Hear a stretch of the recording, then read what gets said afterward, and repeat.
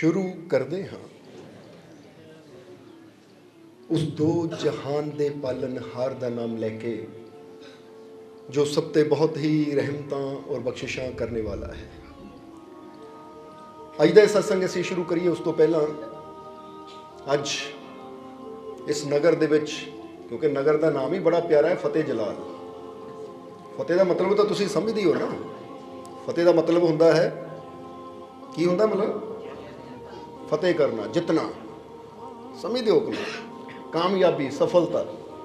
और अज जे फतेह जलाल दे विच सत्संग होण जा रहा है ना, तो अज असीं बस यही कुछ युक्तियां, कुछ विधियां सीखणियां कि जीवन च असीं फतेह किद्दां करनी है। समझदे हो?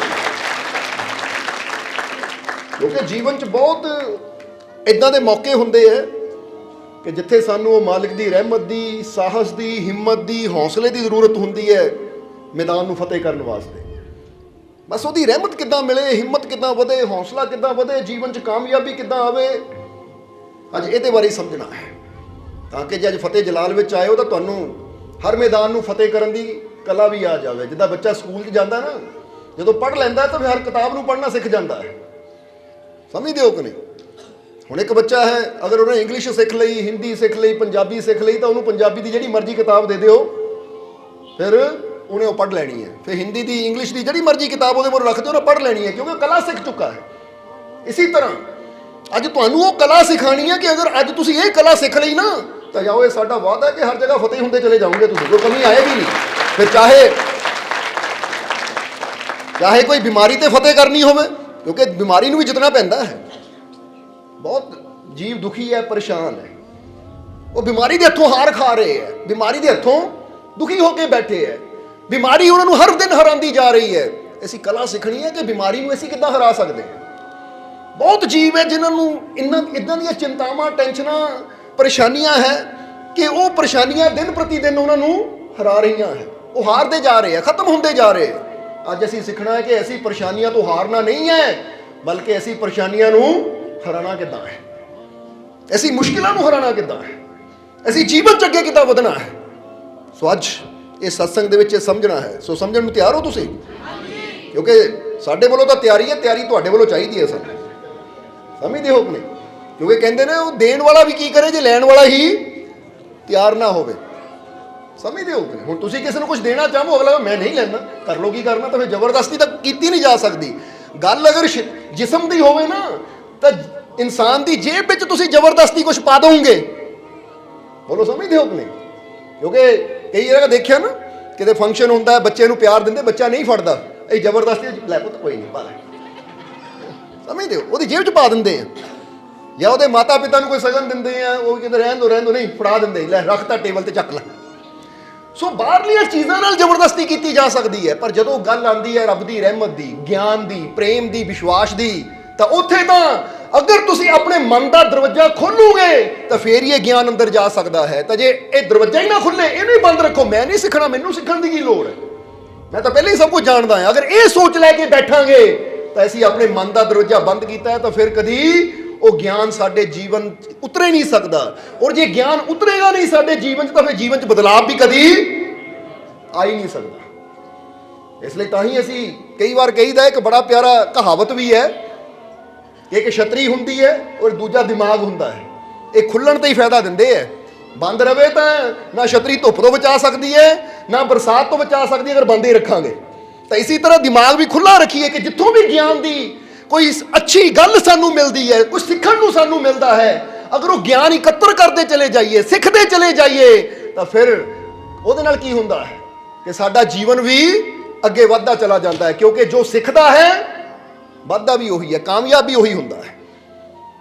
इसलिए अज जिद्दां दस्सिया फतेह करना सीखना है, पर उस तो पहला अज जिन्हां मैंबरां की वजह नाल, क्योंकि साहिब सेवा दल के मैंबर है जिन्हां ने रल के बड़ी कोशिश की, बड़ा प्यार दे नाल ये सारियां तैयारियां कीतियां, सारे इंतजाम किए, और जिन्हां दी वजह दे नाल अज सानू ये मौका मिल रहा है इस नगर च सत्संग का आनंद लैण दा।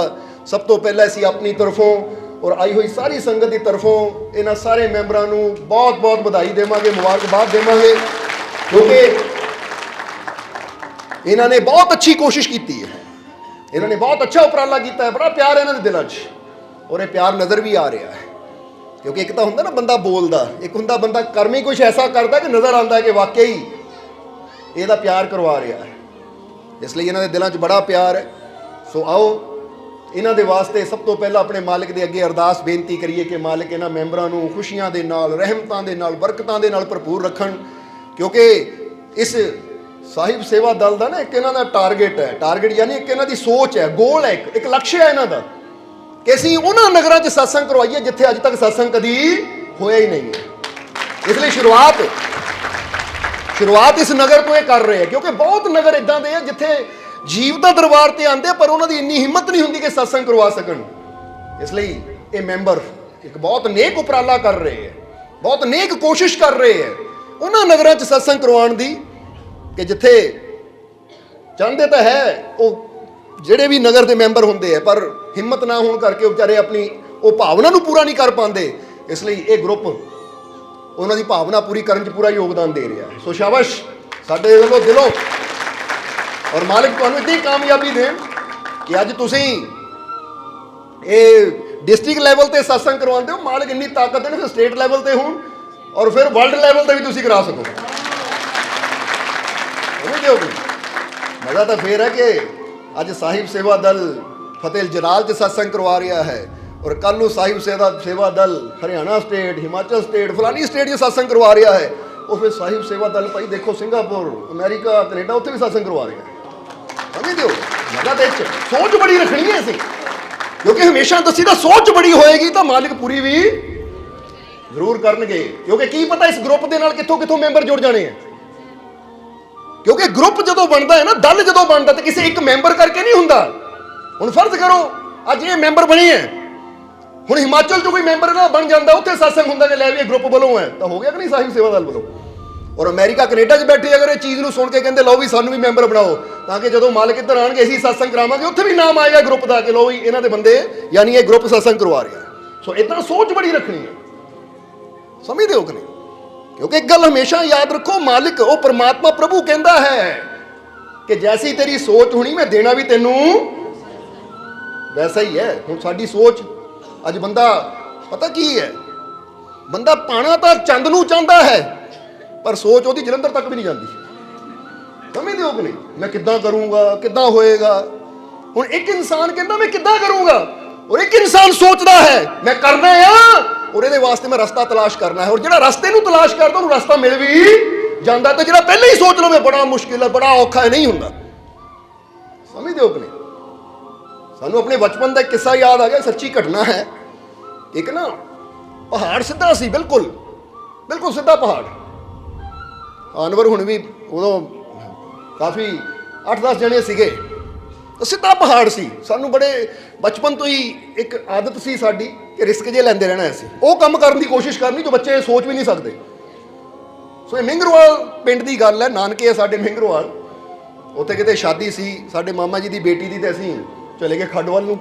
ਖੱਡ ਸਮਝਦੇ ਹੋ ਨਾ ਤੁਸੀਂ, ਪਾਣੀ ਹੁੰਦਾ ਰੇਤ, ਉਹਦੇ ਕੋਲ ਪਹਾੜ ਸੀ ਸਿੱਧਾ, ਬਿਲਕੁਲ ਰੇਤਲਾ ਪਹਾੜ ਔਰ ਬਿਲਕੁਲ ਸਿੱਧਾ। ਅਸੀਂ ਘੁੰਮਦੇ ਘੁੰਮਦੇ ਨਾ ਵਿਚਾਰ ਕੀਤੀ ਸੀਗਾ ਕਿ ਪਹਾੜ ਤੇ ਚੜੀਏ, ਸਿਖਰ ਤੇ ਜਾਣਾ ਹੈ, ਸਿਖਰ ਤੇ ਜਾਣਾ ਹੈ। ਕਹਿੰਦੇ ਕਮਾਲ ਦੀ ਗੱਲ ਹੈ, ਤੇ ਫੜਨ ਨੂੰ ਵੀ ਕੁਛ ਹੈ ਨਹੀਂ। ਅਸੀਂ ਕਿਹਾ ਮਜ਼ਾ ਕੀ, ਫੜਨ ਨੂੰ ਕੁਛ ਹੋਵੇ ਫਿਰ ਤਾਂ ਹਰ ਕੋਈ ਚੜ ਜਾਵੇ। ਮਜ਼ਾ ਤਾਂ ਉੱਥੇ ਹੈ ਨਾ, ਉੱਥੇ ਰਸਤਾ ਬਣਾਓ। ਕਿਉਂਕਿ ਜਿੱਦਾਂ ਅਸੀਂ ਇੱਕ ਲਾਈਨ ਕਹੀ ਦੀ ਹੈ, ਬੜੀ ਪਿਆਰੀ ਲਾਈਨ ਹੈ ਕਿ ਸੀੜੀਆਂ ਉਨੇ ਮੁਬਾਰਕ ਜਿਨੇ ਛੱਤ ਤਲਕ ਜਾਣਾ ਹੈ। सीढ़ियां उन्हें मुबारक जिन्हें छत तलक जाना है, मेरी मंजिल तो आसमान है, रास्ता मुझे खुद बनाना है। ਜਿਹੜੀ ਸੋਚ ਹੋਵੇ ਮੈਂ ਆ 5-10 ਫੁੱਟ ਦੇ ਕੋਠੇ ਤੇ ਚੜਨਾ ਹੈ, ਭਾਈ ਫਿਰ ਪੌੜੀ ਲਾ ਲਾ, ਆ ਸੀੜੀ ਹੈਗੀ ਚੜ ਜਾ। ਕਿਉਂਕਿ ਜਿੱਦਾਂ ਦੀ ਤੇਰੀ ਸੋਚ ਹੋਣੀ ਨਾ, ਫਿਰ ਜੇ ਛੋਟੀ ਸੋਚ ਹੈ ਤਾਂ ਉਹਦੇ ਵਾਸਤੇ ਰਸਤੇ ਬਹੁਤ ਹੈ, ਸਮਝਦੇ ਹੋ ਕਿ ਨਹੀਂ। ਪਰ ਜੇ ਸੋਚ ਬੜੀ ਹੈ, ਆਸਮਾਨ ਤੱਕ ਜਾਣਾ ਹੈ, ਤਾਂ ਫਿਰ ਉੱਥੇ ਸਾਨੂੰ ਆਪ ਪਲੈਨਿੰਗ ਕਰਨੀ ਪਏਗੀ, ਆਪ ਮਿਹਨਤ ਕਰਨੀ ਪਏਗੀ, ਆਪ ਕੋਸ਼ਿਸ਼ ਕਰਨੀ ਪਏਗੀ, ਇੱਕ ਵਿਸ਼ਵਾਸ ਦੇ ਨਾਲ, ਇੱਕ ਯਕੀਨ ਦੇ ਨਾਲ ਕਿ ਮੈਨੂੰ ਕਾਮਯਾਬੀ ਦੇਣ ਵਾਲੀ ਤਾਕਤ ਮੇਰਾ ਮਾਲਿਕ ਮੇਰੇ ਨਾਲ ਹੈ, ਮੈਂ ਕੋਸ਼ਿਸ਼ ਕਰਨੀ ਹੈ ਔਰ ਮੈਨੂੰ ਯਕੀਨ ਹੈ ਮੈਨੂੰ ਕਾਮਯਾਬੀ ਜ਼ਰੂਰ ਮਿਲੇਗੀ। ਇਹਨੂੰ ਕਹਿੰਦੇ ਹੈ ਕਿ ਜਿਨ੍ਹਾਂ ਨੇ ਆਸਮਾਨ ਤੱਕ ਦੀ ਸੋਚ ਹੋ ਨਾ, ਉਚਾਈ ਤੇ ਪਹੁੰਚਣਾ ਹੈ। ਜਿੱਦਾਂ ਤੁਸੀਂ ਅਗਰ ਨਾ ਬੜੇ ਬੜੇ ਗੁਰੂਆਂ ਰਹਿਬਰਾਂ ਦੀ ਗੱਲ ਤਾਂ ਬਾਅਦ ਚੋਂ ਕਰਾਂਗੇ, ਪਹਿਲਾਂ ਬੜੇ ਬੜੇ ਉਹਨਾਂ ਅਮੀਰਾਂ ਦੀ ਗੱਲ ਕਰ ਲਈਏ, ਜਿੱਦਾਂ ਸਟੀਵ ਜੌਬਸ ਵਰਗੇ ਸੀ ਜਾਂ ਬਿਲ ਗੇਟਸ ਵਰਗੇ ਹੈ, ਉਹ ਆਪ ਦੱਸਦੇ ਹੈ ਕਿ ਸਾਨੂੰ ਪਤਾ ਨਹੀਂ ਸੀ ਜਦੋਂ ਸ਼ੁਰੂਆਤ ਕੀਤੀ ਸੀ, ਪਰ ਸਾਨੂੰ ਇੱਕ ਵਿਸ਼ਵਾਸ ਸੀ ਕਿ ਅਸੀਂ ਕਾਮਯਾਬ ਹੋਵਾਂਗੇ। ਵਿਸ਼ਵਾਸ ਸੀ ਇੱਕ, ਕਿਉਂਕਿ ਜਦੋਂ ਸ਼ੁਰੂਆਤ ਕੀਤੀ ਤਾਂ ਸ਼ੁਰੂਆਤ ਜ਼ੀਰੋ ਤੋਂ ਕੀਤੀ ਸੀ। ਜਿੱਦਾਂ ਅਸੀਂ ਤੁਹਾਨੂੰ ਕਹਾਂਗੇ ਕਿ ਗਿਣਤੀ ਹੈ ਨਾ, ਗਿਣਤੀ ਕਿੱਥੋਂ ਸ਼ੁਰੂ ਹੁੰਦੀ ਹੈ? ਇੱਕ ਤੋਂ। ਇੱਕ ਮਕਾਨ ਦੀ ਤਾਮੀਰ ਵੀ ਕਿੱਥੋਂ ਸ਼ੁਰੂ ਹੁੰਦੀ ਹੈ? ਪਹਿਲੀ ਇੱਟ ਤੋਂ। ਲੱਖਾਂ ਹਜ਼ਾਰਾਂ ਇੱਟਾਂ ਤਾਂ ਬਾਅਦ ਚੋਂ ਲੱਗਦੀਆਂ ਹੈ, ਮਕਾਨ ਤਾਂ ਬਾਅਦ ਚੋਂ ਬਣਦਾ ਹੈ। ਹੁਣ ਇੱਕ ਇਨਸਾਨ ਸੋਚਦਾ ਮੈਂ 100 ਤੱਕ ਹੀ ਗਿਣਨਾ ਹੈ, ਤਾਂ ਉਹਦੀ ਗਿਣਤੀ ਸਿਰਫ 100 ਤੱਕ ਹੀ ਹੈ। ਤੇ ਜਿਹੜਾ ਅੱਗੇ ਮਿਹਨਤ ਕਰਨ ਨੂੰ ਤਿਆਰ ਹੈ, ਹਜ਼ਾਰਾਂ ਤੱਕ ਜਾਏਗਾ, ਫਿਰ ਲੱਖਾਂ ਤੱਕ ਜਾਏਗਾ, ਫਿਰ ਕਰੋੜਾਂ ਤੱਕ ਵੀ ਜਾਏਗਾ। ਬਸ ਵਿਸ਼ਵਾਸ ਹੋਣਾ ਚਾਹੀਦਾ ਕਿ ਮੈਂ ਕਰ ਸਕਦਾ ਹਾਂ। ਜਿੱਦਾਂ ਅਸੀਂ ਕਈ ਵਾਰ ਦੱਸੀਦਾ ਨਾ ਕਿ ਦੋ ਅਕਸ਼ਰ ਹੈ, ਇੱਕ ਹੈ ਆਈ ਕਾਂਟ ਡੂ ਦਿਸ। ਉਹਨੂੰ ਸਮਝਦੇ ਹੋ ਕਿ ਨਹੀਂ, ਕਿ ਮੈਂ ਨਹੀਂ ਕਰ ਸਕਦਾ। ਹੁਣ ਇਹ ਹੈ ਹਾਰੇ ਹੋਏ ਬੰਦੇ ਦੀ ਸੋਚ, ਇਹ ਹੈ ਇੱਕ ਹਾਰੇ ਹੋਏ ਬੰਦੇ ਦੀ ਸੋਚ। ਤਾਂ ਦੂਸਰਾ ਬੰਦਾ ਕੌਣ ਹੈ ਜਿਹਨੂੰ ਇਹ ਕਹਿੰਦੇ ਵਿਨਰ? ਉਹ ਕਹਿੰਦਾ ਆਈ ਕੈਨ ਦਾ ਮਤਲਬ ਮੈਂ ਕਰ ਸਕਦਾ ਹਾਂ। ਇਸ ਲਈ ਅਸੀਂ ਤੁਹਾਨੂੰ ਵੀ ਕਹਾਂਗੇ ਇਹ ਟੀ ਨੂੰ ਹਟਾ ਦਿਓ, ਕਿਉਂਕਿ ਟੀ ਮਤਲਬ ਥਾਟ ਨੂੰ ਬਦਲ ਦਿਓ। ਕਿ ਜਿੱਥੇ ਅੱਜ ਸਾਡੇ ਥਾਟ ਹੈ ਕਿ ਮੈਂ ਨਹੀਂ ਕਰ ਸਕਦਾ, ਆਪਣੇ ਅੰਦਰ ਥਾਟ ਲਿਆਓ ਕਿ ਮੈਨੂੰ ਜਿਸ ਸ਼ਕਤੀ ਨੇ ਪੈਦਾ ਕੀਤਾ ਹੈ, ਜਿਸ ਮਾਲਿਕ ਨੇ ਪੈਦਾ ਕੀਤਾ, ਉਹ ਸਰਵ ਸ਼ਕਤੀਸ਼ਾਲੀ ਮੇਰੇ ਨਾਲ ਹੈ, ਮੈਂ ਅਸੰਭਵ ਨੂੰ ਸੰਭਵ ਕਰ ਸਕਦਾ ਹੈ। ਜਦੋਂ ਸੋਚ ਬਦਲਦੀ ਹੈ ਤਾਂ ਫਿਰ ਜ਼ਿੰਦਗੀ 'ਚ ਬਦਲਾਅ ਆਉਂਦਾ ਹੈ। ਸਮਝ ਆ ਰਹੀ ਕਿ ਨਹੀਂ? ਇਸ ਲਈ ਤੁਸੀਂ ਵਿਨਰ ਬਣਨਾ ਹੈ ਨਾ। ਹੁਣ ਪਹਿਲੀ ਗੱਲ ਇੱਥੇ ਇਹ ਵੀ ਕਹਿਣਾ ਚਾਹਾਂਗੇ ਕਿ ਇੱਕ ਸਵਾਲ ਪੁੱਛਣਾ, ਤੁਹਾਨੂੰ ਜਵਾਬ ਦੇਣਾ ਤੁਸੀਂ, ਕਿ ਤੁਸੀਂ ਕਿੱਦਾਂ ਦੇ ਇਨਸਾਨ ਦੇ ਕੋਲ ਬਹਿਣਾ ਜਾਂ ਉਹਦੇ ਨਾਲ ਟਾਈਮ ਸਪੈਂਡ ਕਰਨਾ, ਟਾਈਮ ਬਿਤਾਉਣਾ ਜਾਂ ਉਹਦੇ ਨਾਲ ਜੀਵਨ ਬਿਤਾਉਣਾ ਪਸੰਦ ਕਰੋਗੇ। ਪਹਿਲਾ ਇਨਸਾਨ ਉਹ ਹੈ ਜਿਹੜਾ ਨਿਰਾਸ਼ਾਵਾਦੀ ਹੈ, ਡਰਪੋਕ ਹੈ, ਸ਼ੰਕਾਲੂ ਹੈ। ਸ਼ੰਕਾਲੂ ਮਤਲਬ ਹਰ ਵੇਲੇ ਸ਼ੰਕਾ ਨਾਲ ਭਰਿਆ ਰਹਿੰਦਾ ਹੈ। ਸਮਝਦੇ ਹੋ ਕਿ ਨਹੀਂ? ਨਿਰਾਸ਼ਾਵਾਦੀ, ਡਰਪੋਕ, ਸ਼ੰਕਾ ਨਾਲ ਭਰਿਆ ਹੋਇਆ ਸ਼ੰਕਾਲੂ, ਔਰ ਉਹਦੇ ਨਾਲ ਨਾਲ ਉਦਾਸ ਵੀ ਹੈ। ਹੁਣ ਸ਼ੰਕਾਲੂ ਦਾ ਮਤਲਬ ਕੀ ਹੈ? ਮਾੜੀ ਜਿਹੀ ਹਨੇਰੀ ਆਉਂਦੀ ਹੈ ਨਾ, ਆ ਗਿਆ ਤੂਫਾਨ, ਉਡਾ ਕੇ ਲੈ ਜਾਣਾ ਸਭ ਕੁਛ, ਨਾ ਬਰਬਾਦ ਕਰ ਦੇਣੇ ਨਾ। ਬਾਅਦ ਚੋਂ ਹਨੇਰੀ ਲੰਘ ਜਾਂਦੀ, ਤੂੰ ਤਾਂ ਕਹਿੰਦਾ ਸੀ, ਉਹ ਲੈ ਭਾਈ ਸੋਚਿਆ ਸੀ ਪਰ ਹੋਇਆ ਨਹੀਂ। ਤੇਰੀ ਸੋਚ ਸੱਚੀ ਪੂਰੀ ਹੋ ਜਾਂਦੀ, ਤੂੰ ਤਾਂ ਪੂਰੇ ਨਗਰ ਨੂੰ ਕੀ ਪੂਰੇ ਵਰਲਡ ਨੂੰ ਤਬਾਹ ਕਰ ਦੇਵੇ ਤੂੰ, ਜੇ ਇਦਾਂ ਦੀ ਸੋਚ ਰੱਖੇ। ਸਮਝਦੇ ਹੋ ਕਿ ਨਹੀਂ? ਇਹਨੂੰ ਕਹਿੰਦੇ ਸ਼ੰਕਾਲੂ, ਜਿਹੜਾ ਹਰ ਵੇਲੇ ਸ਼ੰਕਾ ਕਰਦਾ ਹੈ, ਮਾੜਾ ਨਾ ਹੋ ਜਾਵੇ, ਮਾੜਾ ਨਾ ਹੋ ਜਾਵੇ। ਨਿਰਾਸ਼ਾਵਾਦੀ ਹੈ, ਹਰ ਵੇਲੇ ਉਹਦੀ ਸੋਚ ਕਿੱਥੇ ਹੈ? ਨੈਗੇਟਿਵਿਟੀ ਤੇ। ਮੇਰੇ ਤੋਂ ਨਹੀਂ ਹੋਣਾ, ਤੇ ਤੋਂ ਨਹੀਂ ਹੋਣਾ। ਉਹ ਆਪਣੇ ਆਪ ਨੂੰ ਵੀ ਕਹਿੰਦਾ ਮੈਂ ਨਹੀਂ ਕਰ ਸਕਦਾ, ਦੂਜਿਆਂ ਨੂੰ ਵੀ ਉਹ ਛੱਡ ਦੇ ਭਾਈ, ਇਹ ਨਹੀਂ ਹੋਣਾ, ਤੂੰ ਨਹੀਂ ਕਰ ਸਕਦਾ, ਆ ਦੇਖ ਲੈ। ਕਿਉਂਕਿ ਹਰ ਕੋਈ ਬੰਦਾ ਦੂਜੇ ਨੂੰ ਆਪਣੇ ਨਜ਼ਰੀਏ ਨਾਲ ਹੀ ਦੱਸਦਾ, ਜਿੱਦਾਂ ਉਹ ਆਪਣੇ ਅੰਦਰ ਫੀਲ ਕਰਦਾ ਨਾ। ਜੇ ਇੱਕ ਬੰਦਾ ਚੂਹੇ ਤੋਂ ਡਰੇਗਾ ਨਾ, ਦੂਜੇ ਨੂੰ ਡਰਾਏਗਾ, ਉਹ ਰਹਿਣ ਦੋ ਤੇ ਚੂਹੇ ਆ ਭਾਈ, ਨਹੀਂ ਜਾਣਾ। ਸਮਝਦੇ ਹੋ ਕਿ ਨਹੀਂ? ਕਿਉਂਕਿ ਜਿਹੜਾ ਬੰਦਾ ਖੁਦ ਡਰਿਆ ਹੋਏਗਾ, ਹੁਣ ਫਰਜ਼ ਕਰੋ ਸ਼ਮਸ਼ਾਨ 'ਚ ਕਿਸੇ ਨੇ ਜਾਣਾ ਹੋਵੇ ਨਾ ਰਾਤ ਨੂੰ, ਸੂਰਜ ਡੁੱਬਣ ਤੋਂ ਬਾਅਦ, ਤਾਂ ਜਿਹੜਾ ਭੂਤਾਂ ਤੋਂ ਡਰਦਾ ਨਾ, ਉਹ ਨਹੀਂ ਭਾਈ ਨਹੀਂ ਜਾਣਾ, ਉੱਥੇ ਭੂਤ ਹੁੰਦੇ ਆ, ਚੁੰਬੜ ਜਾਣਗੇ, ਖੂਨ ਪੀ ਜਾਣਗੇ। ਉਹ ਆਪ ਡਰਿਆ, ਤੁਹਾਨੂੰ ਵੀ ਡਰਾਏਗਾ। ਤਾਂ ਜਿਹੜਾ ਬਹਾਦਰ ਹੋਵੇ ਉਹ ਕੀ ਕਰੇਗਾ? ਉਹ ਆਪ ਨਿਡਰ ਹੁੰਦਾ, ਤੁਹਾਨੂੰ ਵੀ ਨਿਡਰਤਾ ਨਾਲ ਜੀਣਾ ਸਿਖਾਏਗਾ ਕਿ ਡਰਨ ਦੀ ਲੋੜ ਨਹੀਂ ਹੈ, ਭੂਤ ਪ੍ਰੇਤ ਕੁਛ ਨਹੀਂ ਹੈ, ਹਰ ਜਗ੍ਹਾ ਉਹ ਪਰਮਾਤਮਾ ਹੀ ਹੈ। ਆਪਣੇ ਮਾਲਿਕ ਤੇ ਵਿਸ਼ਵਾਸ ਰੱਖੋ। ਸੋ ਇੱਕ ਇਨਸਾਨ ਉਹ ਹੈ ਜੋ ਨਿਰਾਸ਼ਾਵਾਦੀ ਹੈ, ਹਰ ਵੇਲੇ ਨਿਰਾਸ਼ਾ ਦੀਆਂ ਗੱਲਾਂ ਕਰਦਾ ਹੈ, ਔਰ ਨਾਲ ਨਾਲ ਡਰਪੋਕ ਵੀ ਹੈ, ਜੋ ਮਾੜੀ ਮਾੜੀ ਗੱਲ ਤੋਂ ਡਰਿਆ ਰਹਿੰਦਾ ਹੈ। ਮਾੜੀ ਗੱਲ ਤੋਂ ਡਰਿਆ ਰਹਿੰਦਾ ਹੈ। ਕਿਤੇ ਭੂੰਗੜਾ ਵੀ ਫਟਦਾ ਨਾ, ਕਹਿੰਦਾ ਗੋਲੀ ਚੱਲ ਗਈ। ਸਮਝਦੇ ਹੋ ਕਿ ਨਹੀਂ? ਫੁਗਾਨਾ ਹੁੰਦਾ ਨਾ, ਬਲੂਨ ਹੁੰਦੇ ਉਹਨਾਂ ਦਾ ਪਟਾਕਾ ਕਿਤੇ ਹੋ ਜਾਵੇ ਨਾ, ਉਹ ਲੱਗਦਾ ਗੋਲੀ ਚੱਲ ਗਈ, ਇੰਨਾ ਡਰਿਆ ਹੋਇਆ। ਸਮਝਦੇ ਹੋ ਕਿ ਨਹੀਂ? ਔਰ ਨਾਲ ਨਾਲ ਕੀ ਹੈ? ਡਰਪੋਕ ਵੀ ਹੈ, ਨਿਰਾਸ਼ਾਵਾਦੀ ਵੀ ਹੈ, ਸ਼ੰਕਾਲੂ ਵੀ ਹੈ, ਹਰ ਗੱਲ ਤੇ ਸ਼ੰਕਾ ਕਰਨ ਵਾਲਾ। ਸ਼ੰਕਾ ਦਾ ਮਤਲਬ ਆ ਬੰਦਾ ਮੇਰਾ ਦੁਸ਼ਮਣ ਹੈ, ਇਹਨੇ ਮੈਨੂੰ ਕੁਛ ਕਰ ਦਿੱਤਾ ਹੈ, ਇਹਨਾਂ ਮੈਨੂੰ ਕੋਈ ਮਸਾਣੀ ਖਿਲਾਤੀ ਹੈ, ਇਹਨਾਂ ਮੇਰੇ ਪੈਰਾਂ ਦੀ ਮਿੱਟੀ ਚੱਕ ਲਈ, ਇਹਨਾਂ ਬੱਚੇ ਨੂੰ ਇਦਾਂ ਕਰਤਾ, ਇਹਨਾਂ ਮੇਰਾ ਕੰਮ ਬੰਦ ਦਿੱਤਾ, ਇਹਨਾਂ ਮੇਰਾ ਇਹ ਕਰਤਾ, ਇਹਨਾਂ ਮੇਰਾ ਉਹ ਕਰਤਾ। ਸ਼ੰਕਾਲੂ ਬੰਦੇ। ਔਰ ਨਾਲ ਫਿਰ ਉਦਾਸ ਵੀ ਹੈ, ਕਿਉਂਕਿ ਇਹ ਗੱਲ ਯਾਦ ਰੱਖੋ, ਜਿੱਥੇ ਨਿਰਾਸ਼ਾ ਆ ਗਈ ਉੱਥੇ ਡਰ ਆ ਗਿਆ, ਜਿੱਥੇ ਡਰ ਆ ਗਿਆ ਉੱਥੇ ਫਿਰ ਅੱਗੇ ਕੀ ਦੱਸਿਆ? ਸ਼ੰਕਾ ਆ ਗਈ। ਕਿਉਂਕਿ ਡਰਿਆ ਹੋਇਆ ਬੰਦਾ ਹਰ ਤੇ ਸ਼ੱਕ ਕਰਦਾ ਹੈ, ਕਰਦਾ ਕਿ ਨਹੀਂ? ਜੇ ਤੁਹਾਨੂੰ ਇਹ ਕਹਿ ਦੇਵੇ ਨਾ ਤੁਹਾਨੂੰ ਕੋਈ ਮਾਰਨਾ ਚਾਹੁੰਦਾ ਹੈ, ਤਾਂ ਤੁਹਾਨੂੰ ਹੁਣ ਜੇ ਅੰਦਰ ਬੈਠ ਗਈ ਨਾ ਗੱਲ, ਕੋਈ ਮਾਰਨਾ ਚਾਹੁੰਦਾ ਹੈ, ਤਾਂ ਤੁਸੀਂ ਡਰਨਾ। ਕਿਤੇ ਘਰ ਵਾਲੀ ਨੇ ਇਹਦੀ ਚਾਹ ਨਹੀਂ ਪੀਣੀ, ਕਿਤੇ ਇਹੀ ਤਾਂ ਨਹੀਂ ਮਾਰਨਾ ਚਾਹੁੰਦੀ, ਭਰਾ ਆਵੇ ਕਿਤੇ ਇਹੀ ਤਾਂ ਨਹੀਂ ਮਾਰਨਾ ਚਾਹੁੰਦਾ। ਤੁਸੀਂ ਹਰ ਇੱਕ ਤੇ ਸ਼ੱਕ ਕਰਕੇ ਆਪਣੀ ਜ਼ਿੰਦਗੀ ਨੂੰ ਉਦਾਸੀ ਨਾਲ, ਤਕਲੀਫ ਨਾਲ ਭਰ ਲੈਣਾ ਹੈ। ਔਰ ਅਸੀਂ ਕਹਾਂਗੇ ਜਦੋਂ ਉਹ ਕਹਿੰਦਾ ਨਾ ਤੁਹਾਨੂੰ ਕਿ ਮਾਰਨਾ ਚਾਹੁੰਦਾ, ਤਾਂ ਗੱਲ ਯਾਦ ਰੱਖੋ, ਮਰਨਾ ਤਾਂ ਉੱਦਾਂ ਵੀ ਹੈ, ਕਿੰਨਾ ਕੁ ਬਚਣ ਦੀ ਕੋਸ਼ਿਸ਼ ਕਰੋਗੇ? ਕਿਉਂਕਿ ਮੌਤ ਗੱਲ ਇੱਥੇ ਮਰਨ ਦੀ ਨਹੀਂ ਹੈ, ਮਰਨ ਤੋਂ ਡਰਨ ਦੀ ਨਹੀਂ ਹੈ। ਮਰਨਾ ਤਾਂ ਇੱਕ ਦਿਨ ਸਾਰਿਆਂ ਦਾ ਕੋਈ ਕੁਝ ਕਰੇ ਜਾਂ ਨਾ ਕਰੇ, ਮਰਨਾ ਤਾਂ ਹੈ ਹੀ। ਹੁਣ ਤੁਸੀਂ ਇੱਕ ਕਮਰੇ 'ਚ ਵੀ ਬੰਦ ਹੋ ਜਾਓ ਨਾ, ਪੂਰੀ ਸੇਫਟੀ ਕਰ ਲਓ ਕਿ ਕੋਈ ਬੁਰੀ ਚੀਜ਼ ਮੇਰੇ ਤੱਕ ਨਾ ਆਵੇ, ਕੋਈ ਦੁਸ਼ਮਣ ਮੇਰੇ ਤੱਕ ਨਾ ਆਵੇ, ਤਾਂ ਬੈਠੇ ਰਹੋ ਕਮਰੇ 'ਚ। ਆਖਰ 70 80 90 ਸਾਲ ਇੱਕ ਦਿਨ ਮਰਨਾ ਤਾਂ ਹੈ ही, मौत तो आनी है। इसलिए ऐसी कही था कि मौत सबको आती है मगर जीना किसी को नहीं आता। वो गल तो जीण की कला सीखण दी है कि जे मेरे को 10 दिन है, मेरे को 15 दिन है, मेरे को महीना है, मेरे को 10 साल है, मेरे को 20 साल है, 50 साल है, तो जीवा किदां किदां मैनूं जीना चाहिए है, क्योंकि समय तो पहले ही बड़ा सीमित है, समय की बड़ी कमी है। और ये इन्ना समय घट है कि असी ये समय लड़ाइयां झगड़ियां उदासियां च व्यर्थ गवा ही नहीं सकते। सन तो हर पल का पूरा पूरा आनंद लेना चाहिए है, हर पल अपने आप को बेटर बनाना चाहिए है, हर पल अपने आप को अच्छा बनाना चाहिए है कि जे मैनूं ये जिंदगी एक बार मिली है तो इस जिंदगी को इन्नी अच्छी बना के जावां कि दुनिया याद करे। समझ लो कि जीवन एक बार ही मिलता ना, कोई है इतना जो कहे मिलिया सी दोबारा फिर मिल गया, नहीं। जिंदगी एक बार ही मिलती है, जो बंदा गया तो फिर तो शमशान में लिया के फूक दिता जाता है, दफना दिता जाता, मिट्टी हो जाता है बंदा। जिंदगी एक बार मिली है और एक बार की जिंदगी को इन्नी बेस्ट जी के जाओ, इन्नी अच्छी जी के जाओ, इस मौके को इदा दा बना के जाओ कि दुनिया याद करे, तुहानू फकर होवे कि जे मैं दुनिया ते आया सी तो मैं अपना बेस्ट करके गया। समझ दो अपने। इसलिए जिद्दां असीं पुछिया तुसीं किहदे नाल जिंदगी गुजारनी पसंद करोगे, किहदे कोल बैठना पसंद करोगे, पहला है निराशावादी, डरपोक, शंकालू और नाल नाल उदास, हर वेले मुंह लटका के बैठा रहता है।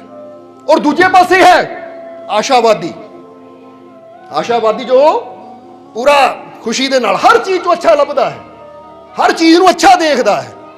समझदे हो कि नहीं? कोई उहदे पत्थर भी मारदा ना, वो कहता धन्नवाद पत्थर का भी मैं कोई उपयोग कर लेना, इनू भी किते काम ले लेना मैं। बोलो समझते हो कि नहीं? जिद्दां कहंदे ने कि फकीरां दे लोगों ने पत्थर मारे, फकीर बैठे हुए सी, जो लोग पत्थर मार के चले गए, ठीक है थोड़े जख्म तो जरूर हुए, बाद चो फकीरां ने कहा धन्नवाद है परमात्मा, शुक्रिया शुक्रिया शुक्रिया। उन्होंने पत्थर इकट्ठे किए और दीवार चल दी, उन्हें पत्थरों की दीवार बना ली। कहते हुण ठीक है, पहले कखां की कुल्ली हवा चुड़ जाती सी, हुण पत्थरों की दीवार नूं हवा भी हिला नहीं सकती, वधिया हो गया। यानी जिहड़ा समझदार इंसान है ना, पत्थर उछालन वालियां नूं भी धन्नवाद दिंदा है। जिद्दां कहा जाता है कि एक बार एक फकीर एक नगर च पहुंचे तो लोगों ने ना फकीरां दे बड़े खिलाफ सी लोग, तो उन्होंने देखा फकीर आ रहे हैं तो एक ना जुत्तियां का हार तैयार करके माला तैयार करके फकीरां दे गल च पा दिता। जो फकीरां दे गल च पाया, फकीर बड़े हसे ताड़ी बजा के, वो लोग हैरान रह गए कि असी अच्छा तुसीं बजाती इत्थे फकीरां दी गल कीती सी, तुहानूं ताड़ी बजाण नूं नहीं कहा सी कि जदों फकीरां दे गल दे विच ना जुत्तियां दी माला पाई तो फकीर ताड़ी बजा के नच्चण लग गए, हसन लग गए। वो लोग हैरान रह गए ਜਿਹੜੇ ਹਾਰ ਗੱਲ 'ਚ ਪਾਉਣ ਵਾਲੇ ਸੀ ਕਿ ਅਸੀਂ ਤਾਂ ਇਹਨਾਂ ਨੂੰ ਇਸ ਲਈ ਪਾਇਆ ਕਿ ਇਹਨਾਂ ਦਾ ਅਪਮਾਨ ਕਰਾਂਗੇ, ਬੇਇੱਜ਼ਤੀ ਕਰਾਂਗੇ, ਇਹਨਾਂ ਨੂੰ ਦੁੱਖ ਹੋਏਗਾ, ਤਕਲੀਫ ਹੋਏਗੀ, ਇਹ ਹੱਸ ਰਹੇ ਆ, ਇਹ ਤਾੜੀ ਵਜਾ ਰਹੇ ਆ। ਕਮਾਲ ਦੀ ਗੱਲ ਹੈ।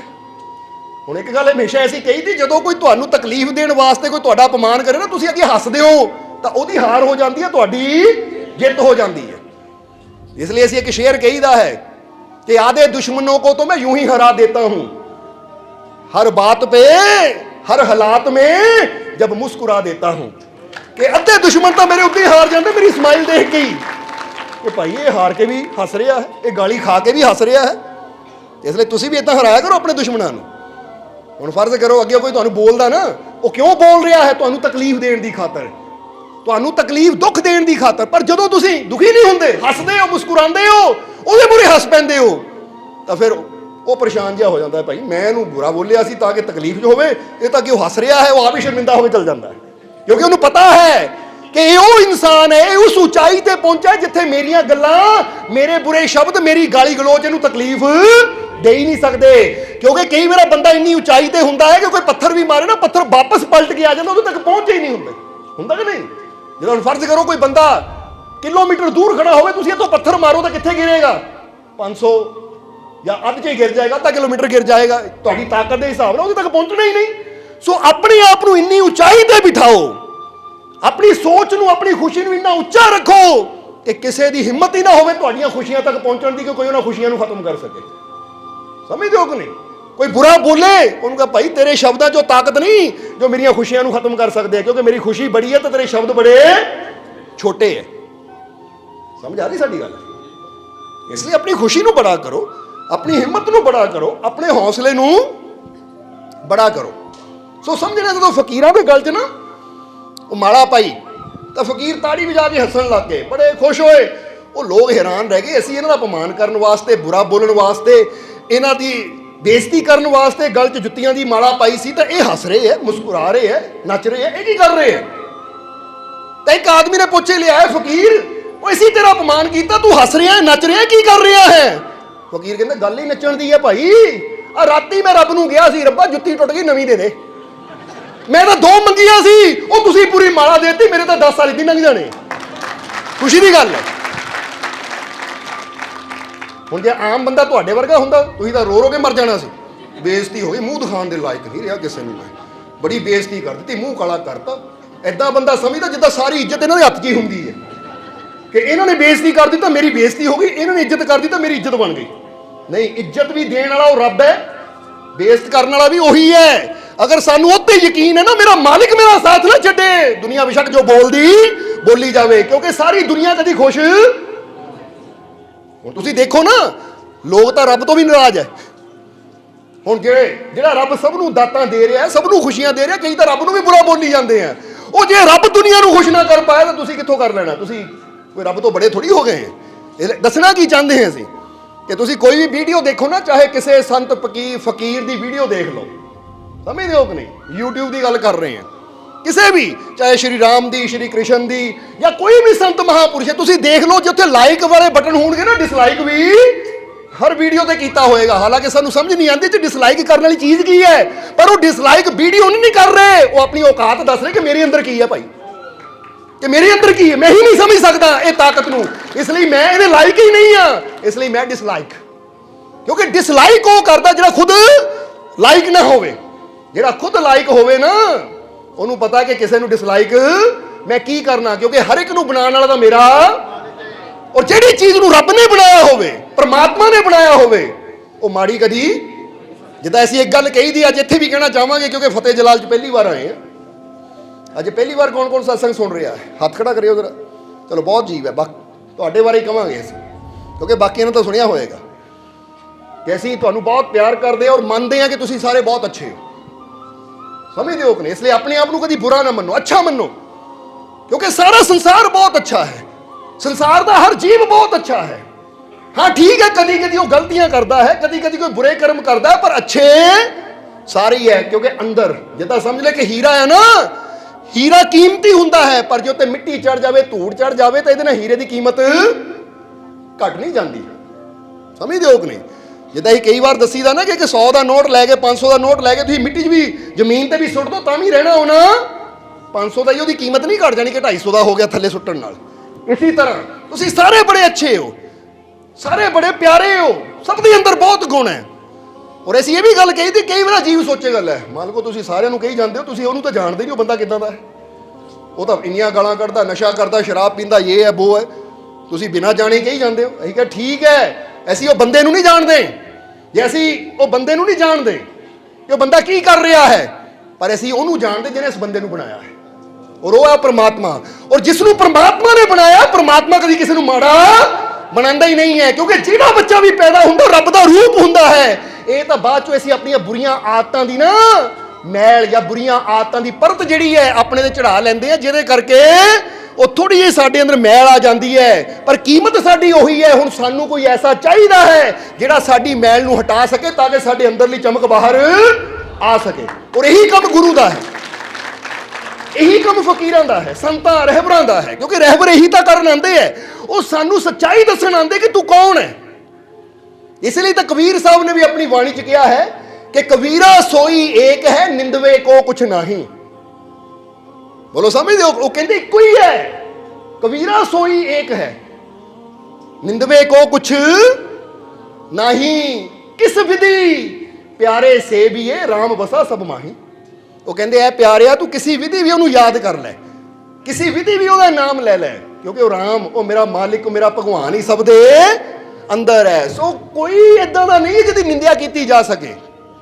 ਸਮਝਦੇ ਹੋ ਕਿ ਨਹੀਂ? ਪਰ ਬੰਦਾ ਕੀ ਹੈ ਕਿ ਬੰਦਾ ਹਰ ਇੱਕ ਦੀ ਨਿੰਦਿਆ ਹੀ ਕਰਦਾ ਹੈ। ਅਗਰ ਇਨਸਾਨ ਦਾ ਦੇਖਿਆ ਜਾਵੇ ਨਾ ਤਾਂ ਆਪਣੇ ਨੂੰ ਛੱਡ ਕੇ ਬੰਦਾ ਸਾਰੇ ਅੰਦਰ ਕੋਈ ਨਾ ਕੋਈ ਕਮੀ ਦੇਖਦਾ ਵੀ ਹੈ, ਲੱਭਦਾ ਵੀ ਹੈ ਔਰ ਰੌਲਾ ਵੀ ਪਾਉਣ ਦੀ ਕੋਸ਼ਿਸ਼ ਕਰਦਾ ਹੈ। ਪਰ ਜਿਹੜਾ ਸਮਝਦਾਰ ਹੋਏਗਾ ਨਾ, ਹੁਣ ਜਿਹੜਾ ਦੇਖੋ ਬਾਬਾ ਫਰੀਦ, ਉਹ ਕਹਿੰਦੇ ਆਪਣੇ ਗਿਰੇਬਾਨ ਮੇ ਸਿਰ ਨੀਮਾ ਕਰ ਦੇਖ। ਜਿਹੜਾ ਸਮਝਦਾਰ ਹੋਏਗਾ ਉਹ ਆਪਣੇ ਗਿਰੇਬਾਨ ਅੰਦਰ ਝਾਤੀ ਮਾਰੇਗਾ ਕਿ ਮੈਨੂੰ ਦੂਜਿਆਂ ਦੀਆਂ ਕਮੀਆਂ ਦੇਖ ਕੇ ਕੁਝ ਨਹੀਂ ਮਿਲਣਾ, ਦੂਜਿਆਂ ਦੀਆਂ ਕਮੀਆਂ ਦੀ ਚਰਚਾ ਕਰਕੇ ਮੈਨੂੰ ਕੁਝ ਨਹੀਂ ਮਿਲਣਾ, ਬਲਕਿ ਮੇਰੀ ਕਮੀ ਹੋਰ ਵਧਣੀ ਹੈ ਦੂਜੇ ਦੀ ਬੁਰਾਈ ਕਰਕੇ। ਜਦੋਂ ਮੈਂ ਆਪਣੇ ਅੰਦਰ ਝਾਤੀ ਮਾਰ ਕੇ ਆਪਣੀ ਕਮੀ ਨੂੰ ਦੇਖੂੰਗਾ ਔਰ ਉਹਦਾ ਸੁਧਾਰ ਕਰੂੰਗਾ, ਫਿਰ ਮੇਰੇ ਜੀਵਨ 'ਚ ਖੁਸ਼ੀਆਂ ਜ਼ਰੂਰ ਆਣਗੀਆਂ। ਕਿਉਂਕਿ ਜੇ ਆਪਣਾ ਸੁਧਾਰ ਕਰਾਂਗੇ ਤਾਂ ਸੁਧਰਨਾ ਕਿਹਨਾਂ ਹੈ, ਫਿਰ ਬਿਹਤਰ ਕਿਹਨਾਂ ਬਣਨਾ ਹੈ, ਬੈਟਰ ਕਿਹਨਾਂ ਬਣਨਾ ਹੈ। ਸਮਝਦੇ ਹੋ ਕਿ ਨਹੀਂ? ਹੁਣ ਫਰਜ਼ ਕਰੋ ਇੱਕ ਹਲਵਾਈ ਨੇ ਖਾਣਾ ਬਣਾਇਆ, ਉਹ ਖਾਣੇ 'ਚ ਦਾਲ ਦੇ ਵਿੱਚ ਨਮਕ ਜ਼ਿਆਦਾ ਹੈ ਜਾਂ ਮਿਰਚ ਜ਼ਿਆਦਾ ਹੈ ਜਾਂ ਰੋਟੀਆਂ ਵੀ ਕੱਚੀਆਂ ਹੈ। ਹੁਣ ਉਹ ਹਲਵਾਈ ਆਪਣੇ ਖਾਣੇ ਨੂੰ ਦੇਖ ਸਕਦਾ ਕਿ ਮੇਰੀ ਦਾਲ 'ਚ ਆਹ ਚੀਜ਼ ਘੱਟ ਵੱਧ ਹੈ, ਇਹਨੂੰ ਸੈੱਟ ਕਰਾਂ। ਤਾਂ ਇਹ ਵੀ ਹੋ ਸਕਦਾ ਕਿ ਆਪਣੇ ਖਾਣੇ ਨੂੰ ਦੇਖਣ ਦੀ ਬਜਾਏ ਦੂਜੇ ਦੇ ਨੁਕਸ ਕੱਢੀ ਜਾਵੇ। ਉਹ ਫਲਾਣੇ ਹਲਵਾਈ ਦੀ ਰੋਟੀ ਇੱਦਾਂ ਆ, ਫਲਾਣੇ ਹਲਵਾਈ ਦੀ ਦਾਲ ਇੱਦਾਂ ਹੈ, ਫਲਾਣੇ ਹਲਵਾਈ ਉੱਦਾਂ ਹੈ। ਹੁਣ ਉਹ ਹਲਵਾਈ ਦੂਜਾ ਜਿਹਦੀ ਉਹ ਬੁਰਾਈ ਕਰ ਰਿਹਾ, ਅਗਰ ਸਮਝਦਾਰ ਹੋਏਗਾ ਉਹ ਆਪਣੇ ਖਾਣੇ ਨੂੰ ਚੈੱਕ ਕਰਕੇ ਸੁਧਾਰ ਕਰ ਲੇਗਾ ਤਾਂ ਇਹਨੂੰ ਕੀ ਫਾਇਦਾ ਹੋਇਆ? ਇਹਦਾ ਖਾਣਾ ਤਾਂ ਫਿਰ ਉੱਦਾਂ ਦਾ ਉੱਦਾਂ ਹੀ ਰਹਿ ਗਿਆ। ਇਹਨੂੰ ਤਾਂ ਇਹ ਹੋਣਾ ਚਾਹੀਦਾ ਸੀ ਮੈਂ ਆਪਣਾ ਚੈੱਕ ਕਰਾਂ ਮੈਂ ਕੀ ਕਰ ਰਿਹਾ ਹਾਂ, ਕਿਉਂਕਿ ਜੇ ਮੈਂ ਆਪਣਾ ਚੈੱਕ ਹੋਊਗਾ, ਮੇਰਾ ਸੁਧਾਰ ਹੋਏਗਾ, ਮੇਰੀ ਦਾਲ ਅੱਛੀ ਹੋਏਗੀ, ਰੋਟੀ ਅੱਛੀ ਹੋਏਗੀ, ਤਾਂ ਬਿਜ਼ਨਸ ਵੀ ਕਾਮਯਾਬੀ ਵੀ ਮੈਨੂੰ ਮਿਲੇਗੀ, ਬਿਜ਼ਨਸ ਵੀ ਮੇਰਾ ਸਫਲ ਹੋਏਗਾ। ਪਰ ਜੇ ਆਪਣੀਆਂ ਕਮੀਆਂ ਦੇਖਣ ਦੀ ਬਜਾਏ ਦੂਜਿਆਂ ਦੀਆਂ ਕਮੀਆਂ ਕੱਢ ਕੇ ਦੂਜਿਆਂ ਦਾ ਸੁਧਾਰ ਕਰਦਾ ਗਿਆ ਤਾਂ ਮੇਰਾ ਕੀ ਬਣਨਾ ਹੈ? ਉਹ ਅੱਗੇ ਚਲੇ ਜਾਣਗੇ ਤਾਂ ਮੈਂ ਫਾਇਦਾ ਕਾਹਦੇ 'ਚ ਹੁੰਦਾ ਹੈ? ਆਪਣੀਆਂ ਕਮੀਆਂ ਦੇਖਣ 'ਚ। ਤਾਂ ਹੀ ਤਾਂ ਇਹ ਜਿੰਨੀਆਂ ਵੀ ਬੜੀਆਂ ਬੜੀਆਂ ਕੰਪਨੀਆਂ ਹੈ ਨਾ, ਚਾਹੇ ਉਹ ਗੱਡੀ ਦੀ ਕਹਿ ਲਓ, ਟੀਵੀ ਦੀ ਕਹਿ ਲਓ, ਮੋਬਾਈਲ ਦੀ ਕਹਿ ਲਓ, ਇੱਕ ਪਤਾ ਕੀ ਕਰਦੇ ਹੈ, ਇਹ ਦੂਜੇ ਟੀਵੀ 'ਚ ਕੀ ਕਮੀਆਂ ਉਹ ਨਹੀਂ ਦੇਖਦੇ ਸਾਡੇ ਟੀਵੀ 'ਚ, ਸਾਡੀ ਗੱਡੀ 'ਚ ਕੀ ਕਮੀ ਹੈ, ਉਹਦਾ ਸੁਧਾਰ ਕਰੋ ਤਾਂ ਕਿ ਸਾਡੀ ਗੱਡੀ ਹੋਰ ਵੀ ਅੱਛੀ ਬਣ ਸਕੇ। ਸਮਝਦੇ ਹੋ ਕਿ ਨਹੀਂ? ਇਹ ਕਦੀ ਵੀ ਇਹਨਾਂ ਦੀ ਉਹ ਨਹੀਂ ਹੁੰਦਾ ਕਿ ਦੂਜੇ ਨੂੰ ਕਹਿਣਗੇ ਕਿ ਆਹ ਸੈਮਸੰਗ ਦੇ ਮੋਬਾਈਲ 'ਚ ਆਹ ਕਮੀ, ਆਈਫੋਨ 'ਚ ਆਹ ਕਮੀ। ਨਹੀਂ, ਉਹ ਕਹਿਣਗੇ ਜੇ ਸਾਡੀ ਕਮੀ ਹੈ ਨਾ, ਇਹਨੂੰ ਸੁਧਾਰ ਵੀ ਅਸੀਂ ਕਰਨਾ ਤਾਂ ਕਿ ਅੱਗੇ ਤੋਂ ਜ਼ਿਆਦਾ ਬਿਹਤਰ ਬਣ ਸਕੇ। ਇੱਦਾਂ ਹੀ ਤੁਸੀਂ ਵੀ ਅਗਰ ਆਪਣੀਆਂ ਕਮੀਆਂ ਦੇਖੋਗੇ, ਕਦੀ ਬੈਠ ਕੇ ਦੇਖੋ, ਸੋਚੋ ਕਿ ਮੇਰੇ ਅੰਦਰ ਕਿਹੜੀ ਕਿਹੜੀ ਕਮੀ ਹੈ, ਮੈਂ ਕਾਮਯਾਬ ਹੋਣਾ ਚਾਹੁੰਦਾ ਹਾਂ, ਪਰ ਉਹ ਕਿਹੜੀ ਚੀਜ਼ ਹੈ ਜੋ ਮੈਨੂੰ ਕਾਮਯਾਬ ਹੋਣ ਤੋਂ ਰੋਕਦੀ ਹੈ। ਸਮਝਦੇ ਹੋ ਕਿ ਨਹੀਂ? ਕੋਈ ਨਸ਼ਾ ਹੈ, ਕੋਈ ਬੁਰੀ ਆਦਤ ਹੈ, ਕਿਉਂਕਿ ਕੁਝ ਆਦਤਾਂ ਹੀ ਹੁੰਦੀਆਂ ਹੈ। ਇਸ ਲਈ ਅੱਜ ਨਾ ਜਿੱਦਾਂ ਹੀ ਦੱਸਿਆ ਕਿ ਫਤਿਹ ਹੋਣ ਦੀ ਕਲਾ ਸਿੱਖਣੀ ਹੈ, ਅੱਜ ਅਸੀਂ ਕੁਝ 7 ਆਦਤਾਂ ਸਿੱਖਣੀਆਂ ਹੈ, 7 ਆਦਤਾਂ ਸਿੱਖਣੀਆਂ ਹੈ, ਜਾਂ ਕਹਿ ਲਓ ਕਿ 7 ਸੂਤਰ ਹੈ ਕਿ ਜਿਨ੍ਹਾਂ ਨੂੰ ਅਸੀਂ ਸਮਝਣਾ ਹੈ। ਅਗਰ ਸਮਝ ਗਏ, ਅਸੀਂ ਆਪਣੇ ਜੀਵਨ 'ਚ ਅਪਲਾਈ ਕਰ ਲਿਆ, ਤਾਂ ਫਿਰ ਸਾਨੂੰ ਕਾਮਯਾਬ ਹੋਣ ਤੋਂ ਕੋਈ ਰੋਕ ਨਹੀਂ ਸਕੇਗਾ। ਪਰ ਪਹਿਲਾਂ ਇਸ ਸਵਾਲ ਦਾ ਜਵਾਬ ਤਾਂ ਤੁਸੀਂ ਦਿੱਤਾ ਨਹੀਂ ਕਿ ਇੱਕ ਬੰਦਾ ਉਹ ਹੈ ਜਿਹੜਾ ਹਰ ਵੇਲੇ ਨਿਰਾਸ਼ਾਵਾਦੀ ਹੈ, ਡਰਿਆ ਹੋਇਆ ਹੈ, ਸ਼ੰਕਾਲੂ ਹੈ, ਉਦਾਸ ਹੈ, ਔਰ ਦੂਜੇ ਪਾਸੇ ਉਹ ਹੈ ਜੋ ਆਸ਼ਾਵਾਦੀ ਹੈ, ਸਾਹਸੀ ਹੈ ਔਰ ਵਿਸ਼ਵਾਸੀ ਹੈ ਔਰ ਨਾਲ ਨਾਲ ਖੁਸ਼ ਹੈ। ਹੁਣ ਤੁਸੀਂ ਕਿਹਦੇ ਨਾਲ ਜ਼ਿੰਦਗੀ ਕੱਟਣੀ ਪਸੰਦ ਕਰੋਗੇ? ਤੁਹਾਡੇ ਅੰਦਰੋਂ ਕੀ ਆਵਾਜ਼ ਆ ਰਹੀ ਹੈ? ਜੋ ਹਰ ਵੇਲੇ ਸਾਹਸੀ ਵੀ ਹੈ, ਵਿਸ਼ਵਾਸ ਨਾਲ ਭਰਿਆ ਹੈ ਔਰ ਜੋ ਖੁਸ਼ ਹੈ। ਕਿਉਂਕਿ ਇਦਾਂ ਦੇ ਇਨਸਾਨ ਨਾਲ ਜਦੋਂ ਜ਼ਿੰਦਗੀ ਕੱਟੀ ਜਾਂਦੀ ਨਾ, ਇਦਾਂ ਦੇ ਇਨਸਾਨ ਕੋਲ ਬੈਠਿਆ ਜਾਂਦਾ ਹੈ, ਤਾਂ ਫਿਰ ਬੰਦੇ ਨੂੰ ਇੱਕ ਨਵੀਂ ਜ਼ਿੰਦਗੀ ਦਾ ਅਹਿਸਾਸ ਹੁੰਦਾ ਕਿ ਪਹਿਲਾਂ ਤਾਂ ਮੈਂ ਜ਼ਿੰਦਗੀ ਬੇਕਾਰ 'ਚ ਜੀ ਲਈ, ਰੋਂਦਿਆਂ ਪਿੱਟਦਿਆਂ ਜੀ ਲਈ, ਅਸਲੀ ਜ਼ਿੰਦਗੀ ਤਾਂ ਆਹ ਹੈ। ਕਿਉਂਕਿ ਕਹਿੰਦੇ ਨਾ ਜ਼ਿੰਦਗੀ ਉਸੀ ਕੀ ਹੈ ਜੋ ਮੁਸਕਰਾਨਾ ਜਾਣਤਾ ਹੈ। ਜਰਾ ਹੱਸ ਕੇ ਦਿਖਾਓ, ਆਹ ਦੇਖੋ, ਆਹ ਜ਼ਿੰਦਗੀ ਹੈ। ਇਸ ਵਾਸਤੇ ਸਾਨੂੰ ਜ਼ਿੰਦਗੀ ਮਿਲੀ ਹੈ। ਕੋਈ ਫੁੱਲ ਵੀ ਰੱਬ ਖਿਲਾਉਂਦਾ ਹੈ ਨਾ ਬੂਟੇ ਤੇ, ਯਾਨੀ ਇੱਕ ਪੌਦੇ ਤੇ ਫੁੱਲ ਵੀ ਖਿਲਦਾ ਹੈ, ਮੁਸਕਰਾਉਂਦਾ ਹੈ। ਬੇਸ਼ੱਕ ਸ਼ਾਮ ਨੂੰ ਨਾ ਖਤਮ ਹੋ ਜਾਣਾ ਹੁੰਦਾ, ਮੁਰਝਾ ਜਾਣਾ ਹੁੰਦਾ ਹੈ, ਪਰ ਫਿਰ ਵੀ ਜਿੰਨੀ ਦੇਰ ਪੌਦੇ ਤੇ ਰਹਿੰਦਾ ਹੈ ਉਹ ਖਿਲ ਕੇ ਰਹਿੰਦਾ ਹੈ। ਤਾਂ ਬੰਦੇ ਨੂੰ ਜ਼ਿੰਦਗੀ ਰੱਬ ਦਿੰਦਾ 70 80 90 ਸਾਲ ਦਾ ਬੰਦਾ, ਉਹ ਹੱਸ ਲੈ, ਕਾਹਦੇ ਹੱਸਣ ਨੂੰ ਹੈ ਕੀ ਭਾਈ? ਫਿਰ ਜ਼ਿੰਦਗੀ ਕਾਹਦੀ ਤੇਰੀ? ਇਸ ਲਈ ਜ਼ਿੰਦਗੀ ਤਾਂ ਉਹਦੀ ਜਿਹੜਾ ਮੁਸਕਰਾਉਂਦਾ ਹੈ, ਜਿਹਦੇ ਜੀਵਨ 'ਚ ਖੁਸ਼ੀ ਹੈ, ਔਰ ਇਹ ਖੁਸ਼ੀ ਤੁਹਾਡੇ ਅੰਦਰ ਹੈ। ਜਰਾ ਅਹਿਸਾਸ ਕਰੋ ਕਿ ਮੈਂ ਬਹੁਤ ਖੁਸ਼ੀ ਨੂੰ ਫੀਲ ਕਰੋ। ਜਰਾ ਦੇਖੋ ਰੋਮ ਰੋਮ 'ਚ ਖੁਸ਼ੀ ਹੈ ਕਿ ਨਹੀਂ? ਕਿੱਥੇ ਹੈ ਖੁਸ਼ੀ? ਤੁਹਾਡੇ ਅੰਦਰ ਹੈ। ਹੁਣ ਇੱਥੇ ਇਹ ਮਾਇਨੇ ਨਹੀਂ ਦਿਖਾਉਂਦਾ ਕਿ ਕਿਹਦੀ ਜੇਬ 'ਚ 10,000 ਹੈ, ਕਿਹਦੀ ਜੇਬ 'ਚ 10 ਲੱਖ ਹੈ, ਕਿਹਦੀ ਜੇਬ 'ਚ 10 ਰੁਪਏ ਹੈ। ਮੈਂ ਖੁਸ਼ ਹਾਂ ਔਰ ਇਹ ਖੁਸ਼ੀ ਮੇਰੇ ਅੰਦਰ ਨਾਲ ਜੁੜੀ ਹੈ, ਪੈਸੇ ਨਾਲ ਨਹੀਂ, ਪਦਾਰਥਾਂ ਨਾਲ ਨਹੀਂ। ਕਿਉਂਕਿ ਪਦਾਰਥਾਂ ਵਾਲੇ, ਪੈਸਿਆਂ ਵਾਲੇ ਵੀ ਦੁਖੀ ਬੈਠੇ। ਸਮਝਦੇ ਹੋ ਕਿ ਨਹੀਂ? ਤੁਸੀਂ ਸੁਣੀ ਹੋਏਗੀ ਇੱਕ ਇੰਟਰਵਿਊ ਕਿ ਅੰਬਾਨੀ ਦੀ ਨਾ ਪਤਨੀ ਕਹਿੰਦੇ ਜਦੋਂ ਉਹਨਾਂ ਦੀ ਇੱਕ ਟੀਮ ਹੈ, ਕ੍ਰਿਕਟ ਟੀਮ ਬਣਾਈ, ਕਹਿੰਦੇ ਜਦੋਂ ਮੈਚ ਹਾਰੀ ਨਾ, ਬਾਅਦ ਚੋਂ ਮੈਂ ਬਹੁਤ ਟੈਨਸ਼ਨ 'ਚ, बहुत टेंशन हुई मैनू, मेरा गौर करना। यानी दसना की चाहते हैं कि चाहे इंसान को पैसा है, चाहे इंसान को पदार्थ है, ये पदार्थ सब कुछ बाहर है, पर शांति, सुकून, खुशी, टेंशन, चिंता, दुख सब कुछ अंदर है। और जो अंदरों ਅਸੀਂ अपने आप ਨੂੰ ਸੈੱਟ ਕਰ ਲਿਆ ਨਾ, ਤਾਂ ਬਾਹਰਲੀ ਚੀਜ਼ ਘੱਟ ਹੈ ਵੱਧ ਹੈ ਕਿੰਨੀ ਮਾਤਰਾ 'ਚ ਉਹਦਾ ਕੋਈ ਫਰਕ ਜੀਵਨ ਤੇ ਨਹੀਂ ਪੈਂਦਾ। ਹੁਣ ਦੇਖੋ ਆ ਫਕੀਰਾਂ ਨੂੰ, ਫਕੀਰਾਂ ਨੇ ਨੱਚੇ ਤਾੜੀ ਵਜਾ ਕੇ ਕਿ ਰੱਬ ਕੋਲੋਂ 2 ਮੰਗੀਆਂ ਸੀ, ਤੁਸੀਂ ਪੂਰੀ ਮਾਲਾ ਪਾਤੀ, ਖੁਸ਼ੀ ਦੀ ਗੱਲ ਹੈ ਕਿ ਨਹੀਂ। ਹੁਣ ਇਹੀ ਤਾਂ ਇੱਕ ਨਜ਼ਰੀਆ ਹੁੰਦਾ ਹੈ। ਇਸ ਲਈ ਅਸੀਂ ਕਿਹਾ ਕਿ 7 ਸੂਤਰ ਹੈ ਜੇ ਸਮਝਣੇ ਆ। ਹੁਣ ਤੁਸੀਂ ਕਿਹਾ ਕਿ ਅਸੀਂ ਆਸ਼ਾਵਾਦੀ ਨਾਲ ਜ਼ਿੰਦਗੀ ਬਿਤਾਉਣਾ ਪਸੰਦ ਕਰਾਂਗੇ, ਆਸ਼ਾਵਾਦੀ ਕੋਲ ਬੈਠਣਾ ਪਸੰਦ ਕਰਾਂਗੇ, ਔਰ ਜਿਹੜਾ ਹਰ ਗੱਲ ਨੂੰ ਪੋਜ਼ਿਟਿਵਿਟੀ ਨਾਲ ਲੈਂਦਾ ਹੋਵੇ, ਜਿਹੜਾ ਵਿਸ਼ਵਾਸ ਨਾਲ ਭਰਿਆ ਹੋਵੇ, ਸਾਹਸ ਨਾਲ ਭਰਿਆ ਹੋਵੇ। ਕਿਉਂਕਿ ਆਸ਼ਾਵਾਦੀ ਦਾ ਮਤਲਬ ਕੀ ਹੁੰਦਾ ਹੈ ਕਿ ਉਹਦੇ ਜੀਵਨ 'ਚ ਕੁਝ ਬੁਰਾ ਵੀ ਹੁੰਦਾ ਹੈ ਨਾ, ਉਹ 'ਚੋਂ ਵੀ ਕੁਝ ਅੱਛਾ ਕੱਢ ਲੈਂਦਾ ਹੈ। ਇਸ ਲਈ ਤੁਹਾਡੇ ਜੀਵਨ 'ਚ ਕੋਈ ਬੁਰਾ ਹੋਵੇ ਨਾ, ਤਾਂ ਇਹ ਨਾ ਸੋਚੋ ਮੇਰੇ ਨਾਲ ਬੁਰਾ ਹੋ ਰਿਹਾ, ਬਲਕਿ ਇਹ ਸੋਚੋ ਕਿ ਇਸ ਵੇਲੇ ਹੋਰ ਅੱਛਾ ਕੀ ਹੈ ਮੇਰੇ ਕੋਲ। ਸਮਝਦੇ ਹੋ ਕਿ ਨਹੀਂ। ਹੁਣ ਫਰਜ਼ ਕਰੋ ਬੰਦਾ ਕਹਿੰਦਾ ਹਾਏ ਮੇਰੇ ਇੱਥੇ ਦਰਦ ਹੋ ਰਹੀ ਹੈ, ਇਹ 'ਚ ਹੋ ਰਹੀ ਨਾ, ਬਾਕੀ ਹੋਰ ਅੱਛਾ ਕੀ ਹੈ ਤੇਰੇ ਕੋਲ। ਪੈਰ 'ਚ ਨਹੀਂ ਹੋ ਰਹੀ, ਸਿਰ 'ਚ ਨਹੀਂ ਹੋ ਰਹੀ, ਆ ਮੋਢੇ 'ਚ ਨਹੀਂ ਹੋ ਰਹੀ, ਇਹ ਤਾਂ ਠੀਕ ਹੈ ਨਾ। ਉਹ ਇੱਕ ਅੰਗ 'ਚ ਦਰਦ ਹੋ ਰਹੀ ਹੈ ਤਾਂ ਬਾਕੀ ਇੰਨੇ ਅੰਗ ਠੀਕ ਹੈ, ਉੱਤੇ ਧਿਆਨ ਰੱਖੋ, ਸ਼ੁਕਰ ਹੈ ਰੱਬਾ, ਨਹੀਂ ਤਾਂ ਪੂਰਾ ਸਰੀਰ ਵੀ ਦਰਦ ਕਰ ਸਕਦਾ ਸੀ। ਆਸ਼ਾਵਾਦੀ ਹਮੇਸ਼ਾ ਕੀ ਦੇਖਦਾ ਹੈ, ਉਹ ਹਮੇਸ਼ਾ ਬੁਰਾਈ ਦੇ ਵਿੱਚ ਵੀ ਅੱਛਾਈ ਲੱਭਣ ਦੀ ਕੋਸ਼ਿਸ਼ ਕਰਦਾ ਹੈ।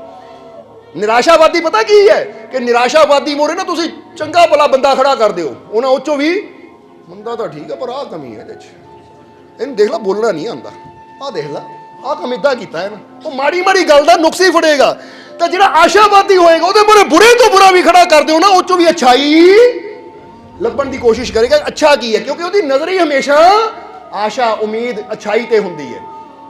ਇਸ ਲਈ ਇੱਕ ਗੱਲ ਹਮੇਸ਼ਾ ਯਾਦ ਰੱਖੋ, ਕਹਿੰਦੇ ਨੇ ਇੱਕ ਫਕੀਰ ਦੇ ਸਾਹਮਣੇ, ਜਿੱਦਾਂ ਮਹਾਤਮਾ ਬੁੱਧ ਦੀ ਗੱਲ ਦੱਸਣ ਲੱਗੇ ਆ, ਫਕੀਰਾਂ ਦੀ ਗੱਲ ਵੀ ਬਾਅਦ ਚੋਂ ਕਰਾਂਗੇ, ਕਿ ਮਹਾਤਮਾ ਬੁੱਧ ਨੂੰ ਦੱਸਿਆ ਗਿਆ ਕਿ ਮਹਾਰਾਜ ਅੱਗੇ ਉਂਗਲੀ ਮਾਲ ਹਥਿਆਰਾ ਹੈ, ਜਿਨ੍ਹਾਂ 999 ਆਦਮੀਆਂ ਨੂੰ ਮਾਰ ਕੇ ਉਹਨਾਂ ਦੀ ਉਂਗਲੀ ਵੱਢ ਕੇ ਗਲ 'ਚ ਪਾ ਲਈ। ਇੱਧਰ ਨਾ ਜਾਓ, ਤੁਸੀਂ ਬਹੁਤ ਬੁਰਾ ਆਦਮੀ ਹੈ, ਪਾਪੀ ਹੈ, ਖੂਨੀ ਹੈ, ਕਾਤਿਲ ਹੈ, ਉੱਧਰ ਨਾ ਜਾਓ, ਤੁਹਾਡਾ ਕਤਲ ਕਰ ਦੇਗਾ। ਤਾਂ ਮਹਾਤਮਾ ਬੁੱਧ ਫਿਰ ਮੁਸਕਰਾਏ, ਕਹਿੰਦੇ ਠੀਕ ਹੈ, ਕਾਤਿਲ ਹੈ, ਖੂਨੀ ਹੈ, ਤੁਹਾਡੀਆਂ ਨਜ਼ਰਾਂ 'ਚ ਬੁਰਾ ਹੈ, ਪਰ ਇੱਕ ਅੱਛਾਈ ਵੀ ਹੈ ਉਹਦੇ ਅੰਦਰ। ਪਤਾ ਕਿਹੜੀ ਅੱਛਾਈ? ਕਹਿੰਦੇ ਤੁਸੀਂ ਸਿਰਫ ਉਹਦੇ ਕਰਮ ਦੇਖ ਰਹੇ ਹੋ, ਉਹਦੇ ਕਰਮ ਦੇਖ ਰਹੇ ਹੋ, ਕਰਮ ਕੀ ਕਰ ਰਿਹਾ ਹੈ, ਉਹਦਾ ਜਿਸਮ ਦੇਖ ਰਹੇ ਹੋ ਕਿ ਸਰੀਰ ਨਾਲ ਕੀ ਕਰ ਰਿਹਾ ਹੈ, ਪਰ ਅੱਛਾਈ ਦੀ ਗੱਲ ਇਹ ਹੈ ਕਿ ਉਹਦੇ ਅੰਦਰ ਪਰਮਾਤਮਾ ਦਾ ਅੰਸ਼ ਵੀ ਹੈ, ਨੂਰ ਵੀ ਹੈ। ਮਨ ਤੂੰ ਜੋਤ ਸਰੂਪ ਹੈ, ਆਪਣਾ ਮੂਲ ਪਛਾਣ, ਬਸ ਮੈਂ ਜਾਣਾ ਹੈ ਔਰ ਮੈਂ ਜਾ ਕੇ ਉਹਦੀ ਮੱਧਮ ਪਈ ਰੋਸ਼ਨੀ ਨੂੰ ਪਰ ਜਗਾ ਦੇਣਾ ਹੈ। ਇਹ ਤਾਂ ਕਈ ਵਾਰ ਚਿਰਾਗ ਬੁਝਣ ਵਾਲਾ ਹੁੰਦਾ ਨਾ, ਐਂ ਫੜਫੜਾਉਂਦਾ ਹੈ, ਤਾਂ ਕੋਈ ਜਾਂਦਾ ਵੀ ਬੱਤੀ ਬਾਹਰ ਕੱਢ ਕੇ ਚਿਰਾਗ ਨੂੰ ਜਗਾਉਂਦਾ, ਦੁਬਾਰਾ ਫਿਰ ਰੋਸ਼ਨ ਹੋ ਜਾਂਦਾ। ਇਸੇ ਤਰ੍ਹਾਂ ਮਹਾਤਮਾ ਬੁੱਧ ਨੇ ਉਂਗਲੀ ਬਾਲ ਦੇ ਅੰਦਰ ਵੀ ਕੀ ਦੇਖਿਆ? ਅੱਛਾਈ ਦੇਖਣ ਦੀ ਕੋਸ਼ਿਸ਼ ਕੀਤੀ ਕਿ ਵੀ ਅੱਛਾ ਹੋ ਸਕਦਾ ਹੈ। ਕਿਉਂਕਿ ਤੁਸੀਂ ਅੱਜ ਕੀ ਹੋ ਇਹ ਮਾਇਨੇ ਨਹੀਂ ਰਖਾਂਦਾ, ਪਰ ਤੁਸੀਂ ਕੀ ਹੋ ਸਕਦੇ ਹੋ ਮਾਇਨੇ ਇਹ ਰਖਾਂਦਾ ਹੈ। ਤੁਸੀਂ ਅੱਜ ਕਿੱਥੇ ਖੜੇ ਹੋ ਜਾਂ ਕਿੱਥੇ ਬੈਠੇ ਹੋ, ਬੋਲੋ ਸਮਝਦੇ ਹੋ ਕਿ ਨਹੀਂ? ਇਹ ਏਡੀ ਵੱਡੀ ਗੱਲ ਨਹੀਂ ਹੈ ਜਿੰਨੀ ਵੱਡੀ ਗੱਲ ਹੈ ਕਿ ਮੈਂ ਕਿੱਥੇ ਜਾ ਸਕਦਾ ਹਾਂ, ਮੈਂ ਅੱਗੇ ਕੀ ਹੋ ਸਕਦਾ। ਜਿੱਦਾਂ ਫਰਜ਼ ਕਰੋ ਅੱਜ ਇੱਕ ਬੱਚਾ ਹੈ, ਛੋਟਾ ਬੱਚਾ ਹੈ, ਅੱਜ ਉਹ ਕੀ ਹੈ ਇਹ ਮਾਇਨੇ ਰਖਾਂਦਾ, ਪਰ ਕੱਲ ਨੂੰ ਅੱਛੀਆਂ ਆਦਤਾਂ ਦੇ ਨਾਲ, ਅੱਛੇ ਮਾਰਗ ਤੇ ਚੱਲ ਕੇ ਮਿਹਨਤ ਨਾਲ ਉਹ ਕੱਲ ਨੂੰ ਕੀ ਹੋ ਸਕਦਾ ਹੈ। ਕੋਈ ਡਾਕਟਰ ਬਣ ਸਕਦਾ, ਵਕੀਲ ਬਣ ਸਕਦਾ ਹੈ, ਰਾਸ਼ਟਰਪਤੀ ਬਣ ਸਕਦਾ, ਪ੍ਰਧਾਨ ਮੰਤਰੀ ਬਣ ਸਕਦਾ ਹੈ, ਬੜਾ ਬਿਜ਼ਨਸਮੈਨ ਬਣ ਸਕਦਾ, ਕੱਲ ਨੂੰ ਕੀ ਹੋ ਸਕਦਾ ਹੈ ਇਹ ਥੋੜੀ ਪਤਾ ਕਿਸੇ ਨੂੰ। ਪਰ ਗੱਲ ਤਾਂ ਉਹਨੂੰ ਅੱਛੀ ਸੋਹਬਤ ਮਿਲਣ ਦੀ ਹੈ, ਅੱਛੀ ਸੰਗਤ ਮਿਲਣ ਦੀ ਹੈ, ਅੱਛਾ ਮਾਰਗ ਮਿਲਣ ਦੀ ਹੈ। ਸੋ ਜਦੋਂ ਅਸੀਂ ਆਪਣੀਆਂ ਆਦਤਾਂ ਨੂੰ ਬਦਲਦੇ ਹਾਂ ਨਾ, ਤਾਂ ਫਿਰ ਸਾਡੇ ਜੀਵਨ 'ਚ ਵੀ ਕਹਿ ਦਿਓ ਬਦਲਾਅ ਆਉਣਾ ਸ਼ੁਰੂ ਹੋ ਜਾਂਦਾ ਹੈ। ਇਸ ਲਈ ਚੈੱਕ ਕਰਨਾ ਹੈ। ਸੋ ਹੁਣ ਤੁਸੀਂ ਕਿਹਾ ਅਸੀਂ ਆਸ਼ਾਵਾਦੀ ਕੋਲ, ਸਾਹਸੀ ਕੋਲ, ਵਿਸ਼ਵਾਸੀ ਕੋਲ, ਖੁਸ਼ ਰਹਿਣ ਵਾਲੇ ਕੋਲ ਬੈਠਣਾ ਪਸੰਦ ਕਰਾਂਗੇ। ਇਹੀ ਹੈ ਨਾ ਗੱਲ ਤੁਹਾਡੀ। ਹੁਣ ਫਿਰ ਆਪਣੇ ਆਪ ਨੂੰ ਪੁੱਛੋ ਕਿ ਮੈਂ ਆਸ਼ਾਵਾਦੀ ਹਾਂ? ਹੁਣ ਜੇ ਮੈਂ ਪਸੰਦ ਹੀ ਨਹੀਂ ਕਰਦਾ ਨਿਰਾਸ਼ਾਵਾਦੀ ਕੋਲ ਬੈਠਣਾ, ਤਾਂ ਫਿਰ ਕੀ ਮੈਂ ਆਸ਼ਾਵਾਦੀ ਹਾਂ ਜਾਂ ਨਿਰਾਸ਼ਾਵਾਦੀ ਹਾਂ? ਜੇ ਮੈਂ ਨਿਰਾਸ਼ਾਵਾਦੀ ਤਾਂ ਦੂਜੇ ਕਿੱਦਾਂ ਪਸੰਦ ਕਰਨਗੇ ਮੇਰੇ ਕੋਲ ਬੈਠਣਾ? ਜੇ ਮੈਂ ਹਰ ਵੇਲੇ ਮੂੰਹ ਲਟਕਾ ਕੇ ਉਦਾਸ ਹੋ ਕੇ ਬੈਠਾ ਰਹਿੰਦਾ ਤਾਂ ਦੂਜੇ ਮੇਰੇ ਕੋਲ ਬੈਠਣਾ ਕਿੱਦਾਂ ਪਸੰਦ ਕਰਨਗੇ? ਜੇ ਮੈਂ ਹਰ ਵੇਲੇ ਸ਼ੰਕਾ ਨਾਲ ਹੀ ਭਰਿਆ ਰਹਿੰਦਾ ਹਾਂ ਤਾਂ ਦੂਜੇ ਮੇਰੇ ਨਾਲ ਜ਼ਿੰਦਗੀ ਗੁਜ਼ਾਰਨੀ ਕਿੱਦਾਂ ਪਸੰਦ ਕਰਨਗੇ? ਜੇ ਹਰ ਵੇਲੇ ਮੈਂ ਡਰਿਆ ਹੀ ਰਹਿੰਦਾ ਹਾਂ ਤਾਂ ਦੂਜੇ ਮੈਨੂੰ ਕਿੱਦਾਂ ਪਸੰਦ ਕਰਨਗੇ? ਕਿਉਂਕਿ ਤੁਸੀਂ ਪਸੰਦ ਨਹੀਂ ਕਰ ਰਹੇ। ਸਮਝ ਆ ਰਹੀ ਹੈ? ਇਸ ਲਈ ਜੇ ਤੁਸੀਂ ਚਾਹੁੰਦੇ ਹੋ ਦੁਨੀਆ ਮੈਨੂੰ ਪਸੰਦ ਕਰੇ, ਦੁਨੀਆ ਮੇਰੇ ਕੋਲ ਬੈਠਣਾ ਪਸੰਦ ਕਰੇ, ਜ਼ਰਾ ਸਮਝਣਾ ਸਾਰਿਆਂ ਨੇ। ਕਈ ਵਾਰ ਕਹਿੰਦੇ ਨਾ ਸੱਸਾਂ ਕਹਿੰਦੀਆਂ ਨੂੰਹਾਂ ਨਹੀਂ ਬਹਿੰਦੀਆਂ, ਨੂੰਹਾਂ ਕਹਿੰਦੀਆਂ ਸੱਸਾਂ ਨਹੀਂ ਬਹਿੰਦੀਆਂ। ਹੁਣ ਨਿਰਾਸ਼ਾਵਾਦੀ ਕੋ ਕਹਿਣਾ ਬੈਠਣਾ, ਸ਼ੰਕਾਲੂ ਕੋ ਕਹਿਣਾ ਬੈਠਣਾ ਹੈ। ਪਰ ਜੇ ਅਸੀਂ ਖੁਸ਼ ਹੋਈਏ, ਆਸ਼ਾ ਦੀ ਗੱਲ ਕਰੀਏ, ਉਮੀਦ ਦੀ ਗੱਲ ਕਰੀਏ, ਨੁਕਸ ਦੇਖਣ ਦੀ ਬਜਾਏ ਹਰੇਕ ਦੇ ਅੰਦਰ ਕੋਈ ਗੁਣ ਦੇਖੀਏ, ਤਾਂ ਯਾਦ ਰੱਖੋ ਜਦੋਂ ਤੁਸੀਂ ਕਿਸੇ ਗੁਣਾਂ ਦੀ ਤਾਰੀਫ ਕਰੋਗੇ ਨਾ, ਤਾਂ ਉਹਦੇ ਦਿਲ 'ਚ ਤੁਹਾਡਾ ਪਿਆਰ ਪੈਦਾ ਹੋਏਗਾ ਕਿ ਨਹੀਂ? ਪਰ ਜਦੋਂ ਹਰ ਵੇਲੇ ਕਮੀਆਂ ਹੀ ਕੱਢੀ ਜਾਣੀਆਂ, ਬੋਲੋ ਸਮਝਦੇ ਹੋ ਕਿ ਨਹੀਂ? ਜਿੱਦਾਂ ਕਹਿੰਦੇ ਨਾ ਨੱਥੂ ਲਾਲ ਦੇ ਬੇਟੇ ਦੀ ਜਦੋਂ ਸ਼ਾਦੀ ਹੋਈ ਔਰ ਉਹ ਨੂੰਹ ਜਦੋਂ ਘਰ 'ਚ ਆਈ ਤਾਂ ਨੱਥੂ ਲਾਲ ਦੀ ਪਤਨੀ ਦੀ ਆਦਤ ਸੀ ਮਾੜੀ ਮਾੜੀ ਗੱਲ ਤੇ ਨੁਕਸ ਕੱਢਣਾ। ਤਾਂ ਉਹਨੇ ਕਿਹਾ ਕਿ ਚੱਲ ਏਦਾਂ ਕਰ ਪੁੱਤ, ਅੱਜ ਦੇਖਣਾ ਕਿ ਕਿਚਨ ਦਾ ਕੰਮ ਕਿੱਦਾਂ ਦਾ ਕਰਦੀ ਹੈ ਤੂੰ, ਜਾ ਚਾਹ ਪਕੌੜੇ ਬਣਾ ਕੇ ਲਿਆ। ਕੁੜੀ ਗਈ, ਕਿਉਂਕਿ ਨੱਥੂ ਲਾਲ ਦੇ ਬੇਟੇ ਨੇ ਪਹਿਲੇ ਦੱਸਿਆ ਸੀ ਮੇਰੀ ਮਾਂ ਥੋੜੀ ਨਾ ਇਦਾਂ ਹੀ ਆ, ਹਰ ਚੀਜ਼ ਦਾ ਧਿਆਨ ਨਾਲ ਕੰਮ ਕਰੀ। ਹੁਣ ਚਾਹ ਲੈ ਕੇ ਆਈ, ਪਕੌੜੇ ਲੈ ਕੇ ਆਈ, ਥਾਲੀ 'ਚ ਰੱਖ ਕੇ ਸਾਹਮਣੇ ਰੱਖ ਦਿੱਤੇ। ਨੱਥੂ ਲਾਲ ਦੀ ਘਰ ਵਾਲੀ ਨੇ ਦੇਖੇ, ਅੱਛਾ ਪਹਿਲਾਂ ਖਾ ਕੇ ਦੇਖਾਂ, ਚਾਹ ਦਾ ਘੁੱਟ ਪੀਤਾ, ਚਾਹ ਬੜੀ ਸਵਾਦ, ਪਕੌੜਾ ਥੋੜਾ, ਪਕੌੜੇ ਵੀ ਬੜੇ ਸਵਾਦ, ਲੂਣ ਮਿਰਚ ਸਭ ਕੁਝ ਠੀਕ। ਹੁਣ ਨੁਕਸ ਕੀ ਕੱਢਾਂ ਮੈਂ? ਨੁਕਸ ਤਾਂ ਕੱਢਣਾ ਹੀ ਜ਼ਰੂਰੀ ਹੈ। ਹੁਣ ਜੇ ਨਾ ਨੁਕਸ ਕੱਢਣਾ ਹੋਵੇ ਨਾ, ਦੇਖਦੀ ਰਹੀ ਥਾਲੀ ਵਾਲੂ ਗੁੱਸੇ ਜਿਹੇ ਦੇ ਨਾਲ। ਨੱਥੂ ਲਾਲ ਕਹਿੰਦਾ ਕੀ ਗੱਲ ਹੋ ਗਈ ਭਗਵਾਨੇ, ਚਾਹ ਸਵਾਦ ਨਹੀਂ, ਪਕੌੜੇ ਸਵਾਦ ਨਹੀਂ? ਕਹਿੰਦੀ ਚਾਹ ਵੀ ਸਵਾਦ ਆ, ਪਕੌੜੇ ਵੀ ਸਵਾਦ ਹੈ, ਪਰ ਪਲੇਟ 'ਚ ਰੱਖਣ ਦਾ ਢੰਗ ਦੇਖੋ, ਟੇਢਾ ਰੱਖਿਆ ਪਕੌੜਾ, ਇਹਨੂੰ ਢੰਗ ਨਹੀਂ ਰੱਖਣ ਦਾ ਪਕੌੜੇ ਰੱਖਣ ਦਾ। ਹੈ ਇੱਦਾਂ ਦੀ ਮੇਰੀ ਨੂੰਹ ਹੈ। ਕਮਾਲ ਦੀ ਗੱਲ ਆ। ਹੁਣ ਨੱਥੂ ਲਾਲ ਕਹਿੰਦਾ ਢਿੱਡੇ ਜਾਣੇ ਆ ਜਾਂ ਫੋਟੋ ਖਿੱਚਣੀ ਹੈ ਤੂੰ ਇਹਦੇ ਨਾਲ? ਸਮਝਦੇ ਹੋ ਕਿ ਨਹੀਂ? ਕਹਿੰਦਾ ਨੱਥੂ ਲਾਲ ਦੀ ਇੱਕ ਮੱਝ ਸੀ ਜਿਹੜੀ ਅੱਖ ਤੋਂ ਕਾਣੀ ਸੀ। ਇੱਕ ਵਪਾਰੀ ਦੇਖਣ ਆਇਆ, ਨੱਥੂ ਲਾਲ ਨੇ ਕੀਮਤ 30,000 ਰੱਖੀ ਸੀ ਕਿਉਂਕਿ ਦੁੱਧ 15-20 ਕਿਲੋ ਦਿੰਦੀ ਸੀ। ਵਪਾਰੀ ਕਹਿੰਦਾ ਨਹੀਂ ਬਈ, ਅੱਖ ਅੱਖਾਂ ਤੋਂ ਕਾਣੀ ਹੈ, ਇਸ ਲਈ ਮੈਂ ਤਾਂ 15,000 ਹੀ ਦੇਣਾ, 30,000 ਨਹੀਂ ਮਿਲਣਾ। ਉਹ ਨੱਥੂ ਲਾਲ ਕਹਿੰਦਾ ਦੁੱਧ 25-30 ਕਿਲੋ ਦਿੰਦੀ ਹੈ, ਇਸ ਲਈ 30,000। ਉਹ ਕਹਿੰਦਾ ਲੈ ਫੇਰ ਕੀ ਹੋਗਾ, ਦੁੱਧ 25-30 ਕਿਲੋ ਦਿੰਦੀ ਹੈ, ਅੱਖ ਤਾਂ ਕਾਣੀ ਹੈ ਨਾ। ਉਹ ਨੱਥੂ ਲਾਲ ਕਹਿੰਦਾ ਇੱਕ ਗੱਲ ਦੱਸ, ਤੂੰ ਇਹਦਾ ਦੁੱਧ ਵੇਚਣਾ ਕਿ ਨੈਣ ਪਟਕਾ ਕਰਨਾ ਤੂੰ? ਕਮਾਲ ਦੀ ਗੱਲ ਹੈ। ਗੁਣ ਦੇਖ ਉਹਦੇ, ਬੁਰਾਈਆਂ ਕਿਉਂ ਦੇਖ ਰਿਹਾ? ਸਮਝਦੇ ਹੋ ਕਿ ਨਹੀਂ? ਹੁਣ ਇਨਸਾਨ ਵੀ ਕੀ ਹੁੰਦਾ, ਦੱਸਣਾ ਕੀ ਚਾਹੁੰਦੇ ਕਿ ਖੂਬੀਆਂ ਨਹੀਂ ਬੰਦਾ ਦੇਖਦਾ, ਅਗਲੇ ਅੰਦਰ ਉਹ ਨੁਕਸ ਕੱਢ ਦਿੰਦਾ ਹੈ, ਉਹ ਕਮੀਆਂ ਕੱਢ ਦਿੰਦਾ ਹੈ ਕਿ। ਔਰ ਯਾਦ ਰੱਖੋ, ਜਦੋਂ ਕਮੀਆਂ ਕੱਢਾਂਗੇ ਤਾਂ ਦੁਖੀ ਵੀ ਆਪ ਹੀ ਹੋਵਾਂਗੇ। ਜਰਾ ਸਮਝਣਾ। ਹੁਣ ਤੁਸੀਂ ਆਪਣੇ ਕਮਰੇ 'ਚ ਜਾ ਕੇ ਨਾ ਕਮੀਆਂ ਕੱਢਣੀਆਂ ਸ਼ੁਰੂ ਕਰ ਦਿਓ, ਇੱਥੋਂ ਦੀਵਾਰ ਟੇਢੀ, ਇੱਥੋਂ ਕੰਧ ਟੇਢੀ, ਇੱਥੋਂ ਪੇਂਟ ਇੱਦਾਂ, ਤੁਹਾਡਾ ਮਨ ਦੁਖੀ ਹੋਣਾ ਸ਼ੁਰੂ ਹੋਏਗਾ, ਮਿਸਤਰੀਆਂ ਨੇ ਕਿੰਨੇ ਨੁਕਸ ਕੱਢੀ ਯਾਰ, ਮਨ ਦੁਖੀ ਹੋ ਜਾਏਗਾ, ਇੰਨਾ ਪੈਸਾ ਲਾ ਕੇ ਖਰਾਬ। ਤਾਂ ਜੇ ਕਹੋਗੇ ਨਹੀਂ ਚਲੋ ਠੀਕ ਹੈ ਵਧੀਆ, ਹੁਣ ਬਣ ਗਿਆ, ਤਾਂ ਜੇ ਹਾਲੇ ਬਣ ਰਿਹਾ ਹੈ ਤਾਂ ਉਹਨੂੰ ਠੀਕ ਕਰਾਓ ਕਮੀ ਨੂੰ। ਤਾਂ ਜੇ ਹੋ ਹੀ ਗਿਆ ਤਾਂ ਹੁਣ ਕਮੀਆਂ ਕੀ ਲੱਭਣੀਆਂ? ਹੁਣ ਸ਼ੁਕਰ ਕਰੋ ਕਿ ਸ਼ੁਕਰ ਹੈ, ਨਹੀਂ ਤਾਂ ਦੁਨੀਆ ਦੇ ਉਹ ਵੀ ਬਹੁਤ ਹੈ ਜਿਹੜੇ ਤੰਬੂ ਲਾ ਕੇ ਆਪਣੀ ਜ਼ਿੰਦਗੀ ਗੁਜ਼ਾਰ ਰਹੇ। ਸ਼ੁਕਰ ਹੈ ਮੇਰੇ ਮਾਲਿਕ ਦਾ, ਜੋ ਦਿੱਤਾ ਹੈ ਵਧੀਆ ਦਿੱਤਾ ਹੈ। ਸਮਝਦੇ ਹੋ ਕਿ ਨਹੀਂ? ਦੁਨੀਆ ਤੇ ਤੁਸੀਂ ਜਾਓ ਕਿਤੇ ਦਿੱਲੀ ਵੱਲ, ਬੰਬੇ ਵੱਲ ਨਾ, ਤਾਂ ਪੁਲਾਂ ਦੇ ਥੱਲੇ ਲੋਕ ਸੁੱਤੇ ਦੇਖੇ ਅਸੀਂ ਬਿਨਾਂ ਕਿਸੇ ਪਰਦੇ ਤੋਂ। ਪਰਦਾ ਮਤਲਬ ਨਾ ਕੋਈ ਉਹਨਾਂ ਨੂੰ ਚਾਦਰ ਹੈ ਤਾਂ ਨਾ ਹੀ ਕੋਈ ਤਰਪਾਲ ਹੈ ਕਿ ਉੱਪਰ ਪਾ ਕੇ ਸੌਂ ਸਕਣ, ਉਹ ਪੁਲਾਂ ਦੇ ਥੱਲੇ ਹੀ, ਉਹ ਪੁਲਾਂ ਨੂੰ ਸਭ ਛੱਤ ਬਣਾ ਕੇ ਸੁੱਤੇ ਹੋਏ। ਇਸ ਲਈ ਸ਼ੁਕਰ ਕਰੀਏ ਆਪਣੇ ਮਾਲਿਕ ਦਾ, ਕਮੀਆਂ ਨਾ ਦੇਖੀਏ। ਇਸ ਲਈ ਆਸ਼ਾਵਾਦੀ ਦੀ ਗੁਣ ਹੁੰਦੇ ਆ, ਖੂਬੀ ਹੁੰਦੀ ਹਮੇਸ਼ਾ ਅੱਛਾ ਹੀ ਦੇਖਦਾ ਹੈ ਉਹ। ਇਸ ਲਈ ਆਸ਼ਾਵਾਦੀ ਬਣੋ, ਸਾਹਸੀ ਬਣੋ ਕਿ ਮਾੜੀ ਮੋਟੀ ਮੁਸ਼ਕਿਲ ਆਵੇ, ਚਾਹੇ ਮਾੜੀ ਮੋਟੀ ਬਿਮਾਰੀ ਆਵੇ, ਮਾੜੀ ਮੋਟੀ ਕੋਈ ਪਰੇਸ਼ਾਨੀ ਆਵੇ, ਤਾਂ ਅਸੀਂ ਕਦੀ ਡਰੀਏ ਨਾ, ਜਲਦੀ ਹਿੰਮਤ ਨਾ ਹਾਰ ਦਈਏ, ਬਲਕਿ ਇੱਕ ਸਾਹਸ ਰੱਖੀਏ। ਕਿਉਂਕਿ ਸਾਹਸੀ ਇਨਸਾਨ ਹਰ ਮੁਸ਼ਕਿਲ ਨਾਲ ਲੜਨ ਨੂੰ ਤਿਆਰ ਰਹਿੰਦਾ ਹੈ, ਹਰ ਬਿਮਾਰੀ ਨਾਲ ਲੜਨ ਨੂੰ ਤਿਆਰ ਰਹਿੰਦਾ ਹੈ। ਬੋਲੋ ਸਮਝਦੇ ਹੋ ਕਿ ਨਹੀਂ?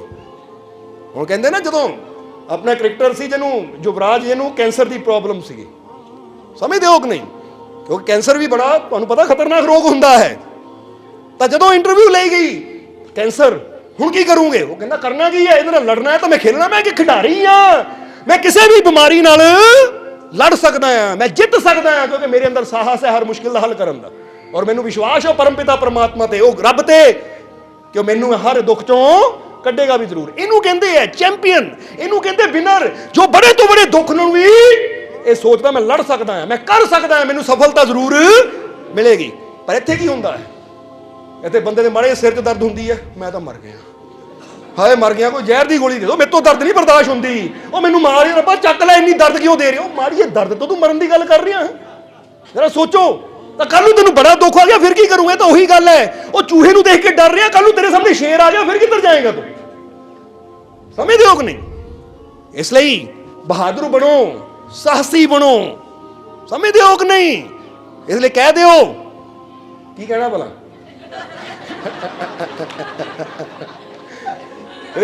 ਕਹਿ ਦਿਓ ਆਪਣੇ ਆਪ ਨੂੰ ਕਿ ਮੈਂ ਕਿਸੇ ਮੁਸ਼ਕਿਲ ਤੋਂ ਡਰਨਾ ਨਹੀਂ, ਮੈਂ ਕਿਸੇ ਮੁਸ਼ਕਿਲ ਤੋਂ, ਮੈਂ ਕਿਸੇ ਹਾਲਾਤ ਤੋਂ, ਮੈਂ ਕਿਸੇ ਬਿਮਾਰੀ ਤੋਂ ਨਹੀਂ ਡਰਨਾ। ਬਸ ਆਹੀ ਤਾਂ ਇੱਕ ਚਾਹੀਦਾ ਹੈ ਕਿ ਜਜ਼ਬਾ, ਕਿ ਮੈਂ ਸ਼ਕਤੀਸ਼ਾਲੀ ਪਿਤਾ ਦੀ ਸ਼ਕਤੀਸ਼ਾਲੀ ਸੰਤਾਨ ਹਾਂ। ਇੱਥੇ ਤੁਹਾਡੇ ਦੁਨਿਆਵੀ ਪਿਤਾ ਦੀ ਗੱਲ ਨਹੀਂ ਕਰਦੇ, ਕਿਉਂਕਿ ਦੁਨਿਆਵੀ ਪਿਤਾ ਹੋ ਸਕਦਾ 2 ਕਦਮ ਹੀ ਨਾ ਚੱਲ ਸਕਦਾ ਹੋਵੇ, ਪਰ ਇੱਥੇ ਉਹ ਪਿਤਾ ਦੀ ਗੱਲ ਹੈ ਜਿਹੜਾ ਸਾਰੀ ਦੁਨੀਆ ਨੂੰ ਚਲਾ ਰਿਹਾ ਹੈ। ਤੁਹਾਡੇ ਅੰਦਰ ਉਹਦੀ ਤਾਕਤ ਕੰਮ ਕਰ ਰਹੀ ਹੈ, ਉਹਦੀ ਸ਼ਕਤੀ ਕੰਮ ਕਰ ਰਹੀ ਹੈ। ਇੱਥੇ ਉਹੀ ਤਾਂ ਗੱਲ ਦੱਸਿਆ ਨਾ ਕਬੀਰ ਸਾਹਿਬ ਕੀ ਕਹਿੰਦੇ ਹੈ ਕਿ ਕਿਸੇ ਦੀ ਨਿੰਦਿਆ ਨਾ ਕਰ, ਕਿਉਂਕਿ ਉਹੀ ਸਭ ਦੇ ਅੰਦਰ ਵਸ ਰਿਹਾ ਹੈ। ਕਿਸ ਵਿਧੀ ਪਿਆਰੇ ਸੇਵੀਏ, ਬਾਕੀ ਸੇਵਨ ਦਾ ਮਤਲਬ ਯਾਦ ਕਰਨ ਦੀ ਗੱਲ ਹੈ। ਉਹ ਕਿਸੇ ਵਿਧੀ ਵੀ ਉਹਨੂੰ ਯਾਦ ਕਰ, ਚਾਹੇ ਹੱਥ ਜੋੜ ਕੇ ਕਰ ਲੈ, ਅੱਖਾਂ ਬੰਦ ਕਰਕੇ ਕਰ ਲੈ, ਅੱਖਾਂ ਖੋਲ ਕੇ ਕਰ ਲੈ, ਪਰ ਯਾਦ ਕਰ ਉਹਨੂੰ, ਕਿਉਂਕਿ ਉਹ ਸਭ ਦੇ ਅੰਦਰ ਵਸਦਾ ਹੈ। ਆਪਣੇ ਅੰਦਰ ਬੈਠੇ ਆਪਣੇ ਰਾਮ ਨੂੰ, ਆਪਣੇ ਮਾਲਿਕ ਨੂੰ, ਪਰਮਾਤਮਾ ਨੂੰ ਪਹਿਚਾਨਣ ਦੀ ਕੋਸ਼ਿਸ਼ ਕਰ। ਸਮਝਦੇ ਹੋ ਕਿ ਨਹੀਂ? ਤਾਂ ਹੀ ਤਾਂ ਇੱਕ ਸ਼ਬਦ ਅੰਦਰ ਆਇਆ ਹੈ ਕਿ ਸੰਤ ਮਿਲੇ ਤਬ ਹਰੀ ਮਿਲੇ। ਜਰਾ ਹੁਣ ਗੌਰ ਕਰਨਾ, ਐਸਾ ਮਨ ਵਿਸ਼ਵਾਸ, ਕਿ ਜਿਨ੍ਹਾਂ ਦੇ ਮਨ 'ਚ ਵਿਸ਼ਵਾਸ ਹੁੰਦਾ ਨਾ ਕਿ ਜਦੋਂ ਮੈਨੂੰ ਸੰਤ ਗੁਰੂ ਰਹਿਬਰ ਮਿਲ ਗਏ ਤਾਂ ਹੁਣ ਮੈਨੂੰ ਹਰੀ ਵੀ, ਪਰਮਾਤਮਾ ਵੀ, ਉਹਦੀ ਰਹਿਮਤ ਵੀ ਜ਼ਰੂਰ ਮਿਲੇਗੀ। ਕਹਿੰਦੇ ਐਸਾ ਮਨ ਵਿਸ਼ਵਾਸ ਹਰੀ ਜਨ ਹਰੀ ਕਾ ਰੂਪ ਹੈ ਜੂ ਫੁੱਲਨ ਮੇ ਬਾਸ। ਕਹਿੰਦੇ ਜਿੱਦਾਂ ਫੁੱਲਾਂ ਨਾਲ ਖੁਸ਼ਬੂ ਜੁੜੀ ਹੈ ਨਾ, ਜਿਹਨੂੰ ਫੁੱਲ ਮਿਲ ਜਾਂਦਾ ਉਹਨੂੰ ਖੁਸ਼ਬੂ ਵੀ ਨਾਲ ਹੀ ਮਿਲ ਜਾਂਦੀ। ਫਿਰ ਇਹ ਨਹੀਂ ਹੁੰਦਾ ਕਿ ਫੁੱਲ ਲੈ ਜਾਓ ਤਾਂ ਖੁਸ਼ਬੂ ਮੰਗਣੀ ਪੈਂਦੀ, ਹੁਣ ਖੁਸ਼ਬੂ ਤੂੰ ਵੀ ਆ ਜਾ, ਫੁੱਲ ਆ ਗਿਆ। ਕਦੀ ਇਦਾਂ ਨਹੀਂ ਹੁੰਦਾ। ਜਿਹਦਾ ਦੀਪਕ ਜਦੋਂ ਮਿਲਦਾ ਨਾ ਜਗਦਾ ਹੋਇਆ ਤਾਂ ਪ੍ਰਕਾਸ਼ ਵੀ ਨਾਲ ਹੀ ਮਿਲ ਜਾਂਦਾ ਹੈ। ਇੱਥੇ ਇਹੀ ਗੱਲ ਇਸ ਸ਼ਬਦ ਅੰਦਰ ਦੱਸੀ ਗਈ ਹੈ ਕਿ ਜਦੋਂ ਇਨਸਾਨ ਸੱਚੇ ਸੰਤਾਂ, ਫਕੀਰਾਂ, ਗੁਰੂਆਂ, ਰਹਿਬਰਾਂ ਦੇ ਘਰ ਤੱਕ ਪਹੁੰਚ ਜਾਂਦਾ ਨਾ, ਉਹਨਾਂ ਤੱਕ ਪਹੁੰਚ ਜਾਂਦਾ ਤਾਂ ਫਿਰ ਵਿਸ਼ਵਾਸ ਰੱਖ ਕਿ ਮੈਂ ਫਕੀਰਾਂ ਦੇ ਕੋਲ ਆ ਗਿਆ, ਸੰਤਾਂ ਦੇ ਕੋਲ ਆ ਗਿਆ, ਹਰੀ ਦੇ ਪਿਆਰਿਆਂ ਕੋਲ ਆ ਗਿਆ, ਤਾਂ ਮੈਂ ਉਹਦੀਆਂ ਰਹਿਮਤਾਂ ਕੋਲ ਆ ਗਿਆ, ਫੁੱਲਾਂ ਕੋਲ ਆ ਗਿਆ, ਤਾਂ ਖੁਸ਼ਬੂ ਦੇ ਕੋਲ ਆ ਗਿਆ। ਸਮਝਦੇ ਹੋ ਕਿ ਨਹੀਂ? ਇਸ ਲਈ ਸੰਤ ਮਿਲੇ ਤਬ ਹਰੀ ਮਿਲੇ, ਕਿਉਂਕਿ ਬਿਨਾਂ ਸੰਤਾਂ ਤੋਂ, ਬਿਨਾਂ ਸਤਿਗੁਰ ਤੋਂ, ਬਿਨਾਂ ਫਕੀਰਾਂ ਤੋਂ ਹਰੀ ਦਾ ਰਸਤਾ ਕਿੱਦਾਂ ਮਿਲੇਗਾ? ਕਿੱਦਾਂ ਪਰਮਾਤਮਾ ਦੀਆਂ ਰਹਿਮਤਾਂ ਤੱਕ ਪਹੁੰਚਾਂਗੇ? ਕਿਉਂਕਿ ਇਹ ਵਿਧੀ ਰਹਿਮਤਾਂ ਨੂੰ ਪਾਉਣ ਦੀ, ਜੀਵਨ ਨੂੰ ਬਦਲਣ ਦੀ, ਇਹੀ ਵਿਧੀ ਤਾਂ ਸਾਨੂੰ ਸੰਤ ਗੁਰੂ ਰਹਿਬਰ ਸਿਖਾਉਂਦੇ ਆ। ਇਸ ਲਈ ਕਹਿੰਦੇ ਜਦੋਂ ਉਹ ਮਿਲਦੇ ਆ ਤਾਂ ਫਿਰ ਹਰੀ ਮਿਲਦਾ ਹੈ। ਔਰ ਇਹ ਵਿਸ਼ਵਾਸ ਰੱਖ। ਜਿੱਦਾਂ ਫਰਜ਼ ਕਰੋ ਅੱਜ ਸਤਸੰਗ ਤੁਸੀਂ ਆਏ ਹੋ ਨਾ, ਜੇ ਵਿਸ਼ਵਾਸ ਨਾਲ ਆਏ ਹੋ ਕਿ ਮੈਂ ਪਹੁੰਚ ਗਿਆ ਉਸ ਸਤਸੰਗ ਦੇ ਵਿੱਚ ਜਿੱਥੇ ਮੈਨੂੰ ਮਾਲਕ ਦੀ ਰਹਿਮਤ ਮਿਲਣੀ ਹੈ, ਮਾਲਕ ਦੀ ਕਿਰਪਾ ਮਿਲਣੀ ਹੈ, ਮੈਨੂੰ ਮੇਰਾ ਮਾਲਿਕ ਮਿਲਣਾ ਹੈ, ਤਾਂ ਯਾਦ ਰੱਖੋ ਜੇ ਇਸ ਵਿਸ਼ਵਾਸ ਨਾਲ ਆਏ ਨਾ ਤਾਂ ਤੁਹਾਡੀ ਜ਼ਿੰਦਗੀ 'ਚ ਅੱਜ ਤੋਂ ਹੀ ਬਦਲਾਅ ਆਉਣਾ ਸ਼ੁਰੂ ਹੋ ਜਾਏਗਾ। ਅੱਜ ਤੋਂ ਹੀ ਜ਼ਿੰਦਗੀ ਬਦਲ ਜਾਏਗੀ। ਬਹੁਤ ਜੀਵ ਤਾਂ ਐਸੇ ਹੈ ਕਿ ਜਿਹੜੇ ਸਤਸੰਗ ਤੋਂ ਬਾਅਦ ਕਹਿਣਗੇ ਵਾਕਿਆ ਹੀ ਇਹ ਸਤਸੰਗ ਨੇ ਸਾਡੀ ਸੋਚ ਨੂੰ ਬਦਲ ਦਿੱਤਾ, ਸਾਡਾ ਨਜ਼ਰੀਆ ਬਦਲ ਗਿਆ, ਕਿਉਂਕਿ ਇਹੀ ਵਿਸ਼ਵਾਸ। ਇਸ ਲਈ ਸੰਤ ਮਿਲੇ ਤਬ ਹਰੀ ਮਿਲੇ, ਐਸਾ ਮਨ ਵਿਸ਼ਵਾਸ ਹਰੀ ਜਨ ਹਰ ਕਾ ਰੂਪ ਹੈ ਜੋ ਫੁੱਲਨ ਮੇ। ਇਹ ਜਿਹੜੇ ਹਰੀ ਦੇ ਜਨ ਹੁੰਦੇ ਨਾ, ਹਰੀ ਨੂੰ ਯਾਦ ਕਰਨ ਵਾਲੇ, ਹਰੀ ਦਾ ਨਾਮ ਲੈਣ ਵਾਲੇ, ਉਹ ਆਪਣੇ ਪ੍ਰਭੂ ਦੇ ਰੰਗ 'ਚ ਜਿਹੜੇ ਰੰਗੇ ਹੁੰਦੇ ਹੈ ਕਿ ਜਦੋਂ ਅਸੀਂ ਉਹਨਾਂ ਕੋਲ ਪਹੁੰਚ ਜਾਂਦੇ ਆ ਤਾਂ ਕਹਿੰਦੇ ਉਹ ਇਸੇ ਤਰ੍ਹਾਂ ਰੱਬ ਨਾਲ, ਪਰਮਾਤਮਾ ਨਾਲ ਜੁੜੇ ਹੋਏ ਜੋ ਫੁੱਲਨ ਮੇ ਬਾਸ, ਜਿੱਦਾਂ ਫੁੱਲਾਂ 'ਚ ਖੁਸ਼ਬੂ ਜੁੜੀ ਹੋਈ ਹੈ। ਇਸ ਲਈ ਇਹ ਚੀਜ਼ ਨੂੰ ਆਪਣੇ ਅੰਦਰ ਇੱਕ ਵਿਸ਼ਵਾਸ ਨੂੰ ਇਦਾਂ ਦਾ ਬਣਾਉਣਾ ਹੈ ਕਿ ਅਸੀਂ ਹਮੇਸ਼ਾ ਆਪਣੇ ਮਾਲਿਕ ਤੇ ਯਾਨੀ ਪਰਮਾਤਮਾ ਪ੍ਰਭੂ ਤੇ ਤਾਂ ਆਪਣੇ ਆਪ ਤੇ ਯਕੀਨ ਰੱਖਣਾ ਕਿ ਮੈਂ ਕਿਸੇ ਚੀਜ਼ ਤੋਂ ਡਰਨਾ ਨਹੀਂ ਹੈ, ਕਿਉਂਕਿ ਮੈਂ ਉੱਥੇ ਪਹੁੰਚ ਗਿਆ ਜਿੱਥੇ ਮੈਨੂੰ ਪ੍ਰਭੂ ਦੀ ਕਿਰਪਾ ਮਿਲਣੀ ਹੈ। ਔਰ ਜਦੋਂ ਉਹਦੀ ਕਿਰਪਾ ਮਿਲਣੀ ਤਾਂ ਹੁਣ ਮੈਨੂੰ ਕੋਈ ਡਰ ਨਹੀਂ ਹੈ। ਇਸੇ ਤਾਂ ਹੀ ਕਿਹਾ ਕਿ ਅੱਜ ਤੋਂ ਕਹਿ ਦਿਓ ਆਪਣੇ ਆਪ ਨੂੰ ਕਿ ਮੈਂ ਮੁਸ਼ਕਿਲਾਵਾਂ ਤੋਂ, ਬਿਮਾਰੀਆਂ ਤੋਂ ਜਾਂ ਕਿਸੇ ਵੀ ਹਾਲਾਤ ਤੋਂ ਡਰਨਾ ਨਹੀਂ ਹੈ, ਕਿਉਂਕਿ ਮੈਨੂੰ ਹਰ ਮੁਸ਼ਕਿਲ ਚੋਂ ਕੱਢਣ ਵਾਲਾ ਮੇਰਾ ਮਾਲਿਕ ਮੇਰੇ ਇਹਨੂੰ ਤਾਂ ਕਹਿੰਦੇ ਵਿਸ਼ਵਾਸ। ਸਮਝਦੇ ਹੋ ਕਿ? ਇਸ ਲਈ ਆਸ਼ਾਵਾਦੀ ਬਣੋ, ਹਮੇਸ਼ਾ ਸਾਹਸੀ ਬਣੋ ਕਿ ਕਿਸੇ ਮੁਸ਼ਕਿਲ ਨੂੰ ਦੇਖ ਕੇ ਮੈਂ ਡਰਨਾ ਨਹੀਂ ਹੈ, ਬਲਕਿ ਜੇ ਮੁਸ਼ਕਿਲ ਆਵੇ ਵੀ ਤਾਂ ਕਹੋ ਆਪਣੇ ਅੰਦਰ ਕਿ ਇਹ ਮੁਸ਼ਕਿਲ ਚੋਂ ਮੈਂ ਜ਼ਰੂਰ ਨਿਕਲੂੰਗਾ, ਇਹ ਮੁਸ਼ਕਿਲ ਦਾ ਅੰਤ ਜ਼ਰੂਰ ਹੋਏਗਾ, ਮੇਰੇ ਹਾਲਾਤ ਜ਼ਰੂਰ ਬਦਲਣਗੇ, ਮੈਨੂੰ ਪੂਰਾ ਵਿਸ਼ਵਾਸ ਹੈ ਆਪਣੇ ਮਾਲਿਕ ਤੇ। ਇਹਨੂੰ ਕਹਿੰਦੇ ਆ ਆਸ਼ਾਵਾਦੀ, ਸਾਹਸੀ, ਵਿਸ਼ਵਾਸੀ। ਜਿਹੜਾ ਵਿਸ਼ਵਾਸ ਰੱਖਦਾ ਹੈ ਕਿ ਜੇ ਅੱਜ ਮੇਰੇ ਹਾਲਾਤ ਬੁਰੇ ਹੈ ਤਾਂ ਮੈਨੂੰ ਯਕੀਨ ਹੈ, ਪੂਰਾ ਵਿਸ਼ਵਾਸ ਹੈ ਕਿ ਮੇਰਾ ਮਾਲਿਕ ਮੇਰੇ ਹਾਲਾਤ ਜ਼ਰੂਰ ਬਦਲੇਗਾ। ਮੈਂ ਕੋਸ਼ਿਸ਼ ਕਰਨ ਨੂੰ ਤਿਆਰ ਹਾਂ ਤਾਂ ਮੈਨੂੰ ਪਤਾ ਹੈ ਜਿਹੜਾ ਕੋਸ਼ਿਸ਼ ਕਰਦਾ ਉੱਤੇ ਉਹਦੀ ਰਹਿਮਤ ਵੀ ਜ਼ਰੂਰ ਹੁੰਦੀ ਹੈ। ਔਰ ਖੁਸ਼ ਰਹੋ, ਚਿਹਰੇ ਤੇ ਸਮਾਈਲ ਰੱਖੋ। ਬੋਲੋ ਸਮਝਦੇ ਹੋ ਕਿ ਨਹੀਂ? ਇਸ ਲਈ ਕਿ 7 ਸੂਤਰ ਇਹ ਫਟਾਫਟ ਦੱਸ ਦਈਏ, ਫਿਰ ਟਾਈਮ ਕਾਫੀ ਹੋ ਗਿਆ ਹੈ, ਫਿਰ ਸਤਸੰਗ ਨੂੰ ਥੋੜਾ ਸਮਾਪਤੀ ਵੱਲ ਲੈ ਕੇ ਜਾਵਾਂਗੇ। ਕਿ 7 ਸੂਤਰ ਅਸੀਂ ਸਮਝਣੇ ਆ ਕਿ ਪਹਿਲਾ ਸੂਤਰ ਕੀ ਹੈ ਕਿ ਆਪਣੇ ਜੀਵਨ ਦੇ ਵਿੱਚ ਅਗਰ ਅਸੀਂ ਸਫਲ ਹੋਣਾ ਚਾਹੁੰਦੇ ਹਾਂ, ਕਾਮਯਾਬ ਹੋਣਾ ਚਾਹੁੰਦੇ ਹਾਂ, ਅਗਰ ਅਸੀਂ ਖੁਸ਼ੀਆਂ ਨਾਲ ਭਰਪੂਰ ਹੋਣਾ ਚਾਹੁੰਦੇ ਹਾਂ ਤਾਂ ਕਾਮਯਾਬ ਹਮੇਸ਼ਾ ਉਹ ਹੁੰਦਾ ਜਿਹੜਾ ਰਿਸਪੌਂਸਿਬਿਲਿਟੀ ਨੂੰ ਸਮਝਦਾ ਹੈ। ਸਮਝਦੇ ਹੋ ਕਿ ਨਹੀਂ? ਪਹਿਲਾ ਸੂਤਰ ਕੀ ਹੈ? ਆਪਣੀ ਰਿਸਪੌਂਸਿਬਿਲਿਟੀ। ਰਿਸਪੌਂਸਿਬਿਲਿਟੀ ਦਾ ਮਤਲਬ ਹੁੰਦਾ ਜ਼ਿੰਮੇਵਾਰੀ।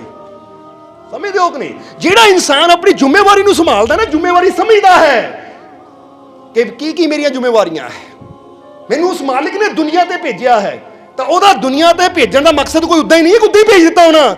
ਮੇਰਾ ਕੋਈ ਮਕਸਦ ਹੈ, ਕੋਈ ਮੇਰੀ ਜ਼ਿੰਮੇਵਾਰੀ ਹੈ। ਮੈਂ ਇਸ ਸੰਸਾਰ ਨੂੰ ਕਿੱਦਾਂ ਅੱਛਾ ਬਣਾ ਸਕਦਾ ਹਾਂ, ਮੈਂ ਸੰਸਾਰ 'ਚ ਕਿੱਦਾਂ ਪਿਆਰ ਫੈਲਾ ਸਕਦਾ ਹਾਂ, ਮੈਂ ਸੰਸਾਰ 'ਚ ਕਿੱਦਾਂ ਸ਼ਾਂਤੀ ਕਾਇਮ ਕਰ ਸਕਦਾ ਹਾਂ, ਮੈਂ ਕਿੱਦਾਂ ਅੱਛਾ ਕਰ ਸਕਦਾ ਹਾਂ।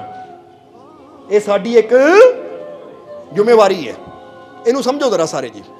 ਕਿਉਂਕਿ ਚਾਹੇ ਕੋਈ ਕੰਪਨੀ ਹੋਵੇ ਨਾ, ਚਾਹੇ ਕੋਈ ਆਫਿਸ ਹੋਵੇ, ਚਾਹੇ ਕੋਈ ਦੁਕਾਨਦਾਰ ਹੋਵੇ, ਅਗਰ ਹਰ ਕੋਈ ਜੋ ਉਹਦੀ ਜ਼ਿੰਮੇਵਾਰੀ ਹੈ ਅਗਰ ਉਹਨੂੰ ਸਹੀ ਢੰਗ ਨਾਲ ਨਿਭਾਵੇ ਤਾਂ ਫਿਰ ਉਹਨੂੰ ਕਾਮਯਾਬੀ ਵੀ ਜ਼ਰੂਰ ਮਿਲਦੀ ਹੈ। ਪਰ ਹੁੰਦਾ ਕੀ ਹੈ, ਅਸੀਂ ਆਪਣੀਆਂ ਜ਼ਿੰਮੇਵਾਰੀਆਂ ਤੋਂ ਨਾ, ਜਿੱਦਾਂ ਕਹਿੰਦੇ ਜ਼ਿੰਮੇਵਾਰੀਆਂ ਸਮਝਣ ਦੀ ਬਜਾਏ ਦੌੜਨ ਦੀ ਕੋਸ਼ਿਸ਼ ਕਰਦੇ ਹਾਂ। ਸਮਝਦੇ ਹੋ ਕਿ ਨਹੀਂ? ਜਿੱਦਾਂ ਤੁਸੀਂ ਦੇਖੋ ਨਾ, ਜਦੋਂ ਬੱਚੇ ਛੋਟੇ ਹੁੰਦੇ, ਸ਼ਾਇਦ ਤੁਸੀਂ ਪੜ੍ਹਿਆ ਹੋਵੇ, ਬੜੀ ਪਿਆਰੀ ਗੱਲ ਹੈ ਇਹ, ਸਾਡੇ ਦਿਲ ਨੂੰ ਲੱਗੀ, ਇਸ ਲਈ ਦੱਸਣ ਲੱਗੇ ਆ ਕਿ ਜਦੋਂ ਬੱਚੇ ਛੋਟੇ ਹੁੰਦੇ ਆ ਤਾਂ ਪਤਾ ਕੀ ਕਹਿੰਦੇ ਆ, ਮੇਰੀ ਮੰਮੀ, ਮੇਰੀ ਮੰਮੀ, ਮੇਰਾ ਡੈਡੀ, ਮੇਰਾ ਡੈਡੀ। ਜਦੋਂ ਬੱਚਿਆਂ ਦੀ ਸ਼ਾਦੀ ਹੋ ਜਾਂਦੀ ਹੈ, ਮਕਾਨ ਬਣ ਜਾਂਦੇ ਆ, ਤੇਰੀ ਮੰਮੀ ਤੂੰ ਸੰਭਾਲ, ਤੇਰਾ ਡੈਡੀ ਤੂੰ ਸੰਭਾਲ। ਉਹਦੇ ਤੇਰਾ ਤੇਰਾ ਹੁੰਦਾ, ਤੂੰ ਲੈ ਕੇ ਜਾ, ਤੂੰ ਬੜਾ ਆ, ਤੇਰਾ ਆ। ਸਮਝ, ਆਪਣੀਆਂ ਜ਼ਿੰਮੇਵਾਰੀਆਂ ਤੋਂ ਦੌੜਦੇ ਆ ਅਸੀਂ। ਅਗਰ ਅਸੀਂ ਜ਼ਿੰਮੇਵਾਰੀ ਸਮਝੀਏ ਕਿ ਜਿੰਨੇ ਵੀ ਅਸੀਂ ਬੈਠੇ ਆ ਨਾ ਇਸ ਵੇਲੇ ਇਸ ਪੰਡਾਲ ਅੰਦਰ, ਕਿਉਂਕਿ ਇਸ ਵੇਲੇ ਇੰਨੀਆਂ ਦੀ ਗੱਲ ਕਰਾਂਗੇ, ਗੱਲ ਤਾਂ ਪੂਰੇ ਵਰਲਡ ਦੀ ਹੈ, ਪੂਰੀ ਦੁਨੀਆ ਦੀ ਹੈ। ਅਗਰ ਅਸੀਂ ਜ਼ਿੰਮੇਵਾਰੀ ਸਮਝਾਂਗੇ ਕਿ ਜਿੰਨੇ ਵੀ ਮੇਰੇ ਸੰਪਰਕ ਚ ਆਉਂਦੇ ਆ, ਮੈਂ ਕੋਸ਼ਿਸ਼ ਕਰਨੀ ਹੈ ਕਿ ਸਭ ਨੂੰ ਸ਼ਾਂਤੀ ਦੇਣੀ ਹੈ, ਸਭ ਨੂੰ ਹਿੰਮਤ ਦੇਣੀ ਹੈ, ਸਭ ਨੂੰ ਖੁਸ਼ੀ ਦੇਣੀ ਹੈ, ਸਭ ਨਾਲ ਅੱਛੇ ਬੋਲ ਬੋਲਣੇ ਆ, ਸਭ ਨਾਲ ਪਿਆਰ ਦੇ ਬੋਲ ਬੋਲਣੇ ਆ। ਅਗਰ ਅਸੀਂ ਇਹ ਜ਼ਿੰਮੇਵਾਰੀ ਨੂੰ ਸਮਝਣਾ ਸ਼ੁਰੂ ਕਰ ਦਿੱਤਾ ਤਾਂ ਸੰਸਾਰ ਤੇ ਖੁਸ਼ੀਆਂ ਆਣੀਆਂ ਸ਼ੁਰੂ ਹੋ ਜਾਣਗੀਆਂ। ਅੱਛਾ, ਕਿਹੜਾ ਚਾਹੁੰਦਾ ਹੈ ਕਿ ਸੰਸਾਰ ਅੱਛਾ ਹੋਵੇ, ਖੁਸ਼ੀਆਂ ਨਾਲ ਭਰਪੂਰ ਹੋਵੇ? ਸਾਰੇ ਚਾਹੁੰਦੇ ਆ ਨਾ। ਤਾਂ ਫਿਰ ਜ਼ਿੰਮੇਵਾਰੀ ਸਮਝੋ ਕਿ ਸੰਸਾਰ ਆਪਣੇ ਆਪ ਹੀ ਅੱਛਾ ਨਹੀਂ ਹੋਣਾ, ਆਪਣੇ ਆਪ ਹੀ ਖੁਸ਼ੀਆਂ ਨਾਲ ਭਰਪੂਰ ਨਹੀਂ ਹੋਣਾ। ਅਗਰ ਅਸੀਂ ਫੈਸਲਾ ਕਰ ਲਵਾਂਗੇ ਕਿ ਮੈਂ ਅੱਛਾ ਬਣਨਾ ਹੈ, ਤਾਂ ਯਾਦ ਰੱਖੋ ਇਨਸਾਨਾਂ ਨਾਲ ਮਿਲ ਕੇ ਹੀ ਸੰਸਾਰ ਬਣਦਾ ਹੈ। ਤਾਂ ਜੇ ਇੱਕ ਇੱਕ ਇਨਸਾਨ ਵੀ ਅੱਛਾ ਹੁੰਦਾ ਚਲਾ ਜਾਵੇ ਤਾਂ ਇੱਕ ਦਿਨ ਪੂਰਾ ਸੰਸਾਰ ਅੱਛਾ ਹੋ ਜਾਏਗਾ। ਹੋ ਜਾਏਗਾ ਕਿ ਨਹੀਂ? ਇਸ ਲਈ ਪਰਮਾਤਮਾ ਨੇ ਸਾਨੂੰ ਦੁਨੀਆ ਤੇ ਭੇਜਿਆ ਤਾਂ ਆਪਣੀ ਇੱਕ ਰਿਸਪੌਂਸਿਬਿਲਟੀ ਨੂੰ ਸਮਝੋ। ਸਮਝਣਾ ਇਸ ਨੂੰ ਕਿ ਮੇਰੀਆਂ ਬਹੁਤ ਜ਼ਿੰਮੇਵਾਰੀਆਂ ਹੈ। ਜ਼ਿੰਮੇਵਾਰੀਆਂ ਦਾ ਮਤਲਬ ਇਹ ਨਹੀਂ ਕਿ ਹਾਏ ਮੈਂ ਕੁੜੀ ਵਿਆਹਣੀ ਹੈ, ਮੈਂ ਮੁੰਡਾ ਵਿਆਹਣਾ, ਉਹ ਕੰਮ ਐਵੇਂ ਟੈਨਸ਼ਨ ਲੈ ਕੇ ਮਰ ਜਾਈਏ। ਜ਼ਿੰਮੇਵਾਰੀਆਂ ਦਾ ਮਤਲਬ ਕੀ ਹੈ ਕਿ ਮੈਂ ਇਹ ਸੰਸਾਰ ਨੂੰ ਬਿਹਤਰ ਬਣਾਉਣ ਵਾਸਤੇ ਆਇਆ ਹਾਂ, ਇਹ ਸੰਸਾਰ ਨੂੰ ਅੱਛਾ ਬਣਾਉਣ ਵਾਸਤੇ ਆਇਆ ਹਾਂ। ਮੈਂ ਕੀ ਅੱਛਾ ਕਰ ਸਕਦਾ ਹਾਂ, ਮੈਂ ਖੁਦ ਨੂੰ ਕੀ ਅੱਛਾ ਕਰ ਸਕਦਾ, ਕਿਉਂਕਿ ਆਪਣੇ ਆਪ ਨੂੰ ਬੈਸਟ ਬਣਾਉਣਾ ਵੀ ਤੁਹਾਡੀ ਇੱਕ ਰਿਸਪੌਂਸਿਬਿਲਟੀ ਹੈ। ਜਿੱਦਾਂ ਹੁਣ ਫਰਜ਼ ਕਰੋ ਕੋਈ ਤੁਹਾਨੂੰ ਗੱਡੀ ਦੇ ਦਿੰਦਾ ਹੈ ਕਿ ਲੈ ਭਈਆ ਮੇਰੀ ਗੱਡੀ ਨਾ ਆ 2 ਦਿਨਾਂ ਵਾਸਤੇ ਰੱਖ ਲੈ, ਜਾਂ ਤੁਸੀਂ ਕਿਸੇ ਕੋਲ ਉਧਾਰੀ ਮੰਗ ਕੇ ਲੈ ਆਉਂਦੇ ਹੋ ਕਿ ਮੈਨੂੰ ਦੇ ਦੇ ਯਾਰ 2 ਦਿਨ ਵਾਸਤੇ ਜਾਣਾ ਹੈ। ਹੁਣ ਤੁਹਾਡੀ ਇੱਕ ਜ਼ਿੰਮੇਵਾਰੀ ਵੀ ਬਣ ਗਈ ਉਹਦੇ ਨਾਲ ਕਿ ਇਹ ਗੱਡੀ ਦੀ ਕੇਅਰ ਖਿਆਲ ਵੀ ਮੈਂ ਰੱਖਣਾ ਆ ਔਰ ਸਹੀ ਸਲਾਮਤ ਇਹਨੂੰ ਵਾਪਸ ਕਰਨਾ ਆ ਔਰ ਇਹਨੂੰ ਸਾਫ ਸੁਥਰਾ ਕਰਕੇ ਤੇਲ ਦੀ ਟੈਂਕੀ ਫੁੱਲ ਕਰਕੇ ਦੇਵਾਂ, ਤਾਂ ਫਿਰ ਤਾਂ ਮੈਂ ਆਪਣੀ ਜ਼ਿੰਮੇਵਾਰੀ ਬਹੁਤ ਅੱਛੀ ਤਰ੍ਹਾਂ ਨਿਭਾਈ। ਤਾਂ ਜੇ ਗੱਡੀ ਨੂੰ ਡੈਂਟ ਡੁੰਟ ਪਾ ਕੇ ਤੇਲ ਵੀ ਖਾਲੀ ਕਰਕੇ ਫੇਰ ਦਿੱਤਾ ਤਾਂ ਇਹਦਾ ਮਤਲਬ ਆਪਣੀ ਰਿਸਪੌਂਸਿਬਿਲਟੀ ਨਹੀਂ ਸਮਝੀ। ਮੈਂ ਚੀਜ਼ ਦਾ ਇਸਤੇਮਾਲ ਕਰ ਲਿਆ ਪਰ ਮੈਂ ਇੱਕ ਜ਼ਿੰਮੇਦਾਰ ਇਨਸਾਨ ਨਹੀਂ ਹਾਂ। ਫਿਰ ਮੈਨੂੰ ਖੁਸ਼ੀ ਕਿੱਦਾਂ ਮਿਲੇਗੀ, ਤਰੱਕੀ ਕਿੱਦਾਂ ਮਿਲੇਗੀ? ਸਮਝਦੇ ਹੋ ਕਿ ਨਹੀਂ? ਇਹ ਗੱਲ ਬੜੀ ਸਮਝਣ ਵਾਲੀ। ਅੱਜ ਬੰਦਾ ਕੀ ਹੈ, ਬੰਦਾ ਦੂਜੇ ਤੇ ਉਹਦਾ ਕੰਮ ਹੈ ਉਹ ਕਰੇ, ਉਹਦਾ ਕੰਮ ਹੈ ਉਹ ਕਰੇ। ਹੁਣ ਦੇਖੋ ਨਾ ਘਰ 'ਚ ਲੜਾਈ ਹੁੰਦੀ ਹੈ, ਲੈ ਜੀ ਉਹ ਸ਼ਾਂਤ ਨਹੀਂ ਰਹਿੰਦਾ, ਉਹ ਸ਼ਾਂਤ ਨਹੀਂ ਰਹਿੰਦਾ। ਅਸੀਂ ਜਦ ਤੱਕ ਦੂਜਿਆਂ ਨੂੰ ਦੋਸ਼ ਦਿੰਦੇ ਰਵਾਂਗੇ, ਦੂਜਿਆਂ ਤੇ ਰਿਸਪੌਂਸਿਬਿਲਟੀ ਜਾਂ ਜ਼ਿੰਮੇਵਾਰੀ ਟਾਲਦੇ ਰਵਾਂਗੇ ਤਾਂ ਸਾਡੇ ਜੀਵਨ 'ਚ ਖੁਸ਼ੀ ਕਦੀ ਆ ਹੀ ਨਹੀਂ ਸਕਦੀ। ਅਸੀਂ ਸ਼ੁਰੂਆਤ ਖੁਦ ਕਰੀਏ। ਅਸੀਂ ਇਹ ਗੱਲ ਹਮੇਸ਼ਾ ਯਾਦ ਰੱਖੀਏ ਕਿ ਜਿਹੜਾ ਬਦਲਾਵ ਮਹਾਤਮਾ ਗਾਂਧੀ ਨੇ ਕਿਹਾ ਸੀ, ਜਿਹੜਾ ਬਦਲਾਵ ਤੁਸੀਂ ਦੁਨੀਆ 'ਚ ਦੇਖਣਾ ਚਾਹੁੰਦੇ ਹੋ ਨਾ, ਉਹਦੀ ਸ਼ੁਰੂਆਤ ਤੁਸੀਂ ਕਰੋ। ਸਮਝਦੇ ਹੋ ਕਿ ਨਹੀਂ? ਜੇ ਤੁਸੀਂ ਦੁਨੀਆ ਤੇ ਸ਼ਾਂਤੀ ਦੇਖਣਾ ਚਾਹੁੰਦੇ ਹੋ, ਆਪਣੇ ਪਰਿਵਾਰ 'ਚ ਸ਼ਾਂਤੀ ਦੇਖਣਾ ਚਾਹੁੰਦੇ ਹੋ, ਸ਼ੁਰੂਆਤ ਤੁਸੀਂ ਕਰੋ। ਜੇ ਆਪਣੇ ਪਰਿਵਾਰ 'ਚ ਖੁਸ਼ੀ ਦੇਖਣਾ ਚਾਹੁੰਦੇ ਹੋ ਤਾਂ ਸ਼ੁਰੂਆਤ ਤੁਸੀਂ ਕਰੋ। ਜੇ ਆਪਣੇ ਪਰਿਵਾਰ 'ਚ ਪਿਆਰ ਦੇਖਣਾ ਚਾਹੁੰਦੇ ਹੋ, ਆਪਣੇ ਨਗਰ 'ਚ ਪਿਆਰ ਦੇਖਣਾ ਚਾਹੁੰਦੇ ਹੋ ਤਾਂ ਸ਼ੁਰੂਆਤ ਤੁਸੀਂ ਕਰੋ ਕਿ ਮੈਂ ਸਭ ਨਾਲ ਪਿਆਰ ਨਾਲ ਬੋਲਣਾ ਹੈ। ਜਿੱਦਾਂ ਫਕੀਰਾਂ ਦੇ ਗਲ 'ਚ ਜੁੱਤੀਆਂ ਹਾਰ ਪਾਏ ਤਾਂ ਵੀ ਉਹ ਪਿਆਰ ਹੀ ਦੇ ਰਹੇ। ਬੋਲੋ ਸਮਝਦੇ ਹੋ ਕਿ ਨਹੀਂ? ਇੱਥੇ ਸਮਰੱਥ ਰਾਮਦਾਸ ਸੰਤ ਸੀ, ਇੱਕ ਰਾਮਦਾਸ ਜੋ ਸ਼ਿਵਾਜੀ ਹੋਏ ਨਾ, ਇੱਕ ਛਤਰਪਤੀ ਸ਼ਿਵਾਜੀ ਉਹਨਾਂ ਦੇ ਗੁਰੂ ਸੀ। ਉਹਨਾਂ ਦੇ ਜੀਵਨ ਦੀ ਬੜੀ ਪਿਆਰੀ ਗੱਲ ਹੈ ਕਿ ਰਾਮਦਾਸ ਜੀ, ਇਹ ਸੰਤ ਰਾਮਦਾਸ ਜੀ, ਇਹਨਾਂ ਦਾ ਇੱਕ ਨਿਯਮ ਸੀ। ਇਹ ਸਵੇਰੇ ਇਸ਼ਨਾਨ ਕਰਕੇ ਪੂਜਾ ਪਾਠ ਕਰਕੇ ਨਾ, ਤਾਂ ਇਹਨਾਂ ਦਾ ਨਿਯਮ ਸੀ ਇਹਨਾਂ ਨੇ 1 ਜਾਂ 2 ਘਰਾਂ 'ਚੋਂ ਮੰਗਣਾ ਔਰ ਜਿਸ ਘਰ 'ਚੋਂ ਮਿਲ ਗਿਆ ਕੁਛ ਵੀ ਫਿਰ ਦੁਬਾਰਾ ਨਹੀਂ ਮੰਗਣਾ। ਯਾਨੀ ਉਹ ਪੂਰੇ ਦਿਨ 'ਚ ਨਹੀਂ ਮੰਗਣਾ, ਜੋ ਮਿਲ ਗਿਆ ਬਸ ਉਹਦਾ ਹੀ ਉਪਯੋਗ ਕਰਨਾ। ਜੇ ਪਹਿਲੇ ਜੋ ਨਾ ਮਿਲਿਆ ਦੂਜੇ ਨੂੰ ਮਿਲਿਆ, ਯਾਨੀ 3-4 ਘਰਾਂ ਦਾ ਨਿਯਮ ਰੱਖਿਆ ਸੀ ਕਿ ਇਹ ਤੋਂ ਜ਼ਿਆਦਾ ਨਹੀਂ ਮੰਗਣਾ। ਕਹਿੰਦੇ ਅੱਜ ਜਦੋਂ ਸਵੇਰੇ ਪੂਜਾ ਪਾਠ ਕਰਕੇ ਆਪਣੇ ਘਰੋਂ ਨਿਕਲੇ ਤਾਂ ਪਹਿਲੇ ਹੀ ਜਿਸ ਘਰ 'ਚ ਗਏ ਨਾ, ਉਸ ਘਰ ਦੇ ਵਿੱਚ ਪਤੀ ਪਤਨੀ ਦਾ ਝਗੜਾ ਹੋ ਰਿਹਾ ਸੀ। ਉਹ ਦੋਨੇ ਲੜ ਰਹੇ ਸੀ, ਉੱਚੀ ਉੱਚੀ ਬੋਲ ਰਹੇ ਸੀ। ਤਾਂ ਇਹਨਾਂ ਨੇ ਜਾ ਕੇ ਦਰਵਾਜ਼ਾ ਖੜਕਾਇਆ। ਜਦੋਂ ਦਰਵਾਜ਼ਾ ਖੜਕਾਇਆ ਤਾਂ ਪਤਨੀ ਨੇ ਗੁੱਸੇ ਨਾਲ ਦਰਵਾਜ਼ਾ ਖੋਲ੍ਹਿਆ, ਕਿਉਂਕਿ ਝਗੜਾ ਸੀ ਪਤੀ ਦੇ ਨਾਲ, ਪਰ ਗੁੱਸੇ ਨਾਲ ਦਰਵਾਜ਼ਾ ਖੋਲ੍ਹਿਆ। ਤਾਂ ਇਹਨਾਂ ਨੇ ਆਪਣਾ ਨਾ भिक्षा वाला पात्र अगे किया, कहते बेटा इस साधु को कोई भिक्षा दे दे। औरत कहती जा मेरे को कुछ भी है नहीं, चला जा इथों, तू भी मंगण आ गया। एक इन्हें दुखी किया, दूजा तू मंगता आ गया। उन्होंने फिर कहा बेटा कुछ तो दे दे। तो उसले पत्नी पोचा ला रही सी, यानी हथ च ना कपड़ा सी बर्तन साफ कर रही सी गंदे कपड़े के नाल, जिहदा राख लैके, क्योंकि अजकल तो कूचियां है, अजकल तो बड़े साधन है, लिक्विड है, पर उस समय वो राख लैके ना कपड़े दे उहदे मांज मांज के बर्तन साफ होंदे सी। सो वो कपड़ा जिन्ना बर्तन मांज रही सी, मैला जिहा कपड़ा, गंदा जिहा कपड़ा, राख ना भरिया होया, गुस्सा सी तो उही जाके ठुठे में लै आ लै जा, हटदा ही नहीं तुम ही। समर्थ रामदास यानी संतां ने की कीता, मुस्कुरा के कहा बेटा धन्नवाद, शुक्रिया तेरा, तू अज इस फकीर नूं खाली नहीं मोड़िया इत्थों, सो तेरा धन्नवाद, रब तैनूं शांति देवे।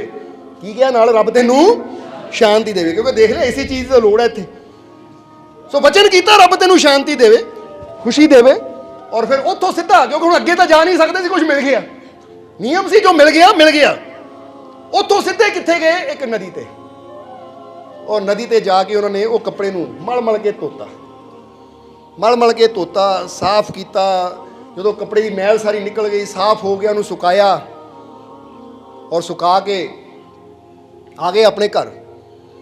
घर आके उन्होंने की किया, वो कपड़े दी छोटी छोटिया बत्तियां बना लियां, बत्तियां समझते ना चिरागां च पाने वालियां, छोटी छोटिया बत्तियां बना लियां। उन्होंने घर च छोटा जिहा मंदिर सी, दिवालिया सी, उत्थे उन्होंने दीपक दे विच बत्ती पा दी। तो कुछ लागे घर सीगे गरीबां दे घर, जिथे दिया नहीं जलदा सी, वो की करदे सी, रोज़ उत्थे भी तेल पा के चिराग जगा देंदे सी। शाम होई तो उन्होंने उत्थे भी वो दीवे च बत्तियां पा के रोशनी कर दी।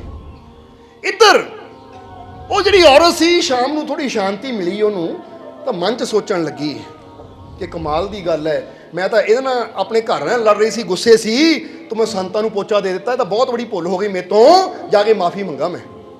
असर किया उन्होंने वचनां ने, तां ही कहंदे संत वचन पलटे ने।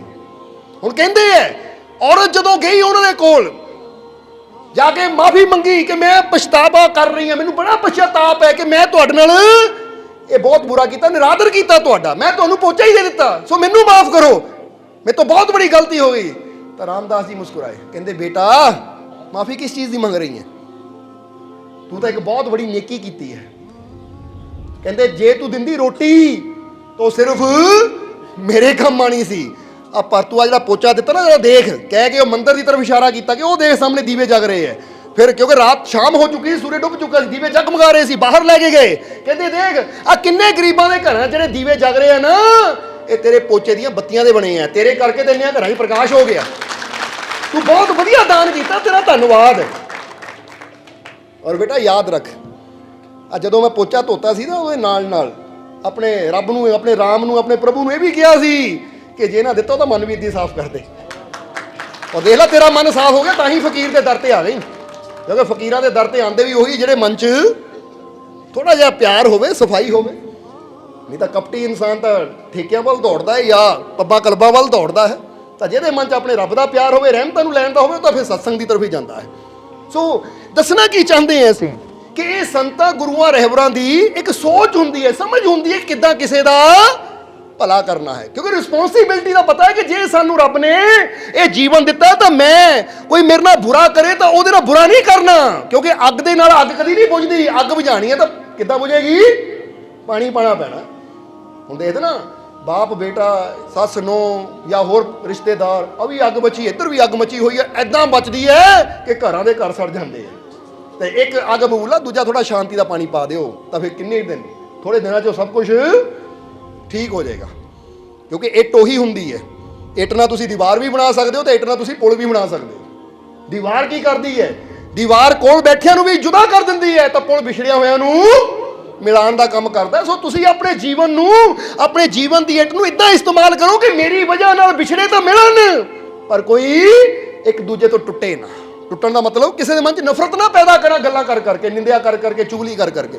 ये साडी जिम्मेवारी है, इस संसार ते प्यार नूं फैलाण दी, इस संसार ते खुशियां नूं फैलाण दी, इस संसार ते शांति नूं फैलाण दी। इसलिए अपनी बोलबाणी, अपने उठन बैठन, अपनी हर करनी च ये जिम्मेवारी का एहसास करो कि मैं अच्छा करना है, क्योंकि मैनू मेरे मालिक ने दुनिया ते भेजा अच्छा करने वास्ते, इसलिए मैं अच्छा करके जाना है। अज तो करूँगी कि नहीं फैसला? ਸੋ ਰਿਸਪੌਂਸਿਬਿਲਟੀਆਂ ਬਾਰੇ ਤਾਂ ਬਹੁਤ ਕੁਝ ਦੱਸਣ ਨੂੰ ਆ, ਪਰ ਇੱਥੇ 7 ਪੂਰੀਆਂ ਕਰਨੀਆਂ, ਕਿਉਂਕਿ 7 ਸੂਤਰ ਹੈ। ਸੋ ਇਦਾਂ ਹੀ ਸ਼ਾਰਟ 'ਚ ਦੱਸਾਂਗੇ। ਸੋ ਆਪਣੀ ਜ਼ਿੰਮੇਵਾਰੀ ਨੂੰ ਅਸੀਂ ਅੱਜ ਤੋਂ ਸਮਝਣਾ ਹੈ ਕਿ ਆਪਣੇ ਮਾਲਿਕ ਦੇ ਪ੍ਰਤੀ, ਪ੍ਰਮਾਤਮਾ ਦੇ ਪ੍ਰਤੀ, ਇਹ ਸਮਾਜ ਦੇ ਪ੍ਰਤੀ ਮੇਰੀ ਕੁਝ ਰਿਸਪੌਂਸਿਬਿਲਟੀ ਹੈ, ਮੈਂ ਕੁਝ ਕਰਾਂ।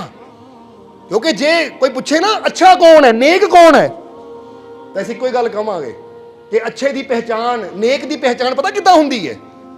ਅਸੀਂ ਅੱਛਾ ਔਰ ਨੇਕ ਉਹਨੂੰ ਕਹਿ ਸਕਦੇ ਹਾਂ ਕਿ ਉਹ ਉਦੋਂ ਵੀ ਨੇਕੀ ਕਰਦਾ ਹੈ, ਉਦੋਂ ਵੀ ਅੱਛਾਈ ਕਰਦਾ ਜਦੋਂ ਉਹਨੂੰ ਕੋਈ ਦੇਖੇ ਨਾ। ਕੱਲਾ ਵੀ ਹੋਏਗਾ ਨਾ ਅੱਛਾ ਕਰੇਗਾ। ਹੁਣ ਫਰਕ ਉਹ 10 ਬੰਦਿਆਂ 'ਚ ਬੈਠਾ ਰਾਮ ਰਾਮ ਰਾਮ ਰਾਮ ਰਾਮ ਰਾਮ, ਤਾਂ ਕੱਲਾ ਜਾ ਕੇ ਮੋਬਾਈਲ ਔਨ ਕਰੇ, ਡਿਸਕੋ ਦੇਖਣਾ ਸ਼ੁਰੂ ਕਰ ਦੇਵੇ। ਇਹ ਅੱਛਾਈ ਹੈ? ਇਹ ਅੱਛਾਈ ਦਾ ਨਾਟਕ ਹੋ ਰਿਹਾ, ਕਿਉਂਕਿ ਬਾਹਰ ਕੁਛ ਹੈ ਤਾਂ ਅੰਦਰ। ਇਸ ਲਈ ਅੱਛਾ ਇਨਸਾਨ ਕੀ, ਉਹ ਜੈਸਾ ਬਾਹਰ ਹੈ ਵੈਸਾ ਅੰਦਰ ਹੈ। ਜੇ ਕੱਲਾ ਵੀ ਹੈ ਨਾ, ਹੁਣ ਫਰਜ਼ ਕਰੋ ਇੱਕ ਬੰਦਾ ਕਹੇ ਨਹੀਂ ਭਾਈ ਅਸੀਂ ਮੀਟ ਸ਼ਰਾਬ ਨੂੰ ਹੱਥ ਨਹੀਂ ਲਾਉਂਦੇ, ਸਮਝਦੇ ਹੋ ਕਿ ਨਹੀਂ? ਹੁਣ ਅਸੀਂ ਆਪ, ਕਿਉਂਕਿ ਕੈਨੇਡਾ, ਅਮਰੀਕਾ, ਕਈ ਦੇਸ਼ਾਂ ਸਾਨੂੰ ਜਾਣ ਦਾ ਮੌਕਾ ਮਿਲ, ਦੇਖੀਦਾ ਅਸੀਂ, ਔਰ ਦੇਖ ਕੇ ਬੜੀ ਤਕਲੀਫ ਹੁੰਦੀ ਹੈ ਕਿ ਜਿਨ੍ਹਾਂ ਦਾ 에ਅਰਪੋਰਟ ਦੇ ਬਾਹਰ ਕੁਝ ਰੂਪ ਹੁੰਦਾ ਹੈ ਨਾ, ਜਦੋਂ ਫਲਾਈਟ 'ਚ ਬਹਿੰਦੇ ਆ ਤਾਂ ਦੇਖ ਕੇ ਹੈਰਾਨੀ ਹੋ ਜਾਂਦੀ ਕੀ ਕਰ ਰਹੇ ਹੈ ਬਾਹਰ। ਇਦਾਂ ਕਿ ਅਸੀਂ ਇਹਨਾਂ ਚੀਜ਼ਾਂ ਨੂੰ ਹੱਥ ਨਹੀਂ ਲਾਉਂਦੇ, ਤਾਂ ਅੰਦਰ ਜਾ ਕੇ ਇੱਥੇ ਕਿਹੜਾ ਕੋਈ ਦੇਖਦਾ ਸਾਨੂੰ। ਇਹਦਾ ਮਤਲਬ ਅੱਛਾਈ ਦਾ ਨਾਟਕ ਚੱਲ ਰਿਹਾ। ਤਾਂ ਹੀ ਕਹਿੰਦੇ ਮਾਥੇ ਤਿਲਕ ਹੱਥ ਮਾਲਾ ਬਾਣਾ, ਲੋਗੋਂ ਨੇ ਰਾਮ ਖਿਲਾਉਣਾ ਜਾਣਾ, ਤਾਂ ਖਿਲਾਉਣਾ ਹੀ ਸਮਝ ਲਿਆ ਅਸੀਂ ਰੱਬ ਨੂੰ। ਇਸ ਲਈ ਅੱਛਾ ਸਾਡੀਆਂ ਨਜ਼ਰਾਂ 'ਚ ਕੌਣ ਹੈ ਕਿ ਜੇ ਅਸੀਂ ਬਾਹਰ ਅੱਛੇ ਆ ਨਾ, ਤਾਂ ਇਕੱਲੇ ਵੀ ਅੱਛੇ, ਬੁਰਾ ਅਸੀਂ ਉੱਥੇ ਵੀ ਨਹੀਂ ਕਰ ਸਕਦੇ। ਬੇਸ਼ੱਕ ਦੁਨੀਆ ਦੇਖੇ ਨਾ ਦੇਖੇ, ਰੱਬ ਜ਼ਰੂਰ। ਹੁਣ ਤੁਸੀਂ ਕਈ ਵਾਰ ਦੇਖਣਾ ਜਿੱਥੇ ਨਾ 10 ਬੰਦੇ ਖੜੇ ਹੋਣਗੇ, ਕੈਮਰੇ ਵਾਲੇ ਖੜੇ ਹੋਣਗੇ, ਉੱਥੇ ਬੰਦਾ ਐਦਾਂ ਫੋਟੋ ਕਰਾਏਗਾ, ਦਾਨ ਦਿੰਦੇ ਜੀ, ਆਹ ਲਓ ਜੀ, ਆਹ ਦਿੱਤਾ ਦਾਨ, ਆਹ ਦਿੱਤਾ ਕੀਤਾ। ਤਾਂ ਇਕੱਲਾ ਤੁਰਿਆ ਹੋਵੇ ਨਾ ਕਿਤੇ, ਉੱਥੇ ਕੋਈ ਮੰਗ ਲਾਵੇ 10 ਰੁਪਏ, ਜਾ 10 ਰੁਪਏ ਦੇ ਮਤਲਬ ਨਿਕਲ ਤੂੰ। ਉਹ ਭਾਈ ਆਹ ਤੇਰੀ ਅੱਛਾਈ ਹੈ, ਕੈਮਰੇ ਮੋਰੇ ਕੁਛ ਹੋਰ ਹੈ ਤਾਂ ਪਿੱਠ ਪਿੱਛੇ ਕੁਛ ਹੋਰ ਹੈ। ਇਹ ਅੱਛਾਈ ਨਹੀਂ ਹੈ। ਅੱਛਾ ਇਨਸਾਨ ਹਰ ਜਗ੍ਹਾ, ਗੁਲਾਬ ਹਰ ਜਗ੍ਹਾ ਗੁਲਾਬ ਹੀ ਹੈ, ਚਾਹੇ 1000 ਬੰਦੇ 'ਚ ਰੱਖ ਦਿਓ, ਚਾਹੇ ਇਕੱਲੇ ਨੂੰ ਜੰਗਲ 'ਚ ਰੱਖ ਦਿਓ ਨਾ, ਫਿਰ ਵੀ ਇਹ ਤਾਂ ਹੈ ਨਹੀਂ ਕਿ ਜੰਗਲ 'ਚ ਜਾ ਕੇ ਗੋਭੀ ਬਣ ਜਾਣਾ, ਮਹਿਕ ਦੇਣੀ ਬੰਦ ਕਰ ਦੇਣੀ ਹੈ, ਨਹੀਂ। ਇਸ ਲਈ ਆਪਣੇ ਅੰਦਰ ਅੱਛਾਈ ਨੂੰ ਪਹਿਚਾਨੋ। ਮੈਂ ਅੱਛਾ ਹਾਂ ਲੱਖਾਂ ਦੇ ਵਿੱਚ ਵੀ, ਮੈਂ ਅੱਛਾ ਹਾਂ ਪਰਦੇ ਵਿੱਚ ਵੀ, ਕੱਲਾ ਵੀ ਮੈਂ ਅੱਛਾ ਹਾਂ, ਕਿਉਂਕਿ ਮੈਨੂੰ ਪਤਾ ਦੁਨੀਆ ਦੇਖੇ ਨਾ ਦੇਖੇ ਮੇਰਾ ਮਾਲਿਕ ਦੇਖ ਰਿਹਾ। ਔਰ ਮੈਂ ਦੁਨੀਆ ਵਾਸਤੇ ਅੱਛਾ ਨਹੀਂ ਬਣਨਾ, ਮੈਂ ਆਪਣੇ ਮਾਲਿਕ ਦੀ ਨਜ਼ਰਾਂ 'ਚ ਅੱਛਾ ਬਣਨਾ, ਕਿਉਂਕਿ ਉਹਦੀ ਨਜ਼ਰਾਂ 'ਚ ਅੱਛਾ ਬਣਿਆ ਤਾਂ ਫਿਰ ਮੈਨੂੰ ਕਾਮਯਾਬੀ ਮਿਲਣੀ ਹੈ। ਕਾਮਯਾਬੀ ਦੁਨੀਆ ਨਹੀਂ ਦਿੰਦੀ, ਕਾਮਯਾਬੀ ਉਹ ਰੱਬ ਦਿੰਦਾ ਹੈ। ਤਾਂ ਹੀ ਤਾਂ ਕਹਿੰਦੇ ਸਭ ਸੁਖ ਦਾਤਾ ਰਾਮ ਹੈ, ਦੇਣ ਵਾਲਾ ਉਹ ਹੈ, ਉਹ ਦਾਤਾ ਖੁਸ਼ ਤਾਂ ਜ਼ਿੰਦਗੀ 'ਚ ਖੁਸ਼ੀਆਂ। ਇਸ ਲਈ ਆਪਣੀ ਰਿਸਪੌਂਸਿਬਿਲਟੀ ਸਮਝਣੀ ਹੈ ਅਸੀਂ, ਅੱਛਾਈ ਦੀ, ਅੱਛਾ ਕਰਨ ਦੀ, ਨੇਕੀ ਕਰਨ ਦੀ, ਦਿਖਾਵਾ ਨਹੀਂ, ਬਲਕਿ ਮੈਂ ਅੱਛਾ ਹਾਂ, ਮੈਨੂੰ ਚਾਹੇ ਜਿੱਥੇ ਮਰਜ਼ੀ ਲੈ ਜਾਓ, ਮੈਂ ਅੱਛਾ ਹੀ ਰਹਿਣਾ ਹੈ। ਨਹੀਂ ਤਾਂ ਕਈ ਵਾਰ ਹੁੰਦਾ ਨਾ ਕਿ ਬੰਦਾ ਲੈ ਜੀ ਸਾਡਾ ਬੱਚਾ ਤਾਂ ਸਿਗਰਟ ਨੂੰ ਹੱਥ ਨਹੀਂ ਲਾਉਂਦਾ, ਸ਼ਰਾਬ ਨੂੰ ਹੱਥ ਨਹੀਂ, ਤਾਂ ਬੱਚਾ ਸੋਚਦਾ ਡੈਡੀ ਤੈਨੂੰ ਕੀ ਪਤਾ, ਪਿੱਛੇ ਦੇਖ ਮੈਂ ਕੀ ਕਰਦਾ ਹੈ, ਇਹ ਤਾਂ ਡੈਡੀ ਮੋਰੇ ਅੱਛਾ ਪੁੱਤ ਹੈ, ਮੇਰਾ ਲਾਲ ਹੈ, ਮੇਰਾ ਹੀਰਾ ਹੈ, ਕੋਈ ਨਸ਼ਾ ਨਹੀਂ। ਪਰ ਦੋਸਤਾਂ 'ਚ ਕੀ ਹੁੰਦਾ ਹੈ? ਗੱਲ ਤਾਂ ਇਹ ਹੈ ਕਿ ਦੋਸਤਾਂ 'ਚ ਜਾ ਕੇ ਵੀ ਭਾਈ ਮੈਂ ਅੱਛਾ ਹਾਂ, ਮੈਂ ਨਸ਼ੇ ਨੂੰ ਹੱਥ ਨਹੀਂ ਲਾਉਣਾ। ਇਹ ਹੈ ਅੱਛਾਈ। ਇਹ ਨਹੀਂ ਕਿ ਅਸੀਂ ਕਿਸੇ ਸਾਹਮਣੇ ਅੱਛੇ ਹਾਂ ਤਾਂ ਬਾਅਦ ਚੋਂ ਬੁਰੇ ਹਾਂ, ਤਾਂ ਫਿਰ ਕਾਹਦੀ ਅੱਛਾਈ? ਇਹ ਤਾਂ ਦਿਖਾਵਾ ਹੈ ਫਿਰ, ਔਰ ਦਿਖਾਵਾ ਰੱਬ ਨੂੰ। ਇਸ ਲਈ ਅੱਛੇ ਬਣੋ। ਅੱਛੇ ਬਣਨ ਦਾ ਮਤਲਬ ਹੈ ਮੈਂ ਇੱਥੇ ਸਤਸੰਗ ਵਿੱਚ ਵੀ ਅੱਛਾ ਹਾਂ, ਜੇ ਮੈਂ ਆਪਣੇ ਘਰ ਵੀ ਚਲਾ ਜਾਵਾਂ ਉੱਥੇ ਵੀ ਸਤਸੰਗ ਵਿੱਚ ਆ ਕੇ ਹੱਥ ਜੋੜ ਦੇਣੇ, ਲੈ ਜੀ ਸਾਡੇ ਵਰਗਾ ਭਲਾ ਹੀ ਕੋਈ ਨਹੀਂਗਾ, ਤਾਂ ਬਾਹਰ ਜਾ ਕੇ ਗਾਲਾਂ ਕੱਢਣੀਆਂ ਸ਼ੁਰੂ ਕਰ ਦੇਣੀਆਂ। ਗੁਰੂ ਘਰ ਦੇ ਵਿੱਚ ਕੁਛ ਹੋਰ ਹੋਣਾ, ਮੰਦਰਾਂ ਮਸਜਿਦਾਂ 'ਚ ਕੁਛ ਹੋਰ ਹੋਣਾ, ਤਾਂ ਬਾਹਰ ਨਿਕਲ ਕੇ ਫਿਰ ਕੁਛ ਹੋਰ ਹੋ ਜਾਣਾ ਹੈ। ਸਮਝ ਤਾਂ ਹੁੰਦਾ ਕਿ ਨਹੀਂ? ਆ ਜਿਨ੍ਹਾਂ ਦੇ ਹੱਥਾਂ 'ਚ ਮਾਲਾ ਹੁੰਦੀ ਹੈ ਨਾ, ਜਾਂ ਜਿਨ੍ਹਾਂ ਦੇ ਹੱਥਾਂ 'ਚ ਕੋਈ ਪਵਿੱਤਰ ਗ੍ਰੰਥ ਹੁੰਦੇ ਹੈ, ਜਿੱਦੇ ਕਿਤੇ ਝਗੜਾ ਹੋ ਜਾਏ ਤਾਂ ਡਾਂਗਾ ਵੀ, ਤਲਵਾਰਾਂ ਵੀ, ਉਹੀ ਕਤਲ ਵੀ ਕਰ ਦਿੰਦੇ, ਖੂਨ ਖਰਾਬਾ ਵੀ ਕਰ ਦਿੰਦੇ ਆ। ਸੋ ਕਹਿਣ ਦਾ ਮਤਲਬ ਅੱਛੇ ਆ ਤਾਂ ਹਰ ਜਗ੍ਹਾ ਸਾਡੇ ਅੰਦਰ ਪਿਆਰ ਹੀ ਹੋਣਾ ਚਾਹੀਦਾ ਹੈ। ਸਮਝਦੇ ਹੋ ਕਿ ਨਹੀਂ? ਅੱਛੇ ਬਣੀਏ, ਕਿਉਂਕਿ ਜ਼ਿੰਮੇਵਾਰੀ ਹੈ, ਇੱਕ ਰਿਸਪੌਂਸਿਬਿਲਟੀ ਹੈ। ਦੁਨੀਆ ਤੇ ਆਏ ਆ ਤਾਂ ਸਾਡੀ ਇੱਕ ਜ਼ਿੰਮੇਵਾਰੀ ਹੈ, ਇਸ ਸੰਸਾਰ ਨੂੰ ਅੱਛਾ ਬਣਾਈਏ, ਕੁਝ ਬੈਸਟ ਕਰੀਏ। ਸਮਝਦੇ ਹੋ ਕਿ ਨਹੀਂ? ਇਸ ਲਈ ਆਰ ਫॉर ਰਿਸਪੌਂਸਿਬਿਲਟੀ, ਇਹਨੂੰ ਸਮਝਣਾ ਹੈ। ਫਿਰ ਅੱਗੇ ਆ ਜਾਈਏ, ਏ ਦੂਸਰਾ ਸੂਤਰ ਹੈ ਏ ਤੋਂ ਰਹਿਣਾ ਅਟੈਂਟਿਵ। ਅਟੈਂਟਿਵ ਦਾ ਮਤਲਬ ਹੈ ਚੌਕਸ, ਸੁਚੇਤ। ਜਿੱਦਾਂ ਬੰਦਾ ਕਹਿੰਦਾ ਚੌਕਸ ਹੋ ਕੇ ਬੈਠੀ, ਚੌਂਕੀਦਾਰ ਕਹਿੰਦਾ ਨਾ ਸਾਵਧਾਨ, ਹੋਸ਼ਿਆਰ, ਇਹਨੂੰ ਕਹਿੰਦੇ ਆ ਹਮੇਸ਼ਾ ਚੌਕਸ ਰਹਿਣਾ, ਸੁਚੇਤ ਰਹਿਣਾ। ਸੁਚੇਤ ਦਾ ਮਤਲਬ ਕੋਈ ਬੁਰੀ ਚੀਜ਼ ਮੇਰੀ ਤਰਫ ਨਾ ਹੋਵੇ। ਅਟੈਂਟਿਵ ਦਾ ਮਤਲਬ ਹੈ ਕਿ ਮੈਂ ਹੁਣ ਕਰਮ ਕਰਨ ਵੇਲੇ ਵੀ ਹੁਸ਼ਿਆਰ ਰਹਿੰਦਾ ਆ, ਸਾਵਧਾਨ ਰਹਿੰਦਾ, ਕੁਝ ਬੁਰਾ ਨਹੀਂ ਕਰਨਾ, ਕੁਝ ਸੁਣਨ ਵੇਲੇ, ਕੁਝ ਖਾਣ ਵੇਲੇ, ਕੁਝ ਦੇਖਣ ਵੇਲੇ ਵੀ ਸਦਾ ਹੁਸ਼ਿਆਰ ਰਹਿੰਦਾ ਕਿ ਆਹ ਚੀਜ਼ ਨਹੀਂ ਖਾਣੀ ਕਿਉਂਕਿ ਮੈਨੂੰ ਨੁਕਸਾਨ ਦੇ ਸਕਦੀ ਹੈ। ਸਮਝਦੇ ਹੋ ਕਿ ਨਹੀਂ? ਹੁਣ ਫਰਜ਼ ਕਰੋ ਇੱਕ ਬੰਦਾ ਬੇਹੋਸ਼ੀ 'ਚ ਹੈ। ਬੇਹੋਸ਼ੀ ਦਾ ਮਤਲਬ ਇਹ ਨਹੀਂ ਕਿ ਉੱਦਾਂ ਅੱਖਾਂ ਬੰਦ ਹੈ, ਬੇਹੋਸ਼ੀ ਦਾ ਮਤਲਬ ਹੈ ਉਹਦੇ ਮੂਹਰੇ ਕੋਈ ਬੁਰੀ ਚੀਜ਼ ਵੀ ਆ ਗਈ ਨਾ ਉਹ ਚੱਕ ਕੇ ਖਾ ਜਾਣੀ ਆ। ਉਹ ਯਾਰ ਕੋਈ ਨਹੀਂ, ਇਹ ਨਹੀਂ ਪਤਾ ਕਿ ਇਹਦਾ ਅੱਗੇ ਜਾ ਕੇ ਮੇਰੇ ਜੀਵਨ 'ਚ ਅਸਰ ਕੀ ਹੋਣਾ ਹੈ। ਹੁਣ ਜਿਹੜੇ ਨਸ਼ੇ ਕਰਦੇ ਹੈ ਅੱਗੇ ਜਾ ਕੇ ਕਿੱਦਾਂ ਰੋਂਦੇ ਹੈ, ਪਛਤਾਉਂਦੇ ਹੈ, ਗੁਰਦੇ ਗਏ, ਲੀਵਰ ਗਿਆ, ਸਭ ਕੁਝ ਚਲਾ ਗਿਆ। ਮੇਰਾ ਸਮਝਣਾ ਸਾਰਿਆਂ ਨੇ, ਜਿੱਦਾਂ ਕਹਿੰਦੇ ਨਾ ਨੱਥੂ ਲਾਲ ਨੂੰ ਕਿਸੇ ਨੇ ਪੁੱਛਿਆ, ਉਹ ਨੱਥੂ ਲਾਲ ਕੀ ਸ਼ਰਾਬ ਪੀਣ ਨਾਲ ਖਾਂਸੀ ਚਲੀ ਜਾਂਦੀ ਹੈ? ਉਹ ਕਈ ਵਾਰ ਕਹਿੰਦੇ ਨਾ ਸ਼ਰਾਬ ਪੀਓ ਖਾਂਸੀ ਚਲੀ ਜਾਂਦੀ ਹੈ। ਨੱਥੂ ਲਾਲ ਕਹਿੰਦਾ ਜ਼ਰੂਰ ਜਾਂਦੀ ਹੈ। ਕਹਿੰਦਾ ਪੱਕੀ ਗੱਲ ਹੈ, ਚਲੀ ਜਾਂਦੀ ਹੈ? ਨੱਥੂ ਲਾਲ ਕਹਿੰਦਾ ਲੈ ਉਹ ਕਮਲਿਆ ਆ ਮੈਨੂੰ ਦੇਖ, ਮੈਨੂੰ ਦੇਖ। ਕਹਿੰਦਾ ਕਮਾਲ ਦੀ ਗੱਲ ਹੈ, ਮੈਨੂੰ ਦੇਖ, ਉਹ ਸ਼ਰਾਬ ਪੀਣ ਨਾਲ ਮੇਰਾ ਘਰ ਚਲਾ ਗਿਆ, ਵਿਕ ਗਿਆ ਘਰ, ਉਹ ਮੇਰੀ ਘਰ ਵਾਲੀ ਤਾਂ ਬੱਚੇ ਚਲੇ ਗਏ, ਉਹ ਮੇਰੇ ਗੁਰਦੇ ਵੀ ਚਲੇ ਗਏ, ਹੁਣ ਲੀਵਰ ਵੀ ਜਵਾਬ ਦੇ ਰਿਹਾ ਹੈ ਤਾਂ ਤੇਰੀ ਖਾਂਸੀ ਨਹੀਂ ਜਾਊਗੀ, ਮੇਰਾ ਸਭ ਕੁਝ ਚਲਾ ਗਿਆ ਤਾਂ ਤੇਰੀ ਤਾਂ ਖਾਂਸੀ ਵੀ ਜਾਏਗੀ ਜ਼ਰੂਰ। ਹੁਣ ਤਾਂ ਸਮਝਣਾ, ਦੱਸਣਾ ਕੀ ਚਾਹੁੰਦੇ ਆ ਕਿ ਜਿਹੜਾ ਨਸ਼ੇ ਕਰਦਾ ਨਾ ਸਭ ਕੁਝ ਚਲਾ ਹੀ ਜਾਂਦਾ ਫਿਰ। ਇਸ ਲਈ ਅਸੀਂ ਇਹ ਦੁਨੀਆ ਤੇ ਇਸ ਲਈ ਨਹੀਂ ਆਏ ਕਿ ਸਭ ਕੁਝ ਗਵਾਈ ਜਾਈਏ, ਬਲਕਿ ਅਸੀਂ ਇਸ ਲਈ ਆਏ ਹਾਂ ਕਿ ਰੱਬ ਨੇ ਸਾਨੂੰ ਨਾਜ਼ੁਕ ਜਿਹਾ ਦਿਲ ਦਿੱਤਾ ਸੀ, ਅਸੀਂ ਐਕਸਰਸਾਈਜ਼ ਕਰਕੇ ਮਿਹਨਤ ਕਰਕੇ ਇਹਨੂੰ ਸਟਰੋਂਗ ਬਣਾਈਏ। ਰੱਬ ਨੇ ਸਾਨੂੰ ਇਦਾਂ ਦੇ ਗੁਰਦੇ ਦਿੱਤੇ ਸੀ ਜਿਹੜੇ ਆਪਾਂ ਕਹਿੰਦੇ ਨਾ ਛੋਟੇ ਛੋਟੇ, ਜਾਂ ਕਹਿ ਲਓ ਕਿ ਜਿੱਦਾਂ ਕਹਿੰਦੇ ਨਾ ਗੁਰਦੇ 'ਚ ਜਾਨ ਹੋਣੀ ਚਾਹੀਦੀ ਹੈ, ਯਾਨੀ ਕਹਿਣ ਦਾ ਮਤਲਬ ਸਾਹਸ ਹੋਣਾ ਚਾਹੀਦਾ ਬੰਦੇ ਅੰਦਰ। ਮੈਂ ਆਪਣੀ ਮਿਹਨਤ ਨਾਲ, ਆਪਣੇ ਰੱਬ ਦੇ ਰਹਿਮਤ ਨਾਲ ਇਹਨੂੰ ਹੋਰ ਵੀ ਬੜਾ ਕਰ ਲਿਆ। ਜਿੱਦਾਂ ਬੰਦਾ ਕਹਿੰਦਾ ਰੱਬ ਨੇ ਮੈਨੂੰ ਛੋਟਾ ਜਿਹਾ ਕਰ ਦਿੱਤਾ ਸੀ, ਪਰ ਮੈਂ ਆਪਣੀ ਮਿਹਨਤ ਨਾਲ, ਰੱਬ ਦੇ ਵਿਸ਼ਵਾਸ ਨਾਲ ਇਹਨੂੰ ਹੋਰ ਵੀ ਬੜਾ ਕਰ ਲਿਆ। ਰੱਬ ਸਾਨੂੰ ਇਸ ਲਈ ਦਿੰਦਾ ਹੈ ਕਿ ਛੋਟਾ ਜਿਹਾ ਬੀਜ ਰੱਬ ਕਿਉਂ ਦਿੰਦਾ ਹੈ? ਤਾਂ ਕਿ ਤੂੰ ਆਪਣੀ ਮਿਹਨਤ ਨਾਲ ਛੋਟੇ ਬੀਜ ਨੂੰ ਬ੍ਰਿਕਸ਼ ਬਣਾ ਸਕੇ। ਇਸ ਲਈ ਅਸੀਂ ਬੜਾ ਕਰਨਾ ਹੈ, ਬਿਹਤਰ ਕਰਨਾ ਹੈ, ਨਾ ਕਿ ਜੋ ਰੱਬ ਨੇ ਦਿੱਤਾ ਉਹਨੂੰ ਵੀ ਖਤਮ ਕਰਨਾ ਹੈ। ਇਸ ਲਈ ਅਟੈਂਟਿਵ, ਖਾਣ ਵੇਲੇ ਚੌਕਸੀ ਕਿ ਮੈਂ ਉਹ ਚੀਜ਼ ਖਾਣੀ ਜੋ ਮੈਨੂੰ, ਮੇਰੀ ਹੈਲਥ ਨੂੰ, ਮੈਨੂੰ ਫਿਊਚਰ 'ਚ ਫਾਇਦਾ ਦੇਵੇ। ਉਹ ਨਹੀਂ ਚੀਜ਼ ਖਾਣੀ ਕਿ ਸਵਾਦ ਨਾ ਹੁਣ ਤਾਂ ਖਾਈ ਜਾਵਾਂ ਤਾਂ ਬਾਅਦ 'ਚੋਂ ਫਿਊਚਰ 'ਚ ਇਹੀ ਮੇਰੀ ਬਿਮਾਰੀ ਬਣ ਜਾਵੇ, ਇਹੀ ਮੈਨੂੰ ਤਕਲੀਫ ਦਾ ਕਾਰਨ ਬਣ ਜਾਵੇ। ਇਸ ਲਈ ਅਟੈਂਟਿਵ ਇਨਸਾਨ ਸੁਣਦਾ ਵੀ ਚੌਕਸ ਹੋ ਕੇ ਹੈ, ਸੁਚੇਤ ਹੋ ਕੇ ਹੈ, ਸਾਵਧਾਨ ਹੋ ਕੇ ਹੈ। ਤਾਂ ਹੀ ਅਸੀਂ ਕਈ ਵਾਰ ਦੱਸੀ ਨਾ, ਸਾਵਧਾਨੀ ਹਟੀ ਦੁਰਘਟਨਾ। ਇਸ ਲਈ ਦੁਰਘਟਨਾ ਨਾ ਹੋਵੇ ਤੁਹਾਡੇ ਨਾਲ, ਸਾਵਧਾਨ ਰਹੋ ਹਮੇਸ਼ਾ। ਸੁਣਨ ਵਿੱਚ ਸਾਵਧਾਨੀ, ਖਾਣ ਵਿੱਚ ਸਾਵਧਾਨੀ, ਸੌਣ ਜਾਗਣ ਵਿੱਚ ਸਾਵਧਾਨੀ, ਹਰ ਵੇਲੇ ਸੁਚੇਤ ਰਹੋ ਕਿ ਮੈਂ ਕੀ ਕਰ ਰਿਹਾ, ਕਿਉਂਕਿ ਜੋ ਮੈਂ ਕਰਨਾ ਆ ਇਹਦਾ ਫਲ ਮੈਨੂੰ ਮਿਲ ਕੇ ਰਹਿਣਾ ਹੈ। ਇਸ ਲਈ A for ਅਟੈਂਟਿਵ, ਸੁਚੇਤ, ਚੌਕਸ, ਹੁਸ਼ਿਆਰ, ਸਾਵਧਾਨ ਰਹਿਣਾ ਹੈ। ਔਰ ਫਿਰ ਅੱਗੇ ਹੁਣ ਤੀਸਰਾ ਸੂਤਰ ਕੀ ਹੈ, ਜ਼ਰਾ ਗੌਰ ਕਰਨਾ। ਤੀਸਰਾ ਸੂਤਰ ਹੈ ਵਿਜ਼ਨਰੀਜ਼। ਸਮਝਦੇ ਹੋ ਕਿ ਨਹੀਂ? V for ਵਿਜ਼ਨਰੀਜ਼। ਇੱਕ ਹੁੰਦਾ ਵਿਜ਼ਨ, ਵਿਜ਼ਨ ਦਾ ਮਤਲਬ ਕਲਪਨਾ, ਇੱਕ ਹੁੰਦਾ ਵਿਜ਼ਨਰੀਜ਼ ਜਿਹਦਾ ਮਤਲਬ ਦੂਰਦਰਸ਼ੀ। ਦੂਰਦਰਸ਼ੀ ਦਾ ਮਤਲਬ ਕੀ ਹੁੰਦਾ ਹੈ? ਦੂਰਦਰਸ਼ੀ ਦਾ ਮਤਲਬ ਇਹ ਹੁੰਦਾ ਕਿ ਜੋ ਅੱਜ ਦਾ ਫਰਜ਼ ਕਰੋ, ਦੂਰਦਰਸ਼ੀ ਕਿਹਨੂੰ ਕਹਿੰਦੇ ਹੈ? ਉਹਦੇ ਹੱਥ ਤੇ ਬੀਜ ਰੱਖਿਆ ਜਾਵੇ ਨਾ, ਉਹ ਪਤਾ ਕੀ ਕਹੇਗਾ? ਕੋਈ ਪੁੱਛੇ ਕਿੰਨੇ ਬੀਜ ਹੈ, ਉਹ ਕਹੇਗਾ ਇਸ ਵੇਲੇ ਇੱਕ ਹੈ, ਪਰ ਮੇਰੀ ਦੂਰ ਦ੍ਰਿਸ਼ਟੀ ਦੇਖ ਰਹੀ ਹੈ ਕਿ ਅਗਰ ਉਹਨੂੰ ਸਹੀ ਜਗ੍ਹਾ ਬੋਇਆ ਜਾਵੇ ਤੇ ਇਹ ਚੋਂ ਲੱਖਾਂ ਹੀ ਬੀਜ ਬਣ ਸਕਦੇ ਹੈ। ਇਹਨੂੰ ਕਹਿੰਦੇ ਦੂਰਦਰਸ਼ੀ। ਸਮਝਦੇ ਹੋ ਕਿ ਨਹੀਂ? ਜੇ ਉਹਦੇ ਮੂਹਰੇ ਅੱਜ ਕੋਈ ਨਸ਼ਾ ਰੱਖਿਆ ਜਾਵੇ ਨਾ, ਦੂਰਦਰਸ਼ੀ ਕੀ ਕਹੇਗਾ? ਭਾਈ ਜੇ ਮੈਂ ਅੱਜ ਕਰ ਲਿਆ ਨਾ, ਇਹ ਮੇਰੀ ਆਦਤ ਬਣ ਜਾਏਗਾ, ਜੇ ਆਦਤ ਬਣ ਗਈ ਤਾਂ ਮੇਰੇ ਜੀਵਨ ਨੂੰ ਬਰਬਾਦ ਕਰ ਦੇਗਾ, ਇਸ ਲਈ ਮੈਂ ਨਹੀਂ ਇਹ ਕਰਨਾ। ਉਹ ਦੂਰਦਰਸ਼ੀ, ਦੂਰ ਦੀ ਸੋਚਦਾ ਹੈ। ਬੰਦਾ ਕੀ ਕਹਿੰਦਾ ਹੈ? ਉਹ ਕੱਲ ਦਾ ਕੀ ਪਤਾ, ਅੱਜ ਪੀ ਲਓ, ਅੱਜ ਖਾ ਲਓ, ਅੱਜ ਇਹਨੂੰ ਕਰ ਲਓ, ਕੱਲ ਨੂੰ ਜਦੋਂ ਬਿਮਾਰੀ ਲੱਗਦੀ ਹੈ ਫਿਰ ਬੰਦਾ ਪਛਤਾਉਂਦਾ, ਰੱਬਾ ਕਾਹਦੀ ਜ਼ਿੰਦਗੀ। ਉਹ ਰੱਬ ਤਾਂ ਜ਼ਿੰਦਗੀ ਵਧੀਆ ਦਿੰਦਾ ਹੈ, ਤੂੰ ਆਪਣੀਆਂ ਗਲਤ ਆਦਤਾਂ ਨਾਲ ਹੀ ਗਵਾ ਲੈਂਦਾ। ਇਸ ਲਈ ਦੂਰਦਰਸ਼ੀ ਬਣੋ। ਸਮਝਦੇ ਹੋ ਕਿ ਨਹੀਂ? ਅੱਜ ਬੰਦਾ ਕ੍ਰੋਧ ਆ ਜਾਂਦਾ ਯਕਦਮ, ਕ੍ਰੋਧ ਵਿੱਚ ਆ ਕੇ ਫਟਾਫਟ ਐਕਸ਼ਨ ਲੈ ਲੈਂਦਾ, ਤਾਂ ਦੂਰਦਰਸ਼ੀ ਪਤਾ ਕੀ ਕਹੇਗਾ? ਕ੍ਰੋਧ ਨੂੰ ਸ਼ਾਂਤ ਕਰਾਂ, ਕਿਉਂਕਿ ਕ੍ਰੋਧ ਚ ਆ ਕੇ ਝਗੜਾ ਕਰੂੰਗਾ, ਗੱਲ ਥਾਣਿਆਂ ਤੱਕ ਪਹੁੰਚੇਗੀ, ਕੋਰਟ ਕਚਹਿਰੀਆਂ ਤੱਕ ਪਹੁੰਚੇਗੀ, ਤਾਂ ਸਾਰੀ ਜ਼ਿੰਦਗੀ ਪਰੇਸ਼ਾਨੀ ਚ ਹੀ ਨਿਕਲੇਗੀ। ਇਸ ਲਈ ਦੂਰਦਰਸ਼ੀ ਕਰਮ ਕਰਨ ਤੋਂ ਪਹਿਲਾਂ ਹੀ ਸੋਚ ਲੈਂਦਾ ਹੈ ਕਿ ਇਹਦਾ ਰਿਜ਼ਲਟ ਕੀ ਨਿਕਲਣਾ ਹੈ। ਸਮਝਦੇ ਹੋ ਕਿ ਨਹੀਂ? ਇਸ ਲਈ ਕੋਈ ਵੀ ਕਰਮ ਕਰਨ ਲੱਗਿਆਂ ਰਿਜ਼ਲਟ ਸੋਚੋ। ਇਸ ਲਈ ਇੱਕ ਗੱਲ ਯਾਦ ਰੱਖਣਾ, ਜਦੋਂ ਤੁਸੀਂ ਐਕਸਰਸਾਈਜ਼ ਕਰਦੇ ਹੋ ਨਾ, ਤਾਂ ਫਿਰ ਜਿਹੜਾ ਐਕਸਰਸਾਈਜ਼ ਕਰਨ ਵਾਲਾ ਹੈ, ਹਾਏ ਐਕਸਰਸਾਈਜ਼ ਕਰਦੇ ਆ, ਜ਼ੋਰ ਤਾਂ ਜ਼ਰੂਰ ਲੱਗਦਾ, ਪੀੜਾ ਤਾਂ ਜ਼ਰੂਰ ਹੁੰਦੀ ਹੈ, ਪਰ ਦੂਰਦਰਸ਼ੀ ਕੀ ਕਹੇਗਾ? ਅੱਜ ਦੀ ਪੀੜਾ ਕੱਲ ਨੂੰ ਅੱਛੀ ਸਿਹਤ ਦੇਗੀ।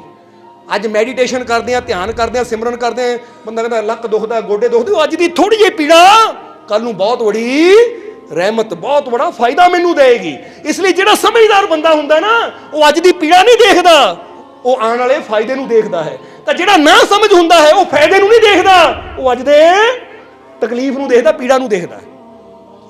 ਸਮਝਦੇ ਹੋ ਕਿ ਨਹੀਂ? ਸਮਝ ਨਹੀਂ ਆਈ? ਆਵਾਜ਼ ਨਹੀਂ ਆਇਆ, ਲੱਗਦਾ ਕਰਨ ਨੂੰ ਤਿਆਰ ਨਹੀਂ ਹੋ ਤੁਸੀਂ। ਜੇ ਤਾਂ ਹੁਣ ਫਰਜ਼ ਕਰੋ ਇੱਕ ਬੰਦਾ ਰੋਜ਼ ਇੱਕ ਮੁੱਠ ਚੀਨੀ ਦੀ ਖਾਵੇ, ਤੇ ਇੱਕ ਬੰਦਾ ਦੂਜਾ ਹੈ ਉਹ 2 ਪੱਤੇ ਨਿੰਮ ਦੇ ਨਿਰਨੇ ਕਾਲਜੇ ਖਾਵੇ। ਹੁਣ ਦੇਖਣ ਨੂੰ ਤਾਂ ਲੱਗਣਾ ਆ ਖੰਡ ਖਾਣ ਵਾਲਾ ਮਜ਼ੇ ਲੈ ਰਿਹਾ ਹੈ, ਔਰ ਆ ਨਿੰਮ ਦੇ ਪੱਤੇ ਖਾਣ ਵਾਲਾ ਕੀ ਕੜਵਾ ਜਿਹਾ ਸਵਾਦ ਖਾ ਰਿਹਾ ਹੈ।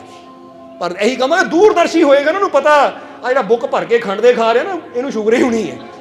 ਤਾਂ ਜਿਹੜਾ ਆਹ 2 ਪੱਤੇ ਨਿਰਣੇ ਕਾਲ ਦੇ ਨਿੰਮ ਦੇ ਖਾਂਦਾ ਤਾਂ ਬਲੱਡ ਸਾਫ਼ ਰਹਿਣਾ ਫਿੰਸੀਆਂ ਫੋੜੀਆਂ ਤੋਂ, ਔਰ ਜਿਹੜਾ ਸਰੀਰ 'ਚ ਗੱਠਾਂ ਬਣ ਜਾਂਦੀਆਂ ਤੋਂ ਬਚਿਆ ਰਹਿਣਾ ਹੈ ਨਾ। ਕੱਲ ਨੂੰ ਇਹਨੂੰ ਆਪਰੇਸ਼ਨਾਂ ਦੀ ਲੋੜ ਨਹੀਂ ਪੈਣੀ, ਰਸੋਲੀਆਂ ਨਹੀਂ ਇਹਨੇ ਹੋਣੀਆਂ, ਕਿਉਂਕਿ ਇਹ ਦੂਰਦਰਸ਼ੀ ਹੈ। ਇਹ ਉਹ ਚੀਜ਼ ਦਾ ਅੱਜ ਇਸਤੇਮਾਲ ਕਰ ਰਿਹਾ ਜਿਹੜੀ ਫਿਊਚਰ 'ਚ ਇਹਨੂੰ ਫਾਇਦਾ ਦੇਵੇਗੀ। ਸਮਝਦੇ ਹੋ ਕਿ ਨਹੀਂ? ਇਹ ਲਈ ਦੂਰਦਰਸ਼ੀ ਬਣੋ, ਸਮਝਦੇ ਹੋ ਕਿ ਨਹੀਂ? ਵਿਜ਼ਨਰੀਜ਼। ਇਸ ਲਈ ਦੂਰਦਰਸ਼ੀ ਬਣਨਾ ਹੈ। ਕੋਈ ਵੀ ਕਰਮ ਕਰਨ ਤੋਂ ਪਹਿਲਾਂ ਰਿਜ਼ਲਟ ਸੋਚੋ, ਅੱਜ ਮੈਂ ਜੋ ਕਰ ਰਿਹਾ ਰਿਜ਼ਲਟ ਕੀ ਨਿਕਲੇਗਾ। ਅਗਰ ਇੱਥੇ ਅਸੀਂ ਸਮਝ ਲਵਾਂਗੇ ਨਾ ਤਾਂ ਅਸੀਂ ਫਿਰ ਕਰਮ ਕਰਨ ਤੋਂ ਪਹਿਲਾਂ ਆਪੇ ਹੀ ਜਿੱਦਾਂ ਦੱਸਿਆ ਸੁਚੇਤ ਰਵਾਂਗੇ, ਭਾਈ ਆਹ ਕੰਮ ਨਹੀਂ ਕਰਨਾ ਕਿਉਂਕਿ ਅੱਗੇ ਜਾ ਕੇ ਨਾ ਮੇਰਾ ਫਿਊਚਰ ਖਰਾਬ ਕਰਨਾ ਹੈ। ਸਮਝਦੇ ਹੋ ਕਿ ਨਹੀਂ? ਫਿਰ ਆਈ, ਚੌਥਾ ਪੁਆਇੰਟ ਹੈ ਆਈ। ਆਈ ਦਾ ਮਤਲਬ ਇਨਸਾਈਟ, ਇਹਦਾ ਮਤਲਬ ਹੁੰਦਾ ਅੰਤਰ ਦ੍ਰਿਸ਼ਟੀ। ਇੱਕ ਹੁੰਦਾ ਦੂਰ ਦ੍ਰਿਸ਼ਟੀ, ਇੱਕ ਹੁੰਦਾ ਅੰਤਰ। ਹੁਣ ਦੂਰ ਤਾਂ ਸਮਝ ਲਿਆ ਕਿ ਅਸੀਂ ਬਾਹਰ ਕੀ ਹੈ, ਆਹ ਚੀਜ਼ ਬਾਹਰੋਂ ਕੀ ਫਾਇਦਾ ਦੇ ਸਕਦੀ, ਕੀ ਨੁਕਸਾਨ ਦੇ ਸਕਦੀ ਹੈ, ਪਰ ਹੁਣ ਅਸੀਂ ਇਨਸਾਈਟ ਵੀ ਦੇਖਣਾ, ਮੇਰੇ ਅੰਦਰ ਕੀ ਚੱਲ ਰਿਹਾ ਹੈ, ਮੇਰੇ ਅੰਦਰ ਅੱਛਾਈ ਹੈ, ਬੁਰਾਈ ਹੈ, ਚੰਗੀ ਸੋਚ ਹੈ, ਬੁਰੀ ਸੋਚ ਹੈ, ਕੀ ਮੇਰੇ ਅੰਦਰ ਚੱਲ ਰਿਹਾ ਹੈ। ਆਪਣੇ ਅੰਦਰ ਦਾ ਵੀ ਧਿਆਨ ਰੱਖਣਾ ਹੈ ਅਸੀਂ। ਸਮਝਦੇ ਹੋ ਕਿ ਨਹੀਂ ਕਿ ਮੇਰੇ ਅੰਦਰ ਹਮੇਸ਼ਾ ਅੱਛੇ ਵਿਚਾਰ ਚੱਲਣੇ ਚਾਹੀਦੇ ਹੈ। ਇਨਸਾਈਟ ਮੇਰੇ ਅੰਦਰ ਕੀ ਹੈ, ਅੰਤਰ ਦ੍ਰਿਸ਼ਟੀ। ਸਮਝਦੇ ਹੋ ਕਿ ਨਹੀਂ? ਇਸ ਲਈ ਬੈਠੋ, ਦੇਖੋ ਆਪਣੇ ਅੰਦਰ, ਕਿਉਂਕਿ ਤੁਹਾਡੇ ਅੰਦਰ ਜਿੱਦਾਂ ਹੀ ਦੱਸਿਆ ਨਾ ਕਿ ਸ਼੍ਰੀ ਗੁਰੂ ਰਵਿਦਾਸ ਜੀ ਨੇ ਕਿਹਾ ਕਿ ਰਵਿਦਾਸ ਦਿਆ ਜਗਮਗ ਜਰੇ ਬਿਨ ਬਾਤੀ ਬਿਨ ਤੇਲ ਸੁਰਤ ਸਾਧ ਕੇ ਹੀਏ में ਦੇਖ ਪਿਆ ਕੇ ਖੇਲ। ਉਹ ਕਹਿੰਦੇ ਪੀਆ ਦਾ ਖੇਲ ਤੇਰੇ ਅੰਦਰ ਹੀ ਚੱਲ ਰਿਹਾ ਹੈ। ਅੱਖਾਂ ਬੰਦ ਕਰਕੇ ਅੰਦਰ ਦੇਖਣ ਦੀ ਕੋਸ਼ਿਸ਼ ਤਾਂ ਕਰ, ਅੰਦਰ ਤਾਂ ਦ੍ਰਿਸ਼ਟੀ ਦੇ। ਇਹ ਬਾਹਰਲੀ ਦ੍ਰਿਸ਼ਟੀ ਤੈਨੂੰ ਦੁਨੀਆ ਦਿਖਾਏਗੀ, ਅੱਖਾਂ ਬੰਦ ਕਰਕੇ ਅੰਦਰ ਦੇਖੇਗਾ ਤਾਂ ਤੈਨੂੰ ਦੁਨੀਆ ਬਣਾਉਣ ਵਾਲਾ ਜੋ ਮਾਲਿਕ ਹੈ ਨਾ ਉਹ ਨਜ਼ਰ ਆਏਗਾ, ਉਹਦੀ ਝਲਕ ਮਿਲੇਗੀ। ਇਸ ਲਈ ਇਨਸਾਈਟ ਅੰਦਰ ਵੀ ਦੇਖ ਤੇਰੇ ਕੀ ਹੈ। ਸਾਰੀਆਂ ਸ਼ਕਤੀਆਂ ਦਾ ਦਾਤਾ ਤੇਰੇ ਅੰਦਰ ਹੈ। ਸਾਰੀ ਸ਼ਕਤੀ ਦੇਣ ਵਾਲਾ ਪ੍ਰਮਾਤਮਾ ਪ੍ਰਭੂ, ਹਿੰਮਤ ਹੌਸਲਾ ਦੇਣ ਵਾਲਾ ਤੇਰੇ ਅੰਦਰ ਹੈ। ਤੈਨੂੰ ਕੋਈ ਤਕਲੀਫ ਆਵੇ, ਦੁੱਖ ਆਵੇ, ਦਵਾਈ ਤੂੰ ਬਾਹਰੋਂ ਲਾਂਦਾ ਹੈ, ਪਰ ਠੀਕ ਕਰਨ ਵਾਲੀ ਤਾਕਤ ਤੇਰੇ ਅੰਦਰ ਹੈ। ਕਿਉਂਕਿ ਬਾਹਰੋਂ ਜਿੰਨੀ ਮਰਜ਼ੀ ਡਾਕਟਰ ਦਵਾਈ ਲਾਈ ਜਾਣ, ਜੇ ਅੰਦਰ ਹੀ ਤੇਰੇ ਇਮਿਊਨਿਟੀ ਨਹੀਂ ਹੈ, ਠੀਕ ਕਰਨ ਵਾਲੀ ਪਾਵਰ ਨਹੀਂ, ਤਾਂ ਉਹ ਵੀ ਕੁਝ ਨਹੀਂ ਕਰ ਸਕਦੇ। ਇਸ ਲਈ ਅੰਦਰ ਤੇਰੇ ਕੀ ਹੈ ਇਹਨੂੰ ਜਾਣ। ਸਮਝਦੇ ਹੋ ਕਿ ਨਹੀਂ? ਕਿਉਂਕਿ ਜਿਸ ਨੇ ਤੁਹਾਨੂੰ ਬਣਾਇਆ ਕਿਤੇ ਬਾਹਰ ਨਹੀਂ, ਉਹ ਤੁਹਾਡੇ ਅੰਦਰ ਹੀ ਬੈਠਾ ਹੈ। ਸਭ ਦੇ ਅੰਦਰ ਉਹੀ ਬੈਠਾ ਹੈ। ਜ਼ਰਾ ਸਮਝ ਲੈਣਾ ਇਸ ਚੀਜ਼ ਨੂੰ। ਇਸ ਲਈ ਆਈ ਤੇ ਕੀ ਸਮਝਣਾ ਹੈ? ਇਨਸਾਈਟ। ਮੇਰੇ ਅੰਦਰ ਕੀ ਹੈ, ਅੰਦਰ ਮੇਰੇ ਕੀ ਚੱਲ ਰਿਹਾ ਹੈ, ਅੰਦਰ ਮੇਰੀ ਕਿਹੜੀ ਤਾਕਤ ਕੰਮ ਕਰ ਰਹੀ ਹੈ। ਮੈਂ ਉਸ ਤਾਕਤ ਤੇ ਵਿਸ਼ਵਾਸ ਕਰਨਾ ਹੈ। ਮੈਂ ਆਪਣੇ ਅੰਦਰ ਦੇਖਣਾ ਹੈ ਕਿ ਮੈਂ ਕਮਜ਼ੋਰ ਨਹੀਂ ਹਾਂ, ਮੈਂ ਸ਼ਕਤੀਸ਼ਾਲੀ ਹਾਂ। ਕਹਿ ਦਿਓ ਮੈਂ ਕਮਜ਼ੋਰ ਨਹੀਂ ਹਾਂ, ਮੈਂ ਸ਼ਕਤੀਸ਼ਾਲੀ ਹਾਂ। ਕਿਉਂਕਿ ਜਦੋਂ ਸ਼ਕਤੀਸ਼ਾਲੀ ਕਹਿੰਦੇ ਹੋ ਨਾ, ਤਾਂ ਸ਼ਕਤੀਸ਼ਾਲੀ ਕਹਿਣ ਦਾ ਮਤਲਬ ਕੀ ਹੈ ਕਿ ਅਸੀਂ ਆਪਣੇ ਅੰਦਰ ਪ੍ਰਭੂ ਦੀ ਤਾਕਤ ਨੂੰ ਮਹਿਸੂਸ ਵੀ ਕਰਦੇ ਹਾਂ। ਤਾਂ ਸਾਡੇ ਜੋ ਸ਼ਕਤੀ ਹੈ ਕਿ ਅਸੀਂ ਹਰ ਮੁਸ਼ਕਿਲ ਦਾ ਸਾਹਮਣਾ ਕਰਨ ਵਾਸਤੇ ਵੀ ਤਿਆਰ ਹਾਂ। ਅਸੀਂ ਡਰਨ ਵਾਲੇ ਨਹੀਂ ਹਾਂ। ਜਿੱਦਾਂ ਪਹਿਲਾਂ ਹੀ ਦੱਸਿਆ, ਡਰਨਾ ਨਹੀਂ ਹੈ, ਸਾਹਸ ਨਾਲ, ਹਿੰਮਤ ਨਾਲ, ਵਿਸ਼ਵਾਸ ਨਾਲ ਹਰ ਮੁਸ਼ਕਿਲ ਦਾ ਸਾਹਮਣਾ ਕਰਨਾ ਹੈ। ਕਿਉਂਕਿ ਬਹੁਤ ਬੜੀ ਸ਼ਕਤੀ ਸਾਡੇ ਅੰਦਰ ਬੈਠੀ ਹੈ। ਅੰਤਰ ਦ੍ਰਿਸ਼ਟੀ, ਅੰਦਰ ਦ੍ਰਿਸ਼ਟੀ ਦਿਓ ਆਪਣੇ ਅੰਦਰ। ਦੇਖੋ ਕੌਣ ਹੋ ਤੁਸੀਂ, ਕੀ ਹੋ ਤੁਸੀਂ, ਕਿਹਨੇ ਤੁਹਾਨੂੰ ਪੈਦਾ ਕੀਤਾ ਹੈ, ਕਿਹੜੀ ਪਾਵਰ ਤੁਹਾਡੇ ਅੰਦਰ ਕੰਮ ਕਰ ਰਹੀ ਹੈ। ਜਿੱਦਾਂ ਤਾਰਾਂ ਨਜ਼ਰ ਆਉਂਦੀ ਹੈ ਨਾ, ਤਾਰਾਂ ਦੇ ਅੰਦਰ ਕਰੰਟ ਦੌੜਦਾ, ਬਾਹਰੋਂ ਤਾਂ ਸਾਨੂੰ ਪਲਾਸਟਿਕ ਜਿਹੀ ਨਜ਼ਰ ਆਉਂਦੀ, ਹੱਥ ਲਾਈਏ ਕੁਝ ਨਹੀਂ ਹੁੰਦਾ, ਪਰ ਜਿੱਦਾਂ ਮਾੜੀ ਨੰਗੀ ਤਾਰ ਨੂੰ ਹੱਥ ਲਾਓ ਝਟਕਾ ਪੈਂਦਾ, ਪਤਾ ਲੱਗਦਾ ਇਹਦੇ ਅੰਦਰ ਬਹੁਤ ਪਾਵਰ ਹੈ। ਬੋਲੋ ਸਮਝਦੇ ਹੋ ਕਿ ਨਹੀਂ? ਇੱਥੇ ਨੱਥੂ ਲਾਲ ਦੀ ਗੱਲ ਯਾਦ ਆ ਗਈ ਕਿ ਨੱਥੂ ਲਾਲ ਆਪਣੀ ਘਰ ਵਾਲੀ ਨੂੰ ਆਵਾਜ਼ ਮਾਰੀ, ਕਹਿੰਦਾ ਜ਼ਰਾ ਉਹ ਤਾਰ ਤਾਂ ਚੱਕ ਕੇ ਫੜਾਈ, ਤਾਰ ਤਾਂ ਚੱਕ ਕੇ ਫੜਾਈ। ਘਰ ਵਾਲੀ ਗਈ, ਜਿੱਦਾਂ ਤਾਰ ਨੂੰ ਹੱਥ ਲਾ ਕਰੰਟ ਪਿਆ, ਕਹਿੰਦੀ ਹਾਂ ਇਹ 'ਚ ਤਾਂ ਕਰੰਟ ਹੈ। ਕਹਿੰਦਾ ਬਸ ਚੈੱਕ ਕਰਨਾ ਹੀ ਆ, ਚੈੱਕ ਹੀ ਕਰਨਾ ਸੀ ਹੈ ਕਿ ਨਹੀਂ। ਜਰਾ ਹੁਣ ਗੌਰ ਕਰਨਾ, ਅੱਜ ਕੱਲ੍ਹ ਤਾਂ ਟੈਸਟ ਪੈਨ ਨੇ ਚੈੱਕ ਕਰਦੇ ਆ, ਪਰ ਇਦਾਂ ਵੀ ਕਈ ਵਾਰ ਬੰਦੇ ਨੂੰ ਨਜ਼ਰ ਨਹੀਂ ਆਉਂਦਾ, ਪਰ ਹੱਥ ਲਾ ਕੇ ਪਤਾ ਲੱਗਦਾ ਇਹਦੇ 'ਚ ਬਹੁਤ ਪਾਵਰ ਹੈ। ਇੱਦਾਂ ਤੁਹਾਨੂੰ ਵੀ ਕਹਾਂਗੇ ਤੁਹਾਡੇ ਅੰਦਰ ਵੀ ਸ਼ਕਤੀ ਹੈ ਪ੍ਰਮਾਤਮਾ ਦੀ, ਪਰ ਕੀ ਕਰੀਏ? ਆ ਉੱਪਰੋਂ ਜਿਹੜੀ ਚਮੜੀ ਦੀ ਪਰਤ ਹੈ ਨਾ, ਅਸੀਂ ਇਹ ਵੀ ਪਕੜ ਕੇ ਦੇਖ ਲੈ, ਝਟਕਾ ਤਾਂ ਲੱਗਾ ਨਹੀਂ, ਪਰ ਅੰਦਰ ਕੰਮ ਕੌਣ ਕਰ ਰਿਹਾ ਹੈ? ਅੱਜ ਵਿਗਿਆਨ ਵੀ ਇਹ ਚੀਜ਼ ਮੰਨਦਾ ਹੈ। ਵਿਗਿਆਨ ਨੇ ਵੀ ਕਹਿ ਦਿੱਤਾ ਹੈ, ਕੀ ਕਹਿੰਦੇ ਹੈ ਉਹ? ਕਹਿੰਦੇ ਇੱਕ ਇਲੈਕਟ੍ਰਿਕਸਿਟੀ ਹੈ, ਇੱਕ ਇਲੈਕਟ੍ਰਿਕ ਪਾਵਰ ਹੈ ਤੇਰੇ ਅੰਦਰ। ਸਮਝਦੇ ਹੋ ਕਿ ਨਹੀਂ? ਇੱਕ ਮੈਗਨੈਟਿਕ ਇਲੈਕਟ੍ਰਿਕ ਪਾਵਰ ਹੈ। ਇਹ ਦੋਨੇ ਪਾਵਰਾਂ ਮਿਲ ਕੇ ਤੇਰੇ ਜੀਵਨ ਨੂੰ ਚਲਾ ਰਹੀਆਂ ਹੈ, ਔਰ ਇਹਨੂੰ ਅਸੀਂ ਰੱਬ ਦੀ ਰਹਿਮਤ ਕਹਿ ਦਿੰਦੇ ਹਾਂ। ਤਾਂ ਹੀ ਤਾਂ ਤੁਸੀਂ ਕਈ ਵਾਰ ਦੇਖੋਗੇ ਕਈ ਇਨਸਾਨ ਇਦਾਂ ਦੇ ਹੁੰਦੇ ਆ ਨਾ, YouTube ਤੇ ਸਰਚ ਕਰੋਗੇ ਤਾਂ ਮੈਗਨੈਟਿਕ ਮੈਨ ਲਿਖੋਗੇ ਨਾ, ਉਹ ਆ ਜਾਏਗਾ ਕਿ ਉਹਦੀ ਚਮੜੀ ਦੇ ਨਾਲ ਚਮਚ ਚਿਪਕ ਜਾਂਦੇ ਹੈ, ਲੋਹੇ ਦੀਆਂ ਚੀਜ਼ਾਂ ਚਿਪਕ ਜਾਂਦੀਆਂ ਹੈ। ਤਾਂ ਇਲੈਕਟ੍ਰਿਕ ਮੈਨ ਲਿਖੋਗੇ ਨਾ ਤਾਂ ਇੱਕ ਬੰਦਾ ਹੈ, ਅੱਜ ਵੀ ਸ਼ਾਇਦ ਦੁਨੀਆ ਤੇ ਹੋਵੇ, ਕਿਉਂਕਿ ਵੀਡੀਓ ਤਾਂ ਪਈਆਂ ਆ ਕਿ ਉਹਦੇ ਨਾਲ ਬੱਲਬ ਲਾ ਦਿਓ ਤਾਰਾਂ, ਉਹ ਬੱਲਬ ਜਗ ਜਾਂਦਾ ਹੈ, ਕਿਉਂਕਿ ਉਹਦੇ ਅੰਦਰ ਪਾਵਰ ਹੈ। ਔਰ ਇਹ ਗੱਲਾਂ ਤੁਹਾਨੂੰ ਤਾਂ ਹੀ ਕਹੀਏ ਕਿ YouTube ਤੇ ਜਾ ਕੇ ਦੇਖੋ, ਫਿਰ ਪਤਾ ਲੱਗਦਾ ਕਿ ਸ਼ਕਤੀ ਸਾਡੇ ਅੰਦਰ ਹੈ। ਕਈਆਂ ਦੀ ਜਾਗ ਚੁੱਕੀ ਹੈ ਤਾਂ ਕਈਆਂ ਦੀ ਹਾਲੇ ਜਗਾਉਣ ਦੀ ਲੋੜ ਹੈ। ਔਰ ਮੈਡੀਟੇਸ਼ਨ ਕੀ ਕਰਦਾ? ਮੈਡੀਟੇਸ਼ਨ ਸਾਨੂੰ ਉਹ ਵਿਧੀ, ਉਹ ਯੁਕਤੀ ਮਿਲਦੀ ਹੈ ਮੈਡੀਟੇਸ਼ਨ ਦੇ ਨਾਲ ਕਿ ਅਸੀਂ ਕਿੱਦਾਂ ਇਹ ਤਾਕਤ ਨੂੰ ਜਗਾ ਸਕਦੇ, ਜਿੰਨਾ ਸਾਡੀ ਹਰ ਮੁਸ਼ਕਿਲ ਦਾ ਹੱਲ ਹੋ ਸਕਦਾ ਹੈ। ਤਾਂ ਹੀ ਤਾਂ ਗੁਰੂਆਂ ਰਹਿਬਰਾਂ ਕੋ ਜਾਣ ਨਾਲ ਲੋਕਾਂ ਦੇ ਦੁੱਖ ਕਿਉਂ ਦੂਰ ਹੋ ਜਾਂਦੇ ਹੈ, ਉਹਨਾਂ ਦੇ ਆਸ਼ੀਰਵਾਦ ਨਾਲ ਜਾਂ ਉਹਨਾਂ ਦੀ ਦਿੱਤੀ ਹੱਥਾਂ ਦੀ ਕੋਈ ਵੀ ਚੀਜ਼ ਨਾਲ ਦੁੱਖ ਕਿਉਂ ਦੂਰ ਹੋ ਜਾਂਦੇ ਹੈ, ਕਿਉਂਕਿ ਜਦੋਂ ਉਹ ਕਿਸੇ ਵੀ ਚੀਜ਼ ਨੂੰ ਦਿੰਦੇ ਹੈ ਨਾ ਤਾਂ ਉਹ ਜਿਹੜੀ એનર્ਜੀ ਹੈ ਉਹਦੇ ਨਾਲ ਜੁੜ ਜਾਂਦੀ ਹੈ। ਇਹ ਸਮਝ ਲੈਣਾ ਜ਼ਰਾ ਸਾਰਿਆਂ ਨੇ। ਇਸ ਲਈ ਇਨਸਾਈਟ, ਅੰਤਰਦ੍ਰਿਸ਼ਟੀ, ਤੁਹਾਡੇ ਅੰਦਰ ਬਹੁਤ ਬੜੀ ਤਾਕਤ ਹੈ, ਅੰਦਰ ਦੇਖਣਾ ਹੈ, ਠੀਕ ਹੈ। ਬਾਹਰ ਕੰਮ ਕਰ ਰਹੇ, ਥੋੜੀ ਦੇਰ ਮੈਡੀਟੇਸ਼ਨ ਕਰਕੇ ਆਪਣੇ ਅੰਦਰਲੀ ਸ਼ਕਤੀ ਨੂੰ ਵੀ ਜਗਾਉਣ ਦੀ, ਜਾਣਨ ਦੀ ਕੋਸ਼ਿਸ਼ ਕਰਨੀ ਹੈ, ਸਮਝਣ ਦੀ ਕੋਸ਼ਿਸ਼ ਕਰਨੀ ਹੈ। ਫਿਰ ਪਤਾ ਲੱਗੇਗਾ ਕਿ ਮੈਂ ਕਮਜ਼ੋਰ ਨਹੀਂ ਹਾਂ, ਮੈਂ ਹਰ ਮੁਸ਼ਕਿਲ ਦਾ ਹੱਲ ਕਰ ਸਕਦਾ ਹਾਂ, ਮੈਂ ਹਰ ਮੁਸੀਬਤ ਨੂੰ ਦੂਰ ਕਰ ਸਕਦਾ ਹਾਂ, ਕਿਉਂਕਿ ਮੇਰਾ ਮਾਲਿਕ ਮੇਰੇ ਨਾਲ ਹੈ। ਹੁਣ ਅੱਗੇ ਆ ਗਿਆ। ਕਿੰਨੇ ਸਟੈਪ ਹੋ ਗਏ? 4। ਹੁਣ 5ਵਾਂ ਵੀ ਸਿੱਖ ਲਈਏ ਫਟਾਫਟ। 5ਵਾਂ ਹੈ ਡੀ ਡਿਸਪਲਿਨ। ਡਿਸਪਲਿਨ ਦਾ ਮਤਲਬ ਕੀ ਹੁੰਦਾ ਹੈ? ਨਿਯਮ, ਅਨੁਸ਼ਾਸਨ। ਸਮਝਦੇ ਹੋ ਕਿ ਨਹੀਂ? ਅਸੂਲ ਜਿੱਦਾਂ ਕਹਿੰਦੇ ਨਾ ਕਿ ਜ਼ਿੰਦਗੀ ਦੇ ਵਿੱਚ ਤੁਸੀਂ ਦੇਖੋਗੇ ਹਰ ਚੀਜ਼ ਦੇ ਕੁਝ ਨਿਯਮ ਹੈ। ਸੋ ਆਪਣੇ ਜੀਵਨ ਦੇ ਵੀ ਕੁਝ ਨਿਯਮ ਬਣਾਣੇ ਐ। ਅਸੀਂ ਨਿਯਮ ਕੀ ਬਣਾਣੇ? ਇਹ ਨਹੀਂ ਬੰਦੇ ਨੂੰ ਪੁੱਛੇ ਹਾਂ ਵੀ ਸੌਂਦਾ ਕਿੰਨੇ ਵਜੇ ਆ, ਉਹ ਲੈ ਭਾਈ ਸਾਰੀ ਰਾਤ ਤਾਂ ਮੋਬਾਈਲ ਦੇਖਦੇ ਤਾਂ ਬੈਟਰੀ ਡੈਡ ਹੋ ਜਾਂਦੀ, ਉਦੋਂ ਸੋਈਦਾ। ਯਾਨੀ ਕੋਈ ਨਿਯਮ ਹੈ ਹੀ ਨਹੀਂ ਤੇਰਾ ਸੌਣ ਦਾ। ਜਾਗਦਾ ਕਦੋਂ ਆ? ਜਦੋਂ ਮੰਮੀ ਦੀ ਚਪੇੜ ਪੈਂਦੀ ਫੇਰ ਜਾਗਦਾ। ਕੋਈ ਨਿਯਮ ਹੈ ਤੇਰੀ ਜ਼ਿੰਦਗੀ ਦਾ? ਇੱਕ ਨਿਯਮ ਹੋਵੇ ਮੈਂ 9 ਵਜੇ ਸੋਣਾ ਹੈ ਤਾਂ ਤੜਕੇ 5 ਵਜੇ 4:30 ਉੱਠਣਾ ਹੈ। ਇੱਕ ਨਿਯਮ, ਕਿਉਂਕਿ ਨਿਯਮ ਦੇ ਨਾਲ ਜਿੱਦਾਂ ਹੁਣ ਸਕੂਲਾਂ ਦੇ ਨਿਯਮ ਹੁੰਦੇ ਨਾ, 9 ਵਜੇ ਕਲਾਸ ਦੇ ਵਿੱਚ ਬੱਚਿਆਂ ਨੂੰ ਜਾਂ 8:30 ਸਕੂਲ ਲੱਗਣੇ ਤਾਂ ਪਹੁੰਚਣਾ ਚਾਹੀਦਾ ਹੈ। 2:30 ਵਜੇ ਛੁੱਟੀ ਹੋਣੀ ਤਾਂ 2:30 ਵਜੇ ਛੁੱਟੀ ਹੋਣੀ ਹੈ। ਮਾਂ-ਬਾਪ ਇਹ ਨਹੀਂ ਕਰਨਗੇ ਕਿ 10 ਵਜੇ ਬੱਚੇ ਨੂੰ ਲੈ ਕੇ ਜਾਣ ਤਾਂ ਆਉਣ ਦਿਓ, ਤਾਂ ਫਿਰ ਸਕੂਲ ਕਦੀ ਕਾਮਯਾਬ। ਹੁਣ ਆਫਿਸ ਜਾਓ, ਕਿਸੇ ਫੈਕਟਰੀ ਜਾਓ, ਹਾਜ਼ਰੀ ਲੱਗਦੀ ਕਿ ਨਹੀਂ? ਟਾਈਮ ਹੁੰਦਾ ਹੈ ਇੰਨੇ ਵਜੇ ਤੋਂ ਇੰਨੇ ਵਜੇ ਤੱਕ, ਹਰ ਚੀਜ਼ ਦੇ ਨਿਯਮ। ਇੱਥੇ ਤੱਕ ਤੁਸੀਂ ਦੇਖੋ ਕੁਦਰਤ ਨੇ ਆ ਸੂਰਜ ਦਾ ਵੀ ਨਿਯਮ ਹੈ ਨਿਕਲਣ ਦਾ। ਤਾਂ ਹੀ ਤਾਂ ਤੁਸੀਂ ਅੱਜ ਗੂਗਲ ਤੇ ਜਾ ਕੇ ਸਰਚ ਕਰੋ ਕਿ ਕੱਲ ਨੂੰ ਸਨਰਾਈਜ਼ ਦਾ ਟਾਈਮ ਕੀ ਹੈ ਜਾਂ ਸਨਸੈਟ ਦਾ ਟਾਈਮ ਕੀ ਹੈ, ਤਾਂ ਕੱਲ ਦਾ ਟਾਈਮ ਅੱਜ ਤੋਂ ਦੱਸ ਦੇਣਾ ਕਿ ਇੰਨੇ ਵਜੇ ਸੂਰਜ ਨਿਕਲਣਾ ਤੇ ਇੰਨੇ ਵਜੇ ਸੂਰਜ, ਕਿਉਂਕਿ ਨਿਯਮ ਹੈ। ਕੁਦਰਤ ਨੇ ਹਰ ਚੀਜ਼ ਦਾ ਨਿਯਮ ਰੱਖਿਆ ਹੈ। ਹੁਣ ਤੁਸੀਂ ਦੇਖ ਰਹੇ ਹੋ ਦਸੰਬਰ ਆਂਦਾ, ਜਨਵਰੀ ਆਂਦਾ, ਕੋਈ ਤੁਹਾਨੂੰ ਪੁੱਛੇ ਅੱਛਾ ਗਰਮੀ ਕਿਹੜੇ ਮਹੀਨੇ ਹੁੰਦੀ ਹੈ? ਜਵਾਬ ਦਿਓ। ਜੂਨ ਚ ਹੁੰਦੀ ਹੈ, ਜੁਲਾਈ ਚ ਹੁੰਦੀ ਹੈ, ਅਗਸਤ, ਯਾਨੀ ਇਹ 3-4 ਮਹੀਨੇ। ਬਰਸਾਤਾਂ ਵੀ ਆ ਜਾਂਦੀਆਂ ਫਿਰ ਅਗਸਤ ਸਤੰਬਰ ਚ ਆ ਜਾਂਦੀਆਂ ਕਿ ਨਹੀਂ? ਸਰਦੀ ਕਿਹੜੇ ਮਹੀਨੇ ਚ ਹੁੰਦੀ ਹੈ? ਕਿਉਂਕਿ ਤੁਹਾਨੂੰ ਪਤਾ ਕੁਦਰਤ ਦਾ ਨਿਯਮ ਹੈ। ਉਹਨਾਂ ਮਈ ਜੂਨ ਚ ਗਰਮੀ ਆਣੀ ਸ਼ੁਰੂ ਹੋਈ ਤਾਂ ਇਹੀ ਹੈ। ਇਹ ਨਹੀਂ ਕਦੀ ਹੁੰਦਾ ਕਿ ਬੰਦਾ ਕਹੇ ਗਰਮੀ ਲੈ ਵੀ ਇਹ ਤਾਂ ਰੱਬ ਦੇ ਹੱਥ 'ਚ, ਜਨਵਰੀ ਵੀ ਆ ਸਕਦੀ ਹੈ। ਉਹ ਸਮਝਦੇ ਹੋ? ਨਹੀਂ, ਪਤਾ ਨਹੀਂ। ਇਹ ਭਾਈ ਨਿਯਮ ਹੈ ਕੁਦਰਤ ਦੇ, ਕਿਉਂਕਿ ਇਹ ਜਿੰਨੇ ਵਿਗਿਆਨ ਨੇ ਅੱਜ ਨਾ ਚੀਜ਼ਾਂ ਬਣਾਈਆਂ ਹੈ, ਇਹ ਨਿਯਮ ਨੂੰ ਮੁੱਖ ਰੱਖ ਕੇ ਬਣਾਈਆਂ ਹੈ, ਨਿਯਮ ਦਾ ਫਾਇਦਾ ਲਿਆ ਹੈ। ਇਸ ਲਈ ਤੁਸੀਂ ਵੀ ਜੀਵਨ 'ਚ ਨਿਯਮ ਬਣਾਓ, ਉੱਠਣ ਬੈਠਣ ਦਾ, ਖਾਣ ਪੀਣ ਦਾ, ਹਰ ਚੀਜ਼ ਦਾ, ਐਕਸਰਸਾਈਜ਼ ਕਰਨ ਦਾ, ਧਿਆਨ ਦਾ, ਸਤਸੰਗ ਵਿੱਚ ਜਾਣ ਦਾ, ਹਰ ਚੀਜ਼ ਦਾ ਨਿਯਮ ਬਣਾਓ। ਯਾਨੀ ਜੋ ਤੁਹਾਡੇ ਜੀਵਨ ਵਾਸਤੇ ਅੱਛੀ ਚੀਜ਼ ਆ ਉਹਦਾ ਨਿਯਮ ਬਣਾਉਣਾ ਪੈਂਦਾ, ਫੇਰ ਹੀ ਅਸੀਂ ਕਾਮਯਾਬ ਹੁੰਦੇ ਹਾਂ। ਜੇ ਤੁਸੀਂ ਰੋਜ਼ ਨਿਯਮ ਬਣਾ ਲਓ ਨਾ ਕਿ ਮੈਂ ਅੱਜ ਤੋਂ ਫੈਸਲਾ ਕਰਦਾ, ਸੰਕਲਪ ਕਰਦਾ ਕਿ ਅੱਜ ਤੋਂ ਮੈਂ ਡਿਸਪਲਿਨ 'ਚ ਰਹਿਣਾ ਹੈ, ਇੱਕ ਨਿਯਮ ਬਣਾਉਣਾ ਹੈ ਕਿ ਮੈਂ 10 ਵਜੇ ਜਾਂ 9:30 10 ਵਜੇ ਸੋਣਾ ਹੈ, ਚਾਹੇ ਕੁਝ ਵੀ ਹੋਵੇ। ਹਾਂ ਕੋਈ ਵਿਆਹ ਸ਼ਾਦੀ ਹੈ, ਕੋਈ ਜਾਗੋ ਹੈ, ਫਿਰ ਕੱਲ ਹੋਰ ਹੈ, ਕਿਉਂਕਿ ਉਹ ਸਾਲ 'ਚ ਜਾਂ ਕਦੀ ਜ਼ਿੰਦਗੀ 'ਚ 1-2 ਪੁਆਇੰਟ ਹੁੰਦੇ, ਉਹ ਅਲੱਗ ਗੱਲ ਹੈ, ਫੰਕਸ਼ਨ ਹੁੰਦੇ ਆ, ਪਰ ਉੱਦਾਂ ਨਿਯਮ ਮੇਰਾ ਇਹੀ ਹੈ। ਸਮਝਦੇ ਹੋ? ਕਿਉਂਕਿ ਅਸੀਂ ਦੱਸੀਏ ਅਸੀਂ ਆਪਣੇ ਵੀ ਨਿਯਮ ਬਣਾਏ ਹੈ ਕਿ ਇੰਨੇ ਵਜੇ ਜਾ ਕੇ ਰੈਸਟ ਕਰਨੀ ਹੈ, ਇੰਨੇ ਵਜੇ ਧਿਆਨ ਕਰਨਾ ਹੈ, ਇੰਨੇ ਵਜੇ ਐਕਸਰਸਾਈਜ਼ ਕਰਨੀ ਹੈ, ਇੰਨੇ ਵਜੇ ਆਹ ਕਰਨਾ ਹੈ, ਔਰ ਫਿਰ ਕੁਝ ਵੀ ਹੋ ਜਾਵੇ ਉਹ ਨਿਯਮ ਨੂੰ ਅਸੀਂ ਫੋਲੋ ਕਰਨ ਦੀ ਕੋਸ਼ਿਸ਼ ਕਰਦੇ ਹਾਂ। ਸਮਝਣਾ ਜ਼ਰਾ ਸਾਰਿਆਂ ਨੇ, ਕਿਉਂਕਿ ਜੀਵਨ 'ਚ ਕਾਮਯਾਬ ਹੋਣਾ ਨਿਯਮ। ਇਸ ਲਈ ਅਸੀਂ ਤੁਹਾਨੂੰ ਕਹਾਂਗੇ ਸੰਤਾਂ ਗੁਰੂਆਂ ਰਹਿਬਰਾਂ ਦੀ ਜ਼ਿੰਦਗੀ ਤਾਂ ਹੈਗੀ ਬਹੁਤ ਉੱਚੀ। ਤੁਸੀਂ ਉਹ ਬਿਜ਼ਨਸਮੈਨਾਂ ਦੀ ਜ਼ਿੰਦਗੀ ਬਾਰੇ ਪੜ੍ਹ ਕੇ ਦੇਖੋਗੇ, ਉਹਨਾਂ ਨੇ ਵੀ ਨਿਯਮ ਬਣਾਏ ਕਿ 4:30 ਉੱਠਦਾ ਹੈ, ਕੋਈ 5 ਵਜੇ ਉੱਠਦਾ ਹੈ, ਕੋਈ ਕਿੰਨੇ ਵਜੇ ਉੱਠਦਾ, ਸਭ ਤੋਂ ਪਹਿਲਾਂ ਆਹ ਕਰਦਾ, ਫਿਰ ਆਹ ਕਰਦਾ। ਉਹ ਨਿਯਮ ਦੇ ਅੰਦਰ ਚੱਲ ਰਹੇ ਹੈ, ਫੇਰ ਹੀ ਅੱਗੇ ਤੋਂ ਅੱਗੇ। ਪਰ ਬੰਦਾ ਜਿਹਦਾ ਕੋਈ ਨਿਯਮ ਹੀ ਨਹੀਂ ਹੈ, ਉਹ ਜ਼ਿੰਦਗੀ 'ਚ ਅੱਗੇ ਕਿੱਦਾਂ ਵਧੇਗਾ? ਜਿਹਨੂੰ ਸੌਣ ਦਾ ਹੀ ਪਤਾ ਨਹੀਂ, ਖਾਣ ਦਾ ਹੀ ਪਤਾ ਨਹੀਂ, ਪੀਣ ਦਾ ਹੀ ਪਤਾ ਨਹੀਂ, ਹਾਂ ਵੀ ਖਾਣਾ ਬਸ ਜੋ ਹੱਥ ਆ ਗਿਆ ਖਾ ਲੈਣਾ, ਹੀ ਕਾਹਦਾ ਨਿਯਮ ਹੈ ਤੇਰੀ ਜ਼ਿੰਦਗੀ ਦਾ? ਸਮਝਦੇ ਹੋ? ਪਤਾ ਹੋਣਾ ਚਾਹੀਦਾ ਆਹ ਚੀਜ਼ ਮੇਰੀ ਹੈਲਥ ਵਾਸਤੇ ਅੱਛੀ ਹੈ, ਮੇਰਾ ਨਿਯਮ ਹੈ ਅੱਛੀ ਚੀਜ਼ ਹੀ ਖਾਣੀ ਹੈ, ਨਸ਼ੇ ਨੂੰ ਮੈਂ, ਬੁਰੀਆਂ ਚੀਜ਼ਾਂ ਨੂੰ ਮੈਂ ਹੱਥ ਨਹੀਂ ਲਾਣਾ, ਲੇਟ ਨਾਈਟ ਤੱਕ ਮੈਂ ਜਾਗਣਾ ਨਹੀਂ ਹੈ, ਕੁਝ ਬੁਰਾ ਮੈਂ ਦੇਖਣਾ ਨਹੀਂ ਹੈ, ਕਿਉਂਕਿ ਮੈਂ ਨਿਯਮ ਹੈ ਮੇਰੇ ਜੀਵਨ ਦਾ, ਮੈਂ ਅੱਛਾ ਬਣਨਾ ਹੈ, ਅੱਛਾ ਕਰਨਾ ਹੈ, ਔਰ ਫਿਰ ਹੀ ਮੈਂ ਜ਼ਿੰਦਗੀ 'ਚ ਆਪਣੇ ਰੱਬ ਦੀਆਂ ਖੁਸ਼ੀਆਂ ਜਾਂ ਸਫਲਤਾ, ਕਾਮਯਾਬੀ ਹਾਸਲ ਕਰ ਸਕਦਾ। ਇਸ ਲਈ 5ਵਾਂ ਕੀ ਹੈ? ਜੀਵਨ ਦਾ ਬਣਾਉਣਾ ਡਿਸਪਲਿਨ, ਨਿਯਮ। ਚਲੋਗੇ ਕਿ ਨਹੀਂ? ਅੱਜ ਤੋਂ ਬਣਾਉਣਾ ਹੈ ਆਪਣੇ ਸਿਮਰਨ ਦਾ ਵੀ, ਸਤਸੰਗ ਜਾਣ ਦਾ ਵੀ, ਅੱਛੇ ਕੰਮ ਦਾ ਵੀ। ਔਰ ਜਿੱਦਾਂ ਤੁਹਾਨੂੰ ਦੱਸਿਆ, ਜੇ ਸਤਸੰਗ ਨਹੀਂ ਜਾ ਸਕਦੇ, ਅੱਜ ਕੱਲ੍ਹ ਤਾਂ YouTube ਤੇ ਹਰ ਰੋਜ਼ ਸਤਸੰਗ ਚੱਲਦੇ ਆ।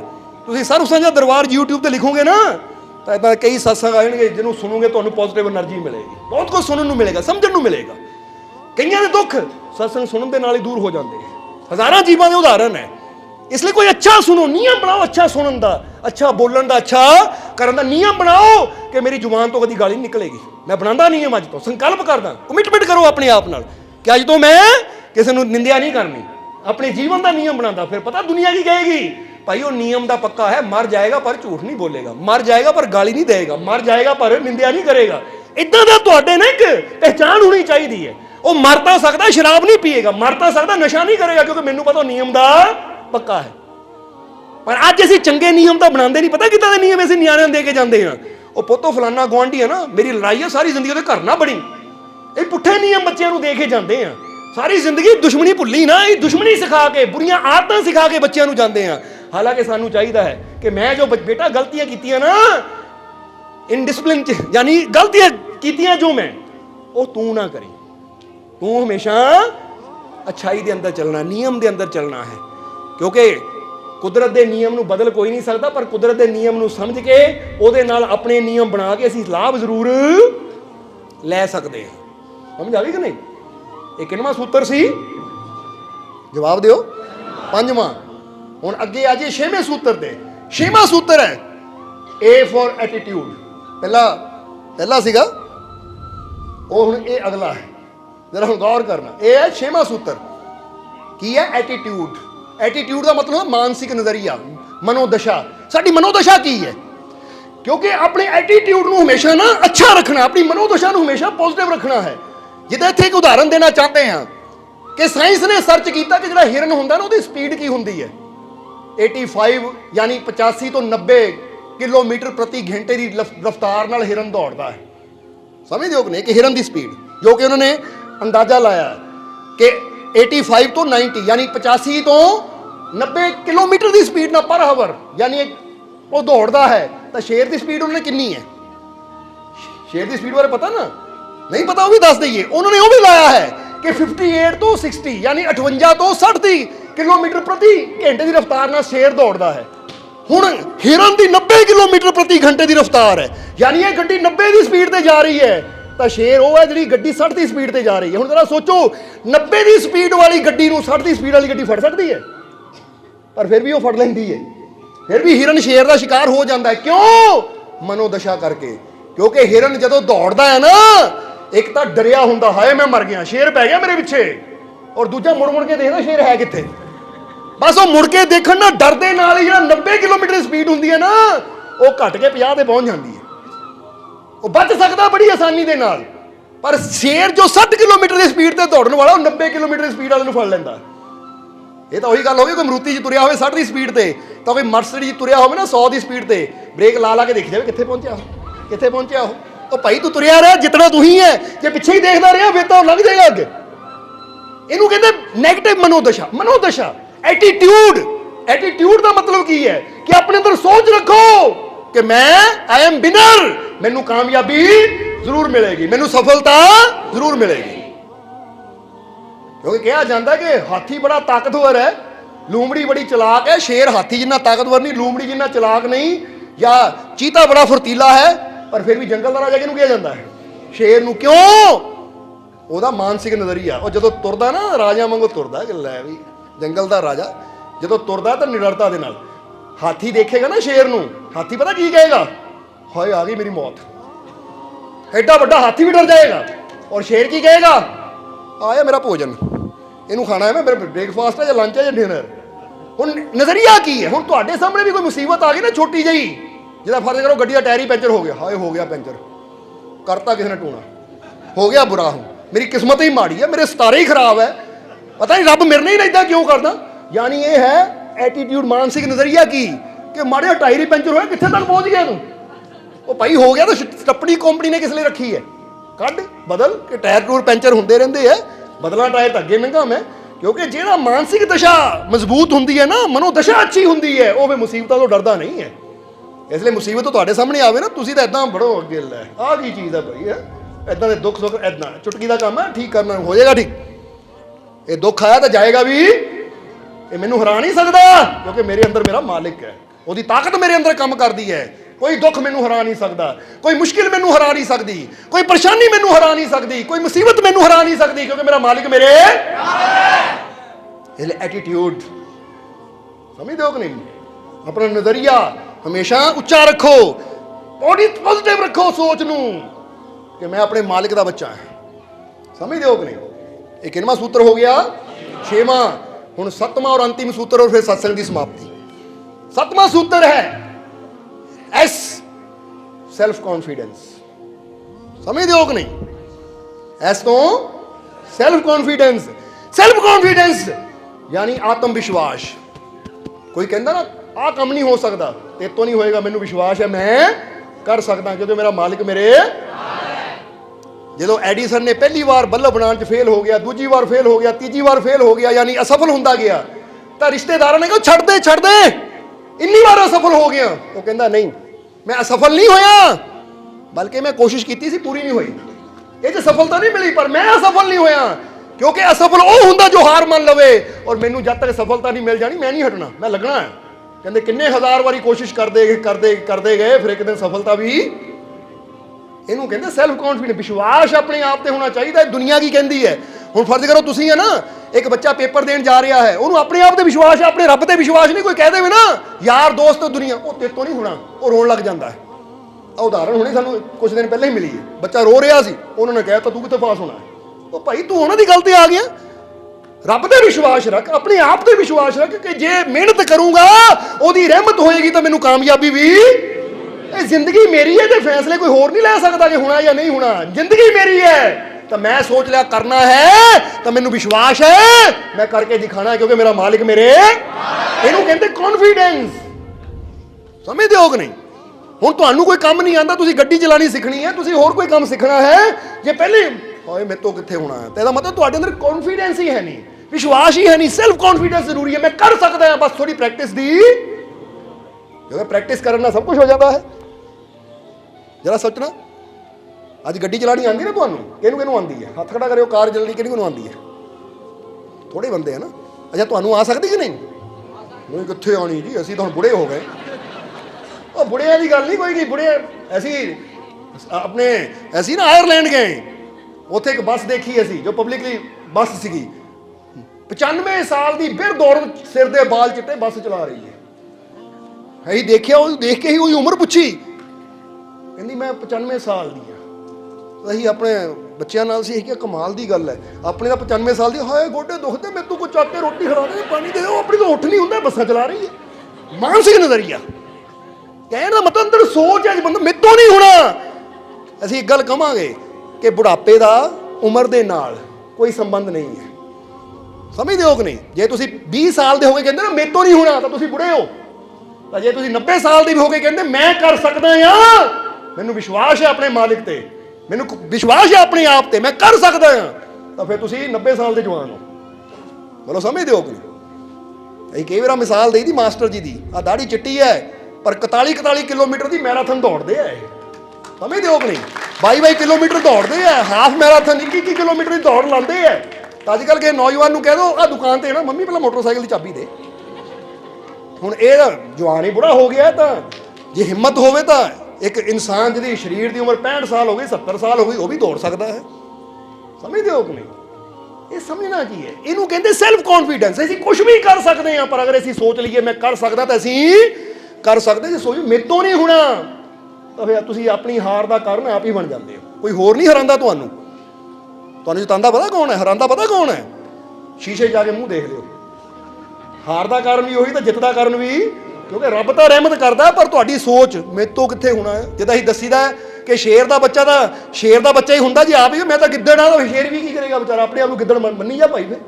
ਫਿਰ ਸ਼ੇਰ ਦਾ ਕੀ ਦੋਸ਼ ਹੈ? ਫਿਰ ਰੱਬ ਦਾ ਕੀ ਦੋਸ਼ ਹੈ? ਰੱਬ ਨੇ ਤਾਂ ਤੈਨੂੰ ਸ਼ੇਰ ਹੀ ਬਣਾਇਆ ਸੀ, ਪਰ ਤੂੰ ਹੀ ਮੰਨ ਕੇ ਬਹਿ ਗਿਆ ਮੈਂ ਗਿੱਦੜ।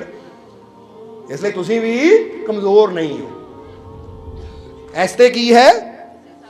ਸੈਲਫ ਕੌਨਫੀਡੈਂਸ, ਆਪਣੇ ਆਤਮ ਵਿਸ਼ਵਾਸ। ਅੱਜ ਤੋਂ ਕਰੂੰਗੇ ਕਿ ਨਹੀਂ? ਕਿ ਮੈਨੂੰ ਆਪਣੇ ਮਾਲਿਕ ਤੇ ਵਿਸ਼ਵਾਸ ਹੈ, ਔਰ ਮੈਨੂੰ ਆਪਣੇ ਆਪ ਤੇ ਵੀ ਮੈਂ ਕਰ ਸਕਦਾ ਹਾਂ। ਕਹਿ ਦਿਓ, ਕਿਉਂਕਿ ਮੇਰਾ ਮਾਲਿਕ ਮੇਰੇ। ਮੈਂ ਕਰ ਸਕਦਾ ਹਾਂ, ਮੇਰਾ ਮਾਲਿਕ ਮੇਰੇ। ਮੈਂ ਹਰ ਮੁਸ਼ਕਿਲ ਚੋਂ ਨਿਕਲ ਸਕਦਾ ਹਾਂ, ਮੇਰਾ ਮਾਲਿਕ ਮੇਰੇ। ਮੈਂ ਹਰ ਮੁਸ਼ਕਿਲ ਨੂੰ ਜਿੱਤ ਸਕਦਾ ਹਾਂ, ਮੇਰਾ ਮਾਲਿਕ ਮੇਰੇ। ਮੈਂ ਹਰ ਬਿਮਾਰੀ ਨੂੰ ਖਤਮ ਕਰ ਸਕਦਾ ਹਾਂ, ਕਿਉਂਕਿ ਮੇਰਾ ਮਾਲਿਕ ਮੇਰੇ। ਆਇਆ ਕੌਨਫੀਡੈਂਸ। ਸ਼ਾਬਾਸ਼, ਏਦਾਂ ਰੱਖੋ ਕੌਨਫੀਡੈਂਸ ਆਪਣੇ ਅੰਦਰ। ਸਮਝਦੇ ਹੋ ਕਿ ਨਹੀਂ? ਕੋਈ ਆ ਕੇ ਕਵੇ ਨਾ ਰਸਤੇ 'ਚ ਕੁੱਤਾ ਭੌਂਕਦਾ ਹੈ, ਅੱਛਾ ਫਿਰ ਨਹੀਂ ਜਾਣਾ, ਜਦੋਂ ਕੁੱਤਾ ਜਾਊਂਗਾ ਫਿਰ ਹੀ ਜਾਵਾਂਗੇ। ਇਹਦਾ ਮਤਲਬ ਇਹ ਡਰਪੋਕ ਬੰਦਾ ਬੈਠਾ ਰਹਿ ਘਰ ਹੀ, ਤੂੰ ਕਦੀ ਮੰਜ਼ਿਲ ਤੇ ਪਹੁੰਚਣਾ ਨਹੀਂ ਹੈ। ਤਾਂ ਜਿਹੜਾ ਕਹੇ ਅੱਛਾ ਕੁੱਤਾ ਕਿੰਨਾ ਇੱਕੋ ਹੀ ਹੈ, ਜਾਂ 10-12 ਹੋਰ ਲਿਆ, ਵਿਸ਼ਵਾਸ ਹੈ ਮੈਨੂੰ ਕੁੱਤੇ ਮੇਰਾ ਰਸਤਾ ਨਹੀਂ ਰੋਕ ਸਕਦੇ। ਕੁੱਤਾ ਕਿ ਤੂੰ ਸ਼ੇਰ ਲਿਆ ਉਹਨੂੰ ਮਾਰ ਕੇ ਅੱਗੇ ਜਾਊਂ, ਕਿਉਂਕਿ ਮੇਰਾ ਟਾਰਗੇਟ ਬਹੁਤ ਬੜਾ ਹੈ, ਮੈਂ ਛੋਟ ਮੋਟੀਆਂ ਰੁਕਾਵਟਾਂ ਨੂੰ ਡਰਨਾ। ਇਹਨੂੰ ਕਹਿੰਦੇ ਕੌਨਫੀਡੈਂਸ। ਸਮਝਦੇ ਹੋ ਕਿ ਨਹੀਂ? ਸ਼ਿਵਾਜੀ ਵਰਗੇ ਸ਼ੇਰ ਨੂੰ ਲੜਨ ਵਾਸਤੇ, ਸ਼ੇਰ ਦਾ ਮੁਕਾਬਲਾ ਕਰਨ ਵਾਸਤੇ ਇਕੱਲੇ ਤਲਵਾਰ ਲੈ ਕੇ, ਢਾਲ ਲੈ ਕੇ ਨਿਕਲ ਗਏ ਸੀ। ਕੌਨਫੀਡੈਂਸ ਪਤਾ ਸੀ ਉਹ ਸ਼ੇਰ ਨੂੰ ਮਾਰ ਸਕਦਾ ਹਾਂ ਮੈਂ। ਤਾਂ ਜੇ ਅੰਦਰ ਕੌਨਫੀਡੈਂਸ ਨਾ ਹੋਵੇ, ਜਰਾ ਸੋਚੋ, ਇੱਕ ਬੰਦੇ ਨੂੰ ਪਤਾ ਘਰ 'ਚ ਸੱਪ ਆ ਜਾਵੇ ਨਾ, ਬੁਲਾਓ 10-15 ਬੰਦੇ ਡੰਗਾ ਲੈ ਕੇ, ਕੌਨਫੀਡੈਂਸ ਹੀ ਨਹੀਂ ਹੈ ਮੈਂ ਫੜ ਲੂੰ ਉਹਨੂੰ, ਕਿਉਂਕਿ ਮੈਂ ਤਾਂ ਦੇਖਦਾ ਹੀ ਦੌੜਨਾ। ਕੌਨਫੀਡੈਂਸ ਵਾਲਾ ਬੰਦਾ ਸਪੇਰੇ ਨੂੰ ਕੌਨਫੀਡੈਂਸ ਹੁੰਦਾ ਕਿ ਮੈਂ ਇਹਨੂੰ ਕੰਟਰੋਲ ਕਰ ਸਕਦਾ, ਜਾਂਦਾ ਹੈ ਸਿਰੀ ਤੋਂ ਫੜ ਕੇ ਪਟਾਰੀ 'ਚ ਬੰਦ ਕਰ ਲੈਂਦਾ, ਬੋਰੀ 'ਚ ਪਾ ਕੇ ਘਰ ਲੈ ਜਾਂਦਾ। ਕੌਨਫੀਡੈਂਸ। ਤੁਹਾਡੇ ਮੋਹਰੇ ਕੋਈ ਮੁਸੀਬਤ ਦਾ ਸੱਪ ਆਵੇ, ਪਰੇਸ਼ਾਨੀਆਂ ਸੱਪ ਆਵੇ, ਤਾਂ ਮੈਂ ਕਮਜ਼ੋਰ ਨਹੀਂ ਹਾਂ। Self confidence. ਮੈਨੂੰ ਯਕੀਨ ਹੈ ਆਪਣੇ ਮਾਲਿਕ ਤੇ, ਉਹਨਾਂ ਮੈਨੂੰ ਕਮਜ਼ੋਰ ਨਹੀਂ ਬਣਾਇਆ, ਕਿਉਂਕਿ ਜਿਸਨੇ ਮੈਨੂੰ ਪੈਦਾ ਕੀਤਾ ਬਹੁਤ ਸ਼ਕਤੀਸ਼ਾਲੀ ਹੈ। ਤਾਂ ਮੈਂ ਵੀ ਉਹਦਾ ਬੱਚਾ ਹਾਂ, ਮੈਂ ਕਮਜ਼ੋਰ ਕਦੀ। ਇਸ ਲਈ ਐਸ ਤੇ ਸੈਲਫ ਕੌਨਫੀਡੈਂਸ।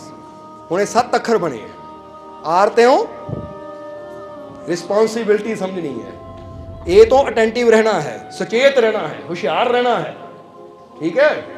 वी तो विजनरीज, दूरदृष्टि रखनी है, मैं जरा किहड़ा कर्म कर रहा फल की मिलना है। आई तो इनसाइट, अपने अंतर्दृष्टि भी रखनी, मेरे अंदर किहड़ी शक्ति काम कर रही है, समझते हो कि नहीं। डी तो डिसिप्लिन, ए तो एटीट्यूड, मानसिक जरा नजरिया ना अच्छा रखना है, और एस तो ਸੈਲਫ ਕੌਨਫੀਡੈਂਸ। ਹੁਣ ਜਰਾ ਅੱਖਰਾਂ ਨੂੰ ਮਿਲਾਓ, ਨਾਮ ਕੀ ਬਣਿਆ ਹੈ?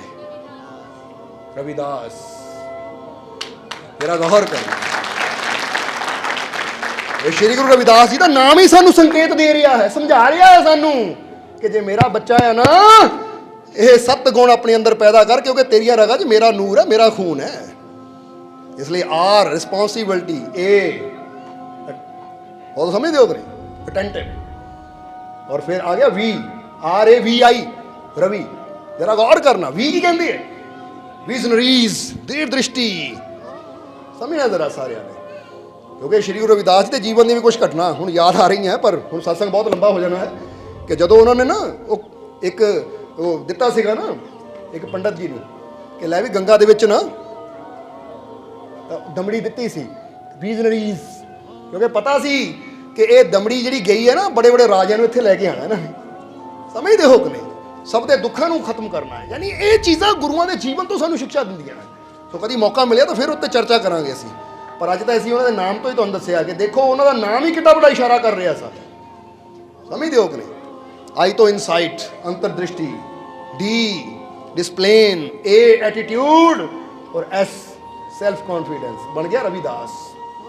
इसलिए श्री गुरु रविदास जी के महान पवित्र प्रगट दिवस दियाँ, क्योंकि बहुत बड़ा दिन जो 16 तरीक को गुजरिया है, तो बहुत बहुत बधाई, बहुत बहुत मुबारकबाद।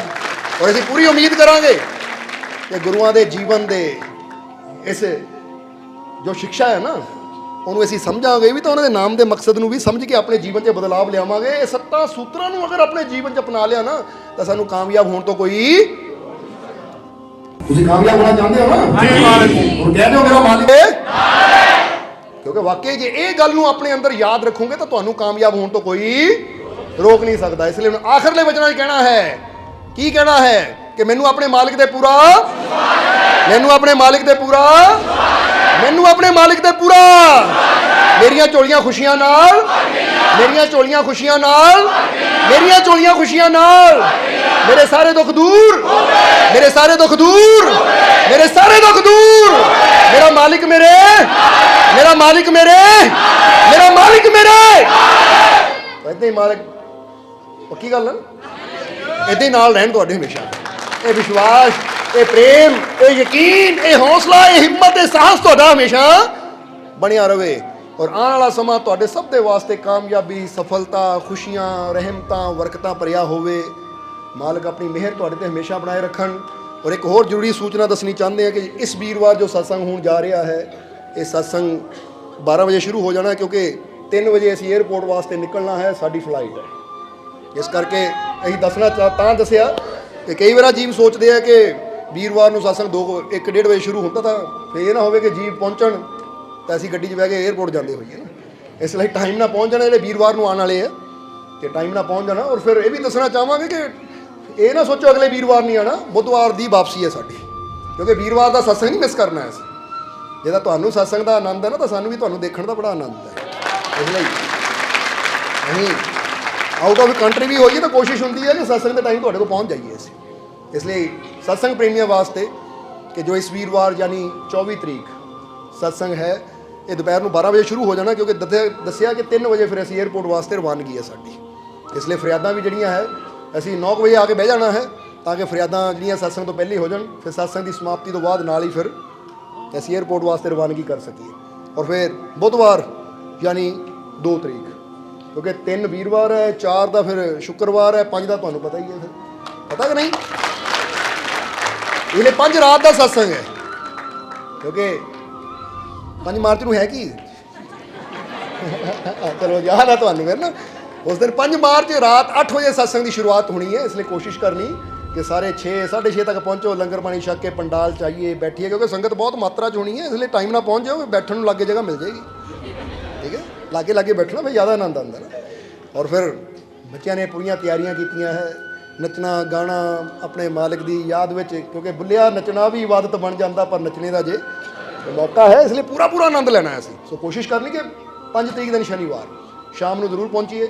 ਰਾਤ ਦਾ ਪ੍ਰੋਗਰਾਮ ਰੱਖਿਆ ਹੈ, ਬਾਕੀ ਅਗਲੇ ਦਿਨ ਐਤਵਾਰ ਫਿਰ ਘਰ ਜਾ ਕੇ ਆਰਾਮ ਨਾਲ ਸੁੱਤੇ ਰਹੋ। ਠੀਕ ਹੈ, ਆਨੰਦ ਲਿਓ ਮਾਲਕ ਦੀਆਂ ਰਹਿਮਤਾਂ ਦਾ। ਸੋ 2 ਤਰੀਕ ਨੂੰ ਵਾਪਸੀ ਹੈ ਸਾਡੀ, 2 ਤਰੀਕ ਨੂੰ ਵਾਪਸ ਆਣਾ, ਕਿਉਂਕਿ 3 ਦਾ ਵੀਰਵਾਰ ਹੈ। 3 ਨੂੰ ਤਾਂ ਫਿਰ ਨਿਯਮ ਦੇ ਨਾਲ ਉਸੇ ਤਰ੍ਹਾਂ ਸਤਸੰਗ ਹੋਏਗਾ, ਫਰਿਆਦਾਂ ਚੱਲਣਗੀਆਂ। ਇਸ ਲਈ ਯਾਦ ਰੱਖਣਾ ਜੋ ਤੁਹਾਨੂੰ ਦੱਸਿਆ ਹੈ। ਬਾਕੀ ਹੁਣ ਅੰਤਿਮ ਵਚਨਾਂ 'ਚ ਇਹੀ ਉਸ ਮਾਲਕ ਦੇ ਚਰਨਾਂ 'ਚ ਅਰਦਾਸ ਬੇਨਤੀ ਕਰਾਂਗੇ ਕਿ ਮਾਲਕ ਤੁਹਾਨੂੰ ਸਭ ਨੂੰ ਖੁਸ਼ੀਆਂ ਦੇ ਨਾਲ, ਰਹਿਮਤਾਂ ਦੇ ਨਾਲ, ਹਸੀ ਦੇ ਨਾਲ, ਮੁਸਕਰਾਹਟ ਦੇ ਨਾਲ, ਆਨੰਦ ਦੇ ਨਾਲ ਭਰਪੂਰ ਰੱਖਣ। ਤੁਹਾਡੀਆਂ ਸਭ ਦੀਆਂ ਤਕਲੀਫਾਂ, ਦੁੱਖਾਂ, ਦਰਦਾਂ, ਪਰੇਸ਼ਾਨੀਆਂ ਨੂੰ ਮਾਲਕ ਦੂਰ ਕਰਨ। ਆਉਣ ਵਾਲਾ ਸਮਾਂ ਤੁਹਾਡੇ ਸਭ ਦੇ ਵਾਸਤੇ ਖੁਸ਼ੀਆਂ, ਕਾਮਯਾਬੀ, ਸਫਲਤਾ ਭਰਿਆ ਹੋਵੇ। ਦਿਨ ਦੁੱਗਣੀ ਰਾਤ ਚੌਗਣੀ ਮਾਲਕ ਤੁਹਾਨੂੰ ਤਰੱਕੀ ਦੇਵੇ, ਤੁਹਾਡੇ ਅੰਦਰ ਹਿੰਮਤ, ਹੌਸਲਾ, ਸਾਹਸ ਪੈਦਾ ਹੋ ਜਾਵੇ। ਔਰ ਇਹ 7 ਸੂਤਰ ਜੋ ਦੱਸੇ ਹੈ, ਇਹਨਾਂ ਨੂੰ ਤੁਸੀਂ ਆਪਣੇ ਜੀਵਨ 'ਚ ਉਤਾਰ ਸਕੋ। ਇੰਨੀ ਮਾਲਕ ਤੁਹਾਨੂੰ ਸਮਝ ਦੇਵੇ। ਆਪਣੀ ਕਿਰਪਾ, ਦਇਆ, ਮਿਹਰ, ਰਹਿਮਤ, ਬਖਸ਼ਿਸ਼ ਹਮੇਸ਼ਾ ਮਾਲਕ ਤੁਹਾਡੇ ਤੇ ਬਣਾਏ ਰੱਖਣ। ਇਹੀ ਸਾਡੀ ਉਸ ਮਾਲਕ ਦੇ ਚਰਨਾਂ 'ਚ ਅਰਦਾਸ ਬੇਨਤੀ ਹੈ। ਔਰ ਹੁਣ ਅੰਤ ਵਿੱਚ ਤੁਹਾਡੇ ਸਭ ਦੇ ਅੰਦਰ ਵਸਦੇ ਉਸ ਮਾਲਕ ਨੂੰ ਅਸੀਂ ਪ੍ਰਣਾਮ ਕਰਦੇ ਹਾਂ। ਸਾਡਾ ਪ੍ਰਣਾਮ ਸਵੀਕਾਰ ਕਰੋ। ਜੈ ਮਾਲਕਾਂ ਦੀ।